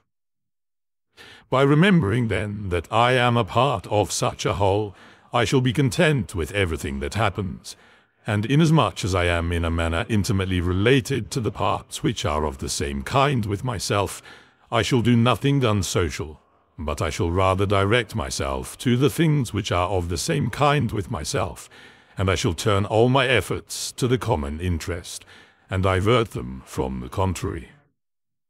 Now, if these things are done so, life must flow on happily, just as thou mayst observe that the life of a citizen is happy who continues a course of action which is advantageous to his fellow citizens, and is content with whatever the state may assign to him. 7. The parts of the whole, everything, I mean, which is naturally comprehended in the universe, must of necessity perish. But let this be understood in this sense, that they must undergo change. But if this is naturally both an evil and a necessity for the parts, the whole would not continue to exist in a good condition, the parts being subject to change and constituted so as to perish in various ways. For whether did nature herself design to do evil to the things which are parts of herself, and to make them subject to evil, and of necessity fall into evil, or have such results happened without her knowing it? Both those suppositions, indeed, are incredible, but if a man should even drop the term nature as an efficient power, and should speak of these things as natural, even then it would be ridiculous to affirm at the same time that the parts of the whole are in their nature subject to change, and at the same time to be surprised or vexed as if something were happening contrary to nature, particularly as the dissolution of things is into those things of which each thing is composed.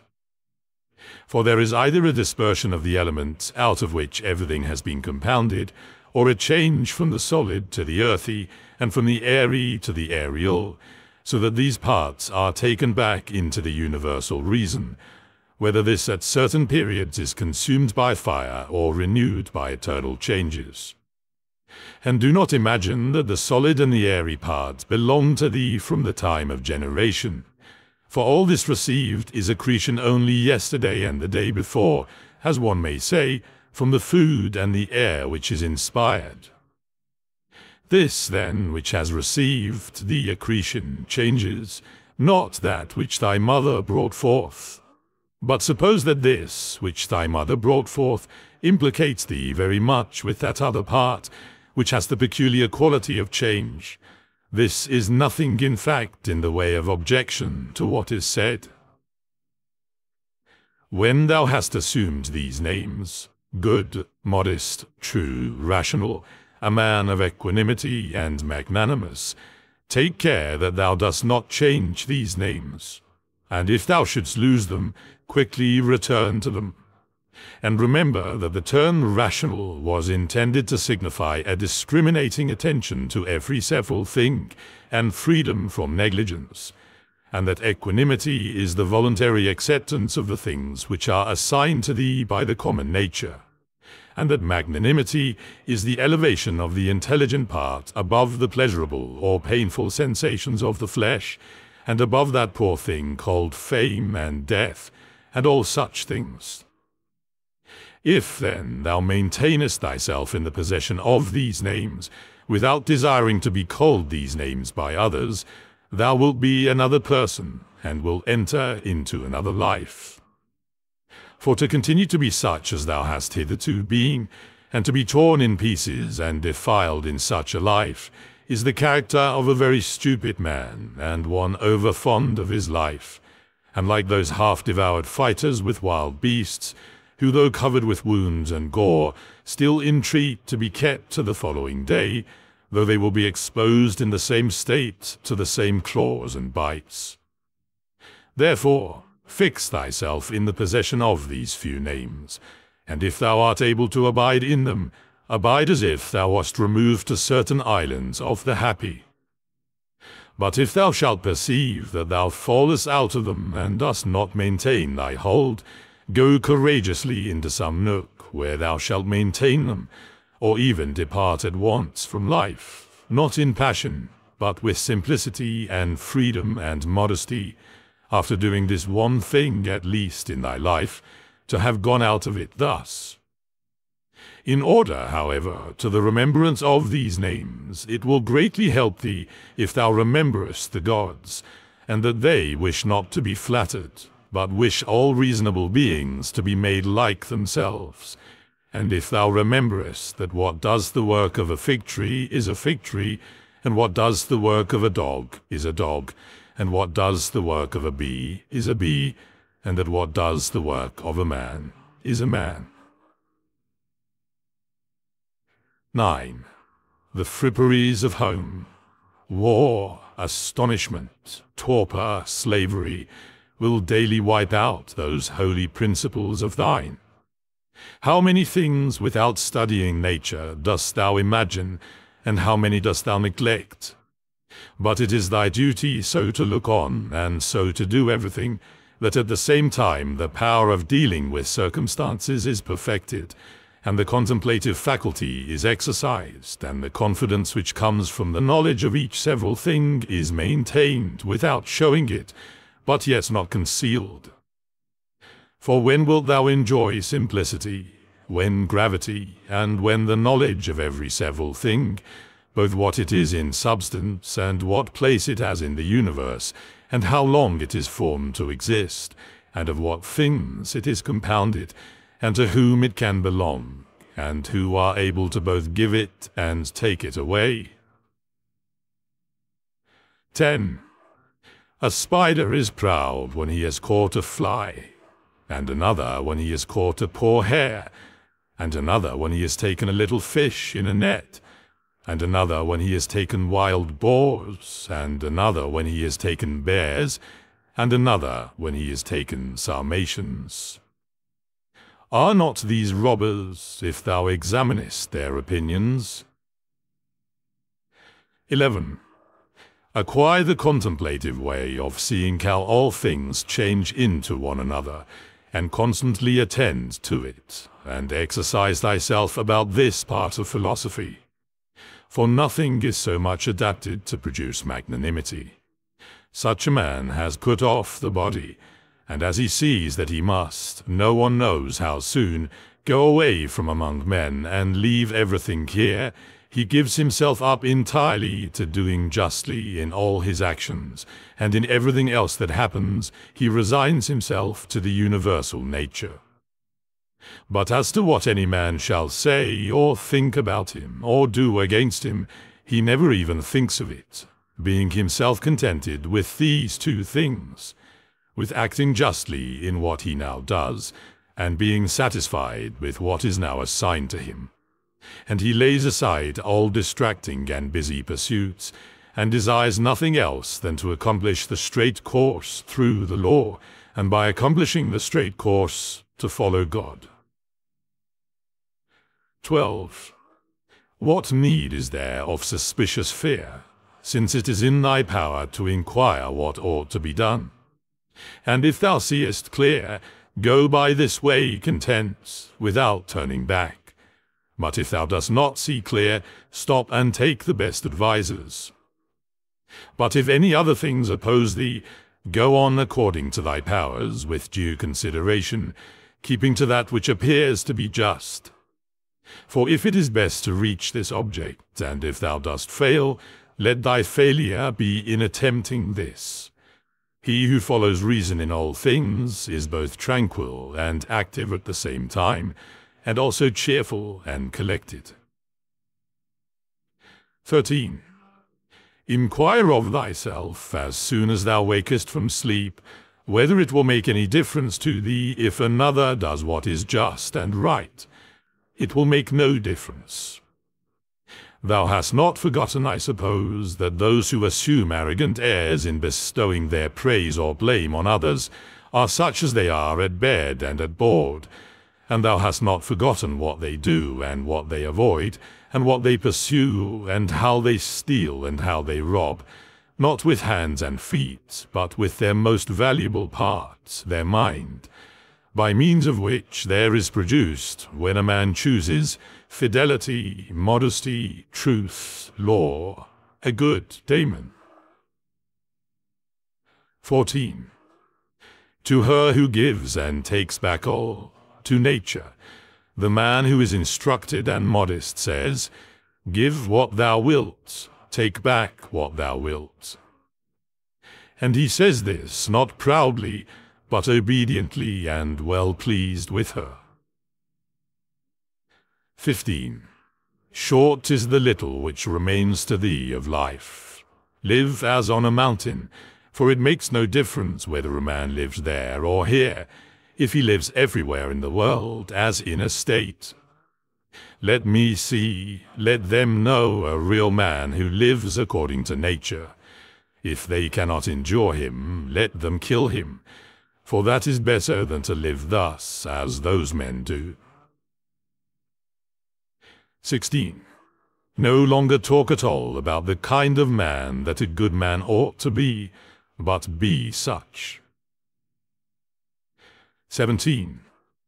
Constantly contemplate the whole of time and the whole of substance, and consider that all individual things, as to substance, are a grain of a fig, and as to time, the turning of a gimlet.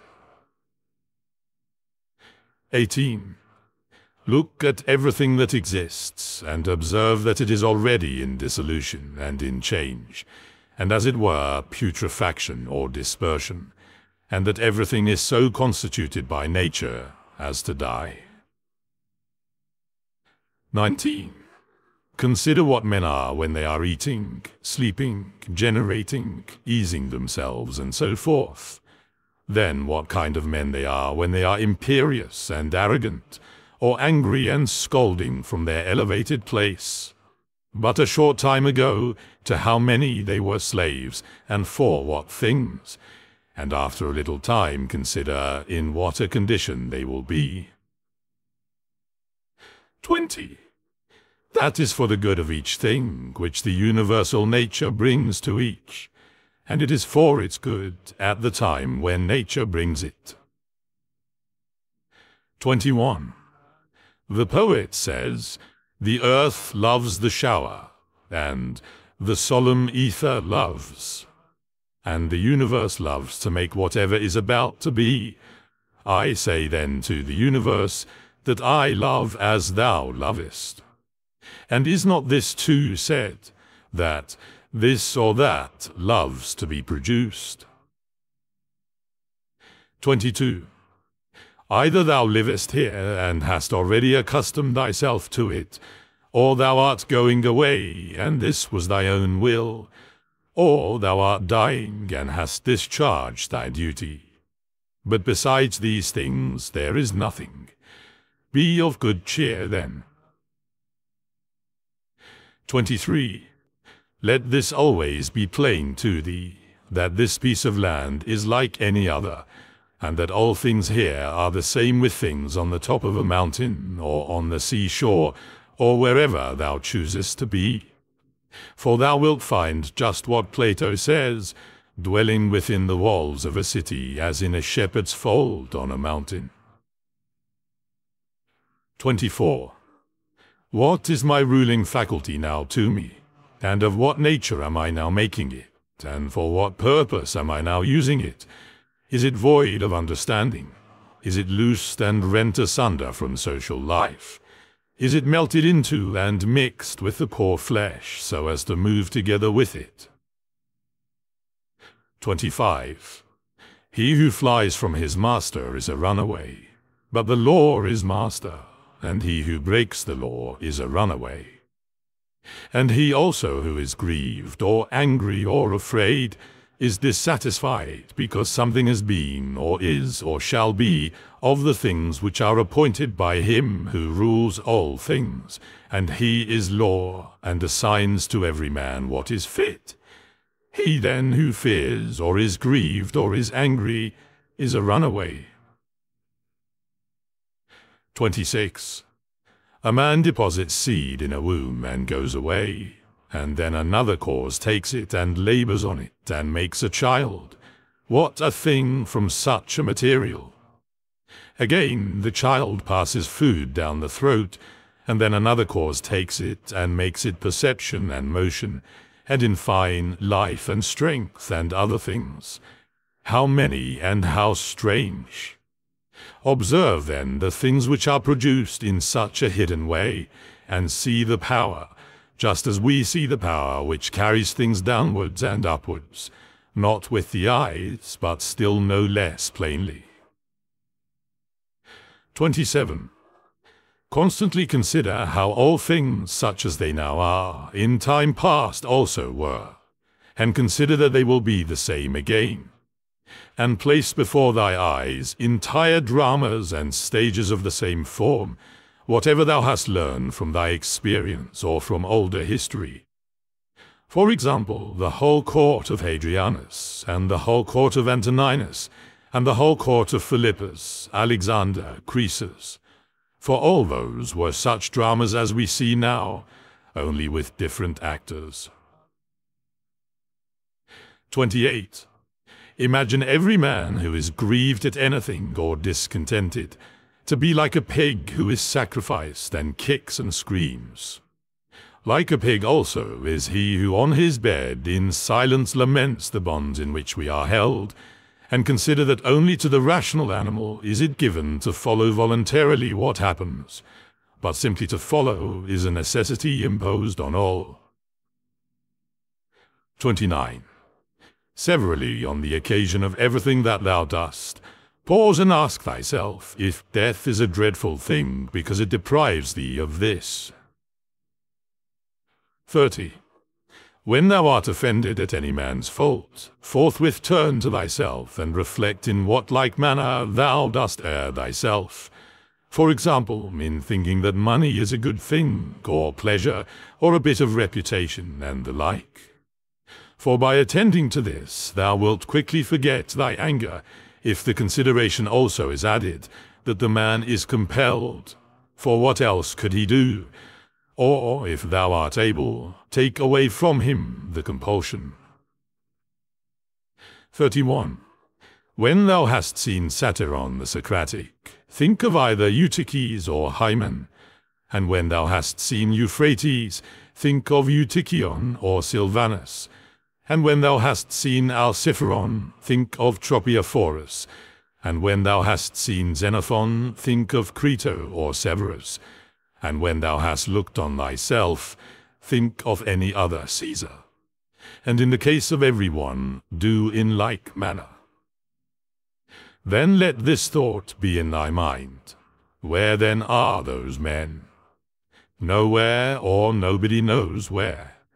For thus continuously thou wilt look at human things as smoke and nothing at all, especially if thou reflectest at the same time that what was once changed will never exist again in the infinite duration of time. But thou, in what a brief space of time is thy existence, and why art thou not content to pass through this short time in an orderly way?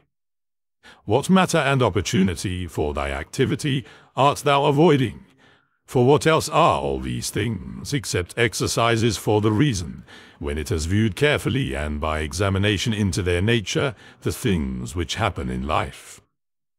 Persevere then until thou shalt have made these things thy own, as the stomach which is strengthened makes all things its own, as the blazing fire makes flame and brightness out of everything that is thrown into it. 32. Let it not be in any man's power to say truly of thee that thou art not simple, or that thou art not good. But let him be a liar whoever shall think anything of this kind about thee, and this is altogether in thy power. For who is he that shall hinder thee from being good and simple? Do thou only determine to live no longer, unless thou shalt be such. For neither does reason allow thee to live, if thou art not such.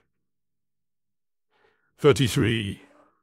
What is that which, as to this material, our life, can be done or said in the way most comfortable to reason? For whatever this may be, it is in thy power to do it or to say it, and do not make excuses that thou art hindered.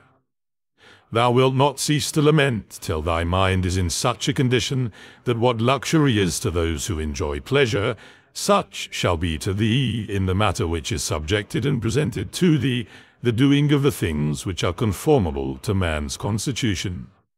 For a man ought to consider as an enjoyment everything which is in his power to do according to his nature. And it is in his power everywhere.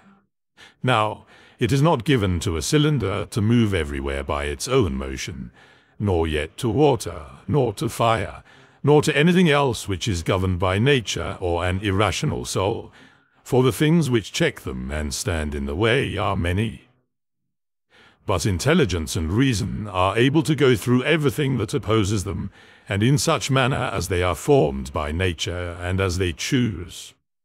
Place before thy eyes this facility with which the reason will be carried through all things, as fire upwards, as stone downwards, as a cylinder down an inclined surface, and seek for nothing further. For all other obstacles either affect the body only, which is a dead thing, or, except through opinion and the yielding of the reason itself, they do not crush nor do any harm of any kind. For if they did, he who felt it would immediately become bad.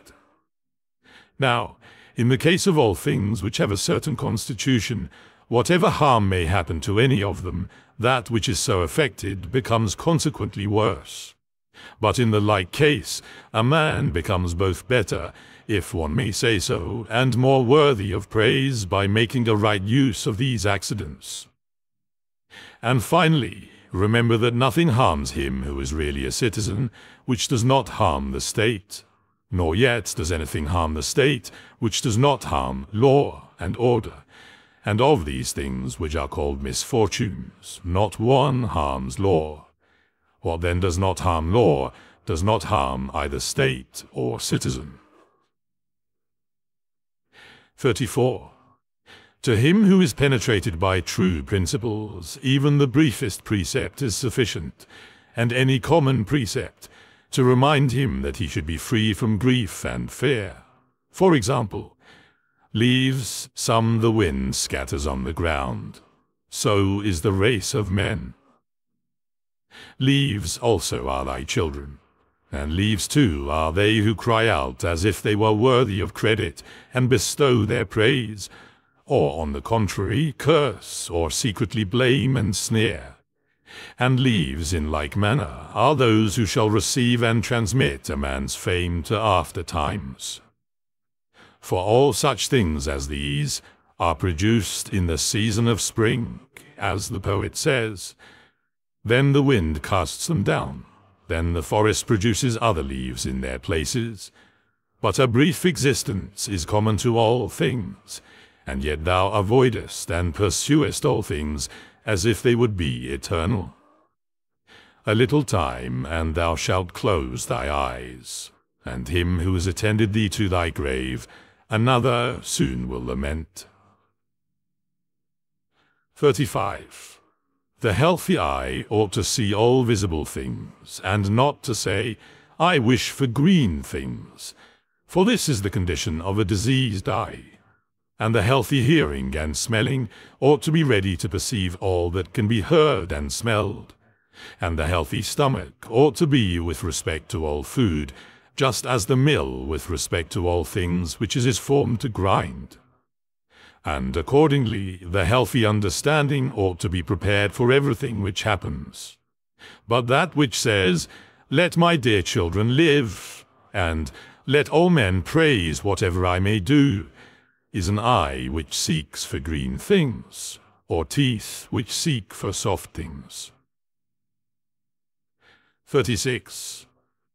There is no man so fortunate that there shall not be by him when he is dying some who are pleased with what is going to happen. Suppose that he was a good and wise man. Will there not be at least someone to say to himself, let us at last breathe freely, being relieved from this schoolmaster. It is true that he was harsh to none of us, but I perceive that he tacitly condemns us. This is what is said of a good man. But in our own case, how many other things are there for which there are many who wish to get rid of us? Thou wilt consider this, then, when thou art dying, and thou wilt depart more contentedly by reflecting thus, I am going away from such a life, in which even my associates, in behalf of whom I have striven so much, prayed and cared, themselves wish me to depart, hoping perchance to get some little advantage by it. Why then should a man cling to a longer stay here? Do not, however, for this reason, go away less kindly disposed to them, but preserving thy own character, and friendly and benevolent and mild, and on the other hand, not as if thou wast torn away, but as when a man dies a quiet death, the poor soul is easily separated from the body, such also ought thy departure from men to be, for thy nature united thee to them, and associated thee. But does she now dissolve the union? Well, I am separated as from kinsmen, not, however, dragged resisting, but without compulsion. For this, too, is one of the things according to nature. 37. Accustom thyself as much as possible, on the occasion of anything being done by any person, to inquire with thyself, for what object is this man doing this? But begin with thyself, and examine thyself first.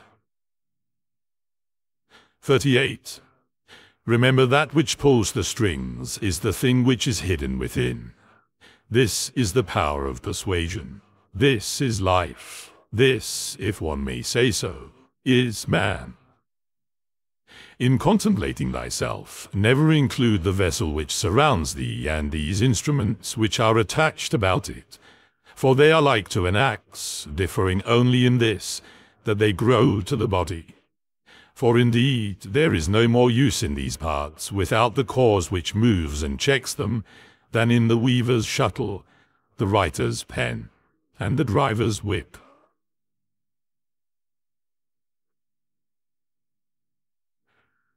These are the properties of the rational soul. It sees itself, analyzes itself, and makes itself such as it chooses. The fruit which it bears itself enjoys, for the fruits of plants and that in animals which corresponds to fruits others enjoy. It obtains its own end wherever the limit of life may be fixed, as in a dance and in a play and in such like things, where the whole action is incomplete if anything cuts it short, but in every part and wherever it may be stopped, it makes what has been set before it full and complete, so that it can say, I have what is my own. And further, it traverses the whole universe and the surrounding vacuum, and surveys its form, and it extends itself into the infinity of time, and embraces and comprehends the periodical renovation of all things, and it comprehends that those who come after us will see nothing new, nor have those before us seen anything more, but in a manner he who is 40 years old, if he has any understanding at all, has seen by virtue of the uniformity that prevails all things which have been, and all that will be. This, too, is a property of the rational soul, love of one's neighbor, and truth and modesty, and to value nothing more than itself, which is also the property of law. Thus the right reason differs not at all from the reason of justice. 2. Thou wilt set little value on pleasing song, and dancing, and wrestling, if thou wilt distribute the melody of the voice into its several sounds, and ask thyself as to each, if thou art mastered by this. For thou wilt be prevented by shame from confessing it. And in the matter of dancing, if at each movement and attitude thou wilt do the same, and the like also in the matter of wrestling. In all things, then, except virtue and the acts of virtue, remember to apply thyself to their several parts, and by this division to come to value them little, and apply this rule also to thy whole life. 3. What a soul that is which is ready, if at any moment it must be separated from the body, and ready either to be extinguished or dispersed, or continue to exist, but so that this readiness comes from a man's own judgment, not from mere obstinacy, as with the Christians, but considerately and with dignity, and in a way to persuade another, without tragic show. 4. Have I done something for the general interest? Well then, I have had my reward. Let this always be present to thy mind, and never stop doing such good. 5. What is thy art? To be good. And how is this accomplished well, except by general principles, some about the nature of the universe, and others about the proper constitution of man?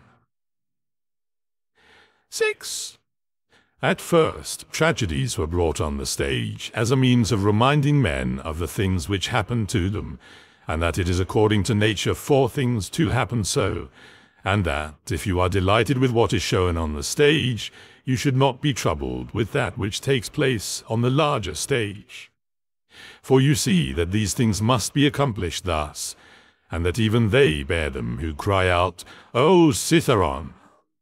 And indeed, some things are said well by the dramatic writers, of which kind is the following especially. Me and my children, if the gods neglect, this has its reason too. And again, we must not chafe and fret at that which happens. And life's harvest reap, like the wheat's fruitful ear, and other things of the same kind. After tragedy, the old comedy was introduced, which had a magisterial freedom of speech, and by its very plainness of speaking was useful in reminding men to beware of insolence. And for this purpose, too, Diogenes used to take from these writers. But as to the middle comedy, which came next, observe what it was, and again for what object the new comedy was introduced, which sank gradually down into a mere mimic artifice.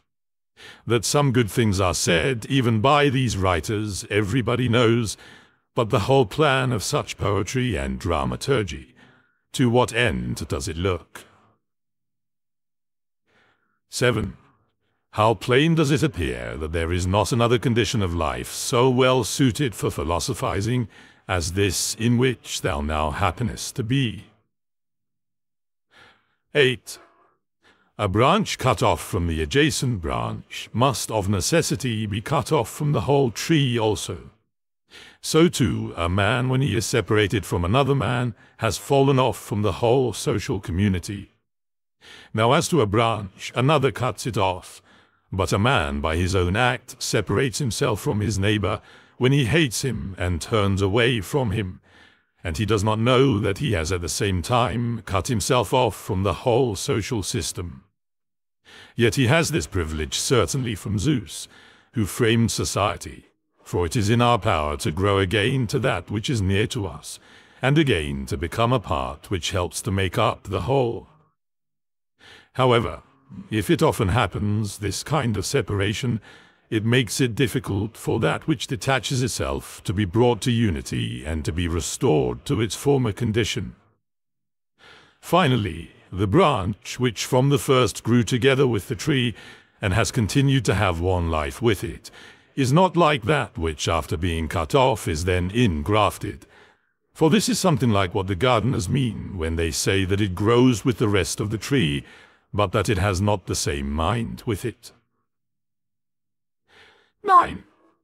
As those who try to stand in thy way when thou art proceeding according to right reason will not be able to turn thee aside from thy proper action, so neither let them drive thee from thy benevolent feelings toward them, but be on thy guard equally in both matters, not only in the matter of steady judgment and action, but also in the matter of gentleness to those who try to hinder or otherwise trouble thee. For this also is a weakness, to be vexed at them, as well as to be diverted from my course of action and to give way through fear. For both are equally deserters from their post, the man who does it through fear, and the man who is alienated from him who is by nature a kinsman and a friend. 10. There is no nature which is inferior to art, for the arts imitate the natures of things. But if this is so, that nature which is the most perfect and the most comprehensive of all natures cannot fall short of the skill of art. Now all arts do the inferior things for the sake of the superior. Therefore the universal nature does so too. And indeed, hence is the origin of justice, and in justice the other virtues have their foundation. For justice will not be observed if we either care for middle things, that is, things indifferent, or are easily deceived and careless and changeable. 11. If the things do not come to thee, the pursuits and avoidances of which disturb thee, still in a manner thou goest to them. Let then thy judgment about them be at rest, and they will remain quiet, and thou wilt not be seen either pursuing or avoiding. 12. The spherical form of the soul maintains its figure when it is neither extended towards any object, nor contracted inwards, nor dispersed, nor sinks down, but is illuminated by light, by which it sees the truth of all things, and the truth that is in itself. 13. Suppose that any man shall despise me. Let him look to that himself, but I will look to this, that I be not discovered doing or saying anything deserving of contempt. Shall any man hate me? Let him look to it, but I will be mild and benevolent towards every man, and ready to show even him his mistake, not reproachfully, nor yet as making a display of my endurance, but nobly and honestly, like the great Phocion, unless indeed he only assumed it. For the interior parts ought to be such, and a man ought to be seen by the gods, neither dissatisfied with anything, nor complaining. For what evil is it to thee, if thou art now doing what is agreeable to thy own nature, and art satisfied with that which at this moment is suitable to the nature of the universe? Since thou art a human being, placed at thy post in order that what is for the common advantage may be done in some way. 14. Men despise one another, and flatter one another, and men wish to raise themselves above one another, and crouch before one another. 15. How unsound and insecure is he who says, I have determined to deal with thee in a fair way. What art thou doing, man? There is no occasion to give this notice. It will soon show itself by acts. The voice ought to be plainly written on the forehead. Such as a man's character is, he immediately shows it in his eyes, just as he who is beloved forthwith reads everything in the eyes of lovers. The man who is honest and good ought to be exactly like a man who smells strong, so that the bystander, as soon as he comes near him, must smell him whether he choose or not. But the affectation of simplicity is like a crooked stick. Nothing is more disgraceful than a wolfish and false friendship. Avoid this most of all. The good and simple and benevolent show all these things in the eyes, and there is no mistaking. 16. As to living in the best way, the power is in the soul, if it be indifferent to things which are indifferent. And it will be indifferent if it looks on each of these things separately and altogether, and if it remembers that not one of them produces in us an opinion about itself, nor comes to us, but these things remain immovable, and it is we ourselves who produce the judgment about them, and, as we may say, write them in ourselves, it being in our power not to write them, and it being in our power, if perchance these judgments have imperceptibly got admission to our minds, to wipe them out.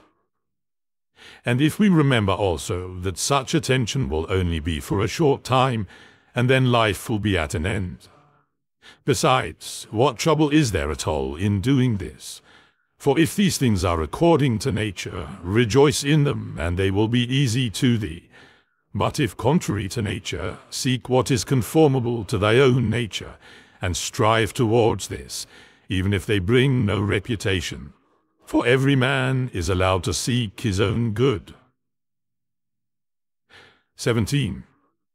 Consider whence each thing is come, and of what it consists, and into what it changes, and what kind of a thing it will be when it has changed, and that it will sustain no harm. 18.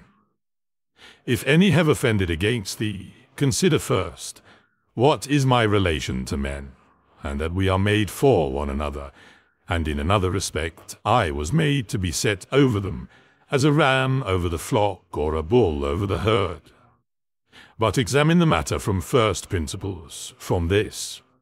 If all things are not mere atoms, it is nature which orders all things. If this is so, the inferior things exist for the sake of the superior, and these for the sake of one another. Second, consider what kind of men they are at table, in bed, and so forth, and particularly under what compulsions in respect of opinions they are, and as to their acts, consider with what pride they do what they do. Third, that if men do rightly what they do, we ought not to be displeased. But if they do not do right, it is plain that they do so involuntarily and in ignorance. For as every soul is unwillingly deprived of the truth, so also it is unwillingly deprived of the power of behaving to each man according to his deserts. Accordingly, men are pained when they are called unjust, ungrateful, and greedy, and in a word, wrongdoers to their neighbours. Fourth, consider that thou doest many things wrong, and that thou art a man like others, and even if thou dost abstain from certain faults, still thou hast the disposition to commit them, though either through cowardice, or concern about reputation, or some such mean motive, thou dost abstain from such faults.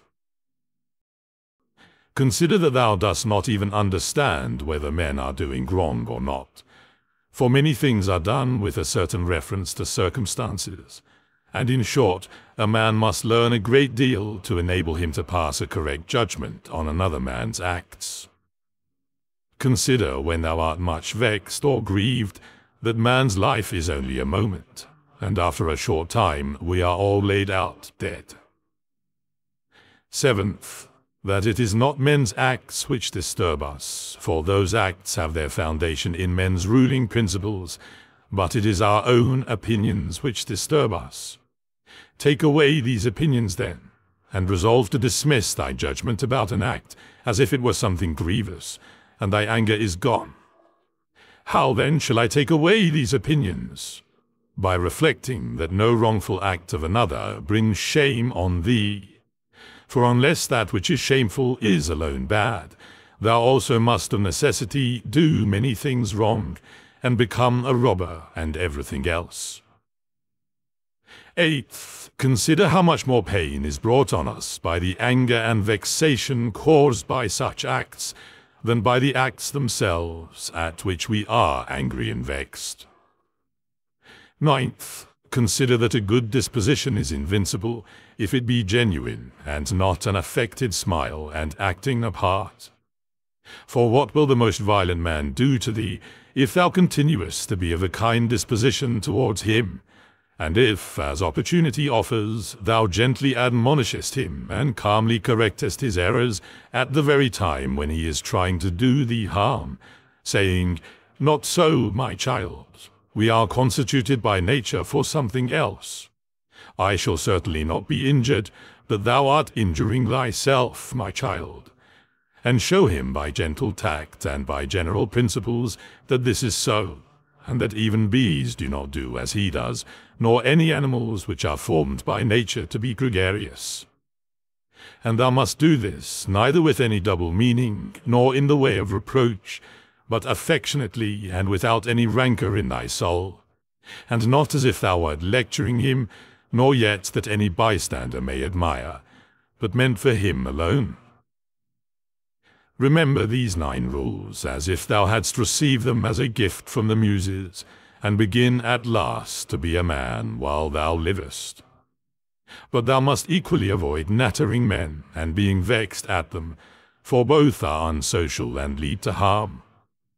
And let this truth be present to thee in the excitement of anger, that to be moved by passion is not manly, but that mildness and gentleness, as they are more agreeable to human nature, so also they are more manly.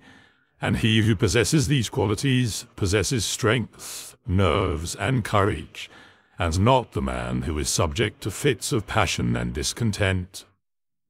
For in the same degree in which a man's mind is nearer to freedom from all passion, in the same degree also is it nearer to strength.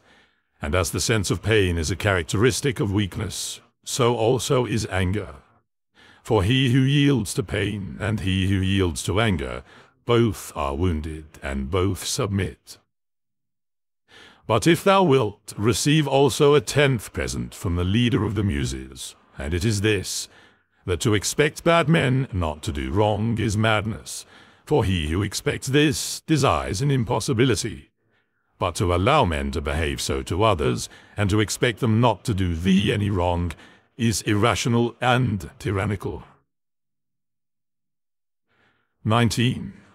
There are 4 principal aberrations of the superior faculty against which thou shouldst be constantly on thy guard, and when thou hast detected them, thou shouldst wipe them out and say on each occasion thus: "This thought is not necessary. This tends to destroy social union. This which thou art going to say comes not from the real thoughts, for thou shouldst consider it among the most absurd of things for a man not to speak from his real thoughts. But the 4th is when thou shalt reproach thyself for anything, for this is an evidence of the diviner part within thee being overpowered and yielding to the less honourable and to the perishable part, the body, and to its gross pleasures. 20. Thy aerial part and all the fiery parts which are mingled in thee, though by nature they have an upward tendency, still in obedience to the disposition of the universe they are overpowered here in the compound mass, the body, and also the whole of the earthy part in thee and the watery, though their tendency is downward, still are raised up and occupy a position which is not their natural one. In this manner, then, the elemental parts obey the universal, for when they have been fixed in any place, perforce they remain there until again the universal shall sound the signal for dissolution. Is it not then strange that thy intelligent part only should be disobedient and discontented with its own place? And yet no force is imposed on it, but only those things which are conformable to its nature. Still it does not submit, but is carried in the opposite direction. For the movement towards injustice and intemperance, and to anger and grief and fear, is nothing else than the act of one who deviates from nature. And also, when the ruling faculty is disconnected with anything that happens, then too it deserts its post. For it is constituted for piety and reverence towards the gods, no less than for justice. For these qualities also are comprehended under the generic term of contentment with the constitution of things, and indeed they are prior to acts of justice. 21. He who has not one and always the same object in life cannot be one and the same all through his life. But what I have said is enough, unless this also is added, what this object ought to be. For as there is not the same opinion about all the things which in some way or other are considered by the majority to be good, but only about some certain things, that is, things which concern the common interest, so also ought we to propose to ourselves an object which shall be of a common kind, social and political. For he who directs all his own efforts to this object will make all his acts alike, and thus will always be the same. 22. Think of the country mouse and the town mouse, and of the alarm and trepidation of the town mouse. 23. Socrates used to call the opinions of the many by the name of lamiae, bugbears to frighten children. 24. The Lacedaemonians at their public spectacles used to set seats in the shade for strangers, but sat themselves down anywhere. 25. Socrates excused himself to Perdiccas for not going to him, saying, "It is because I would not perish by the worst of all ends, that is, I would not receive a favor and then be unable to return it." 26. In the writings of the Ephesians there was this precept, constantly to think of some one of the men of former times who practiced virtue. 27. The Pythagoreans bid us in the morning look to the heavens, that we may be reminded of those bodies which continually do the same things and in the same manner perform their work, and also be reminded of their purity and nudity, for there is no veil over a star. 28. Consider what a man Socrates was when he dressed himself in a skin after Xanthippe had taken his cloak and gone out, and what Socrates said to his friends who were ashamed of him and drew back from him when they saw him dressed thus. 29. Neither in writing nor in reading wilt thou be able to lay down rules for others, before thou shalt have first learned to obey rules thyself. Much more is this so in life. 30. From the Odyssey, a slave thou art, free speech is not for thee. And 31. And my heart laughed within. 32. And from Hesiod, and virtue they will curse, speaking harsh words. 33. To look for a fig in winter is a madman's act. Such is he who looks for his child when it is no longer allowed. 34. When a man kisses his child, said Epictetus, he should whisper to himself, "Tomorrow perchance thou wilt die." But those are words of bad omen. No word is a word of bad omen, said Epictetus, which expresses any work of nature, or if it is so, it is also a word of bad omen to speak of the ears of corn being reaped. 35. The unripe grape, the ripe bunch, the dried grape are all changes, not into nothing, but into something which exists not yet. From Epictetus. 36. Also from Epictetus. No man can rob us of our own free will. 37. Epictetus also said, a man must discover an art or rules with respect to giving his assent, and in respect to his movements he must be careful that they be made with regard to circumstances, that they be consistent with social interests, that they have regard to the value and the object, and as to sensual desires, he should altogether keep away from it, and as to avoidance and aversion, he should not show it with respect to any of the things which are not in our power. 38. The dispute, then, he said, is not about any common matter, but about being mad or not. 39. Socrates used to say, "What do you want, souls of rational men or irrational?" Souls of rational men.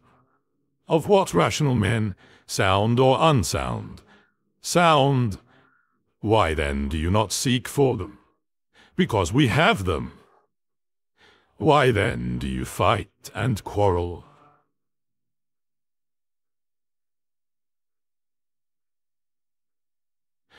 Book 12. 1. All those things at which thou wishest to arrive by a circuitous route, thou canst have now, if thou dost not refuse them to thyself. And this means if thou wilt take no notice of all the past, and trust the future to providence, and directs the present only conformably to piety and justice. Conformably to piety, that thou mayest be content with the lot which is assigned to thee, for nature designed it for thee, and thee for it. Conformably to justice, that thou mayst always speak the truth freely and without disguise, and do the things which are agreeable to law, and according to the worth of each. And let neither another man's wickedness hinder thee, nor opinion, nor voice, nor yet the sensations of the poor flesh which has grown about thee, for the passive part will look to this. If, then, whatever the time may be when thou shalt be near to thy departure, neglecting everything else, thou shalt respect only thy ruling faculty and the divinity within thee, and if thou shalt be afraid, not because thou must sometimes cease to live, but if thou shalt fear never to have begun to live according to nature, then thou wilt be a man worthy of the universe which has produced thee, and thou wilt cease to be a stranger in thy native land, and to wonder at things which happen daily as if they were something unexpected, and to be dependent on this or that. God sees the minds and ruling principles of all men bared of material vesture and rind and impurities. For with his intellectual part alone he touches the intelligence only which has flowed and been derived from himself into these bodies. And if thou also usest thyself to do this, thou wilt rid thyself of much trouble. For he who regards not the poor flesh which envelops him, surely will not trouble himself by looking after raiment and dwelling and fame, and such like externals and show. The things are three of which thou art composed: a little body, a little breath, intelligence. Of these, the first two are thine, so far as it is thy duty to take care of them, but the third alone is properly thine. Therefore, if thou shalt separate from thyself, that is, from thy understanding, whatever others do or say, and whatever thou hast done or said thyself, and whatever future things trouble thee because they may happen, and whatever in the body which envelops thee, or in the breath, which is by nature associated to the body, is attached to thee independent of thy will, and whatever the external circumfluent vortex whirls round, so that the intellectual power, exempt from the things of fate, can live pure and free by itself, doing what is just and accepting what happens and saying the truth. If thou wilt separate, I say, from this ruling faculty the things which are attached to it by the impressions of sense, and of things of time to come, and of time that is past, and wilt make thyself like Empedocles' sphere, all round and in its joyous rest reposing. And if thou shalt strive to live only what is really thy life, that is, the present, then thou wilt be able to pass that portion of life which remains for thee up to the time of thy death, free from perturbations, nobly and obedient to thy own daemon. 4. I have often wondered how it is that every man loves himself more than all the rest of men, but yet sets less value on his own opinion of himself than on the opinion of others? If then a god or a wise teacher should present himself to a man, and bid him to think of nothing and to design nothing which he would not express as soon as he conceived it, he could not endure it even for a single day. So much more respect have we to what our neighbors shall think of us than to what we shall think of ourselves. 5. How can it be that the gods, after having arranged all things well and benevolently for mankind, have overlooked this alone, that some men, and very good men, and men who, as we may say, have had most communion with the divinity, and through pious acts and religious observances have been most intimate with the divinity, when they have once died, should never exist again, but should be completely extinguished? But if this is so, be assured that if it ought to have been otherwise, the gods would have done it. For if it were just, it would also be possible, and if it were according to nature, nature would have had it so. But because it is not so, if in fact it is not so, be thou convinced that it ought not to have been so. For thou seest even of thyself that in this inquiry thou art disputing with the deity, and we should not thus dispute with the gods unless they were most excellent and most just. But if this is so, they would not have allowed anything in the ordering of the universe to be neglected unjustly and irrationally. Practice thyself in the things which thou despairest of accomplishing. For even the left hand, which is ineffectual for all other things for want of practice, holds the bridle more vigorously than the right hand, for it has been practiced in this. 7. Consider in what condition, both in body and soul, a man should be when he is overtaken by death, and consider the shortness of life, the boundless abyss of time past and future, the feebleness of all matter. 8. Contemplate the formative principles of things bare of their coverings, the purposes of actions. Consider what pain is, what pleasure is, and death and fame. Who is to himself the cause of his uneasiness? How no man is hindered by another, that everything is opinion. 9. In the application of thy principles, thou must be like the pancratiast, who wrestles and boxes, not like the gladiator.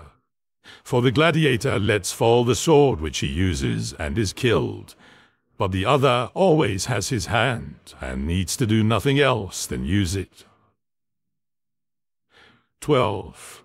With respect to what happens conformably to nature, we ought to blame neither gods, for they do nothing wrong either voluntarily or involuntarily, nor men, for they do nothing wrong except involuntarily. Consequently, we should blame nobody. 13. How ridiculous and what a stranger he is who is surprised at anything which happens in life. 14. Either there is a fatal necessity and invincible order, or a kind of providence, or a confusion without a purpose and without a director. If then there is an invincible necessity, why dost thou resist? But if there is a providence which allows itself to be propitiated, make thyself worthy of the help of the divinity. But if there is a confusion without a governor, be content that in such a tempest thou hast in thyself a certain ruling intelligence. And even if the tempest carry thee away, let it carry away the poor flesh, the poor breath, everything else. For the intelligence at least it will not carry away. 15. Does the light of the lamp shine without losing its splendor until it is extinguished? And shall the truth which is in thee, and justice and temperance be extinguished before thy death? 16. When a man has presented the appearance of having done wrong, say, how then do I know if this is a wrongful act? And even if he has done wrong, how do I know that he is not condemned himself? And so this is like tearing his own face. Consider that he who would not have the bad man do wrong is like the man who would not have the fig tree to bear juice in the figs, and infants to cry, and the horse to neigh, and whatever else must of necessity be. For what must a man do who has such a character? If then thou art irritable, cure this man's disposition. 17. If it is not right, do not do it. If it is not true, do not say it. 18. In everything, always observe what the thing is which produces for thee an appearance, and resolve it by dividing it into the formal, the material, the purpose, and the time within which it must end. 19. Perceive at last that thou hast something in thee better and more divine than the things which cause the various emotions, and, as it were, pull thee by the strings. What is there now in my mind? Is it fear or suspicion, or desire, or anything of the kind? 20. First, do nothing inconsiderately, nor without a purpose. Second, make thy acts refer to nothing else than to a social end. 21. Consider that long before thou wilt be nobody and nowhere, nor will any of the things exist which thou now seest, nor any of those who are now living. For all things are formed by nature to change, and be turned, and to perish, in order that other things in continuous succession may exist. 22. Consider that everything is opinion, and opinion is in thy power. Take away then, when thou choosest, thy opinion, and like a mariner who has doubled the promontory, thou wilt find calm, everything stable, and a waveless bay.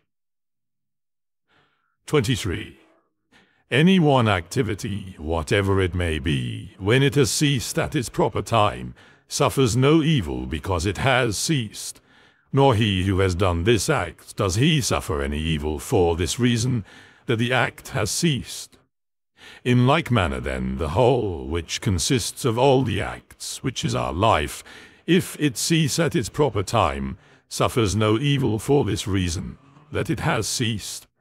Nor he who has terminated this series at the proper time, has he been ill dealt with. But the proper time and the limit nature fixes, sometimes as in old age, the peculiar nature of man, but always the universal nature, by the change of whose parts the whole universe continues ever young and perfect. And everything which is useful to the universe is always good and in season.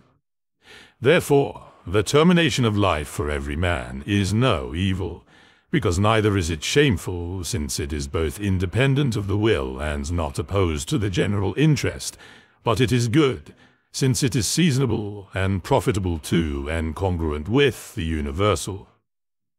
For thus too is he moved by the deity, who is moved in the same manner with the deity, and moved towards the same thing in his mind. 24. These three principles thou must have in readiness. In the things which thou doest, do nothing either inconsiderately or otherwise than as justice herself would act. But with respect to what may happen to thee from without, consider that it happens either by chance or according to providence, and thou must neither blame chance nor accuse providence. Second, consider what every being is from the seed to the time of its receiving a soul, and from the reception of a soul to the giving back of the same, and of what things every being is compounded, and into what things it is resolved. Third, if thou shouldst suddenly be raised up above the earth, and should look down on human things, and observe the variety of them, how great it is, and at the same time also should see at a glance how great is the number of beings who dwell all around in the air and the ether, consider that as often as thou shouldst be raised up, thou wouldst see the same things, sameness of form and shortness of duration. Are these things to be proud of? 25. Cast away opinion, and thou art saved. Who then hinders thee from casting it away? 26. When thou art troubled about anything, thou hast forgotten this, that all things happen according to the universal nature, and forgotten this, that a man's wrongful act is nothing to thee. And further, thou hast forgotten this, that everything which happens always happens so, and will happen so, and now happens so everywhere. Forgotten this, too, how close is the kinship between a man and the whole human race, for it is a community, not of a little blood or seed, but of intelligence.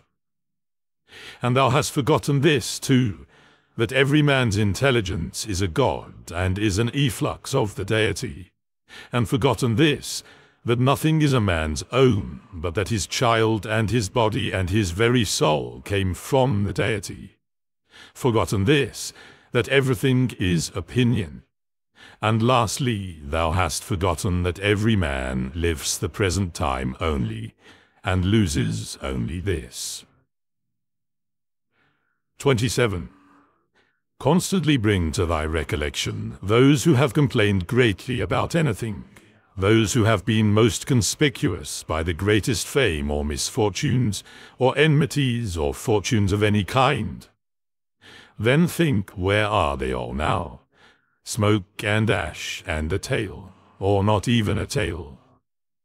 And let there be present to thy mind also everything of this sort, how Fabius Catilinus lived in the country, and Lucius Lupus in his gardens, and Stertinius at Brie, and Tiberius at Capreae, and Vellius Rufus, and in fine to think of the eager pursuit of anything conjoined with pride, and how worthless everything is after which men violently strain, and how much more philosophical it is for a man in the opportunities presented to him to show himself just, temperate, obedient to the gods, and to do this with all simplicity. For the pride which is proud of its want of pride is the most intolerable of all. 28. To those who ask, where hast thou seen the gods, or how dost thou comprehend that they exist, and so worshippest them? I answer, in the first place, they may be seen even with the eyes. In the second place, neither have I seen my own soul, and yet I honor it. Thus then, with respect to the gods, from what I constantly experience of their power, from this I comprehend that they exist, and I venerate them. 29. The safety of life is this, to examine everything all through, what it is itself, that is its material, what the formal parts, with all thy soul to do justice and to say the truth. What remains except to enjoy life by joining one good thing to another, so as not to leave even the smallest intervals between? There is one light of the sun, though it is interrupted by walls, mountains, and other things infinite. There is one common substance, though it is distributed among countless bodies which have their several qualities. There is one soul, though it is distributed among infinite natures and individuals. There is one intelligent soul, though it seems to be divided. Now in the things which have been mentioned, all the other parts, such as those which are air and matter, are without sensation and have no fellowship. And yet even these parts the intelligent principle holds together, and the gravitation towards the same. But intellect, in a peculiar manner, tends to that which is of the same kin, and combines with it, and the feeling for communion is not interrupted. 31. What dost thou wish? To continue to exist? Well, dost thou wish to have sensation, movement, growth, and then again to cease to grow, to use thy speech, to think? What is there of all these things which seems to thee worth desiring? But if it is easy to set little value on all these things, turn to that which remains, which is to follow reason and God. But it is inconsistent with honoring reason and God to be troubled, because by death a man will be deprived of the other things. 32. How small a part of the boundless and unfathomable time is assigned to every man, for it is very soon swallowed up in the eternal. And how small a part of the whole substance, and how small a part of the whole universal soul, and on what small clod of the whole earth thou creepest. Reflecting on all this, consider nothing to be great, except to act as thy nature leads thee, and to endure that which the common nature brings. 33. How does the ruling faculty make use of itself? For all lies in this. But everything else, whether it is in the power of thy will or not, is only lifeless ashes and smoke. 34. This reflection is most adapted to move us to contempt of death, that even those who think pleasure to be a good and pain an evil still have despised it. 35. The man to whom that only is good which comes in due season, and to whom it is the same thing whether he has done more or fewer acts conformable to right reason, and to whom it makes no difference whether he contemplates the world for a longer or a shorter time, for this man neither is death a terrible thing. Man, thou hast been a citizen in this great state, the world. What difference does it make to thee, whether for 5 years or 3? For that which is conformable to the laws is just for all. Where is the hardship then, if no tyrant, nor yet an unjust judge sends thee away from the state, but nature, who brought thee into it? The same as if a praetor who has employed an actor dismisses him from the stage. But I have not finished the 5 acts, but only 3 of them. Thou sayest well, but in life the 3 acts are the whole drama. For what shall be a complete drama is determined by him who was once the cause of its composition, and now of its dissolution. But thou art the cause of neither. Depart then, satisfied, for he also who releases thee is satisfied.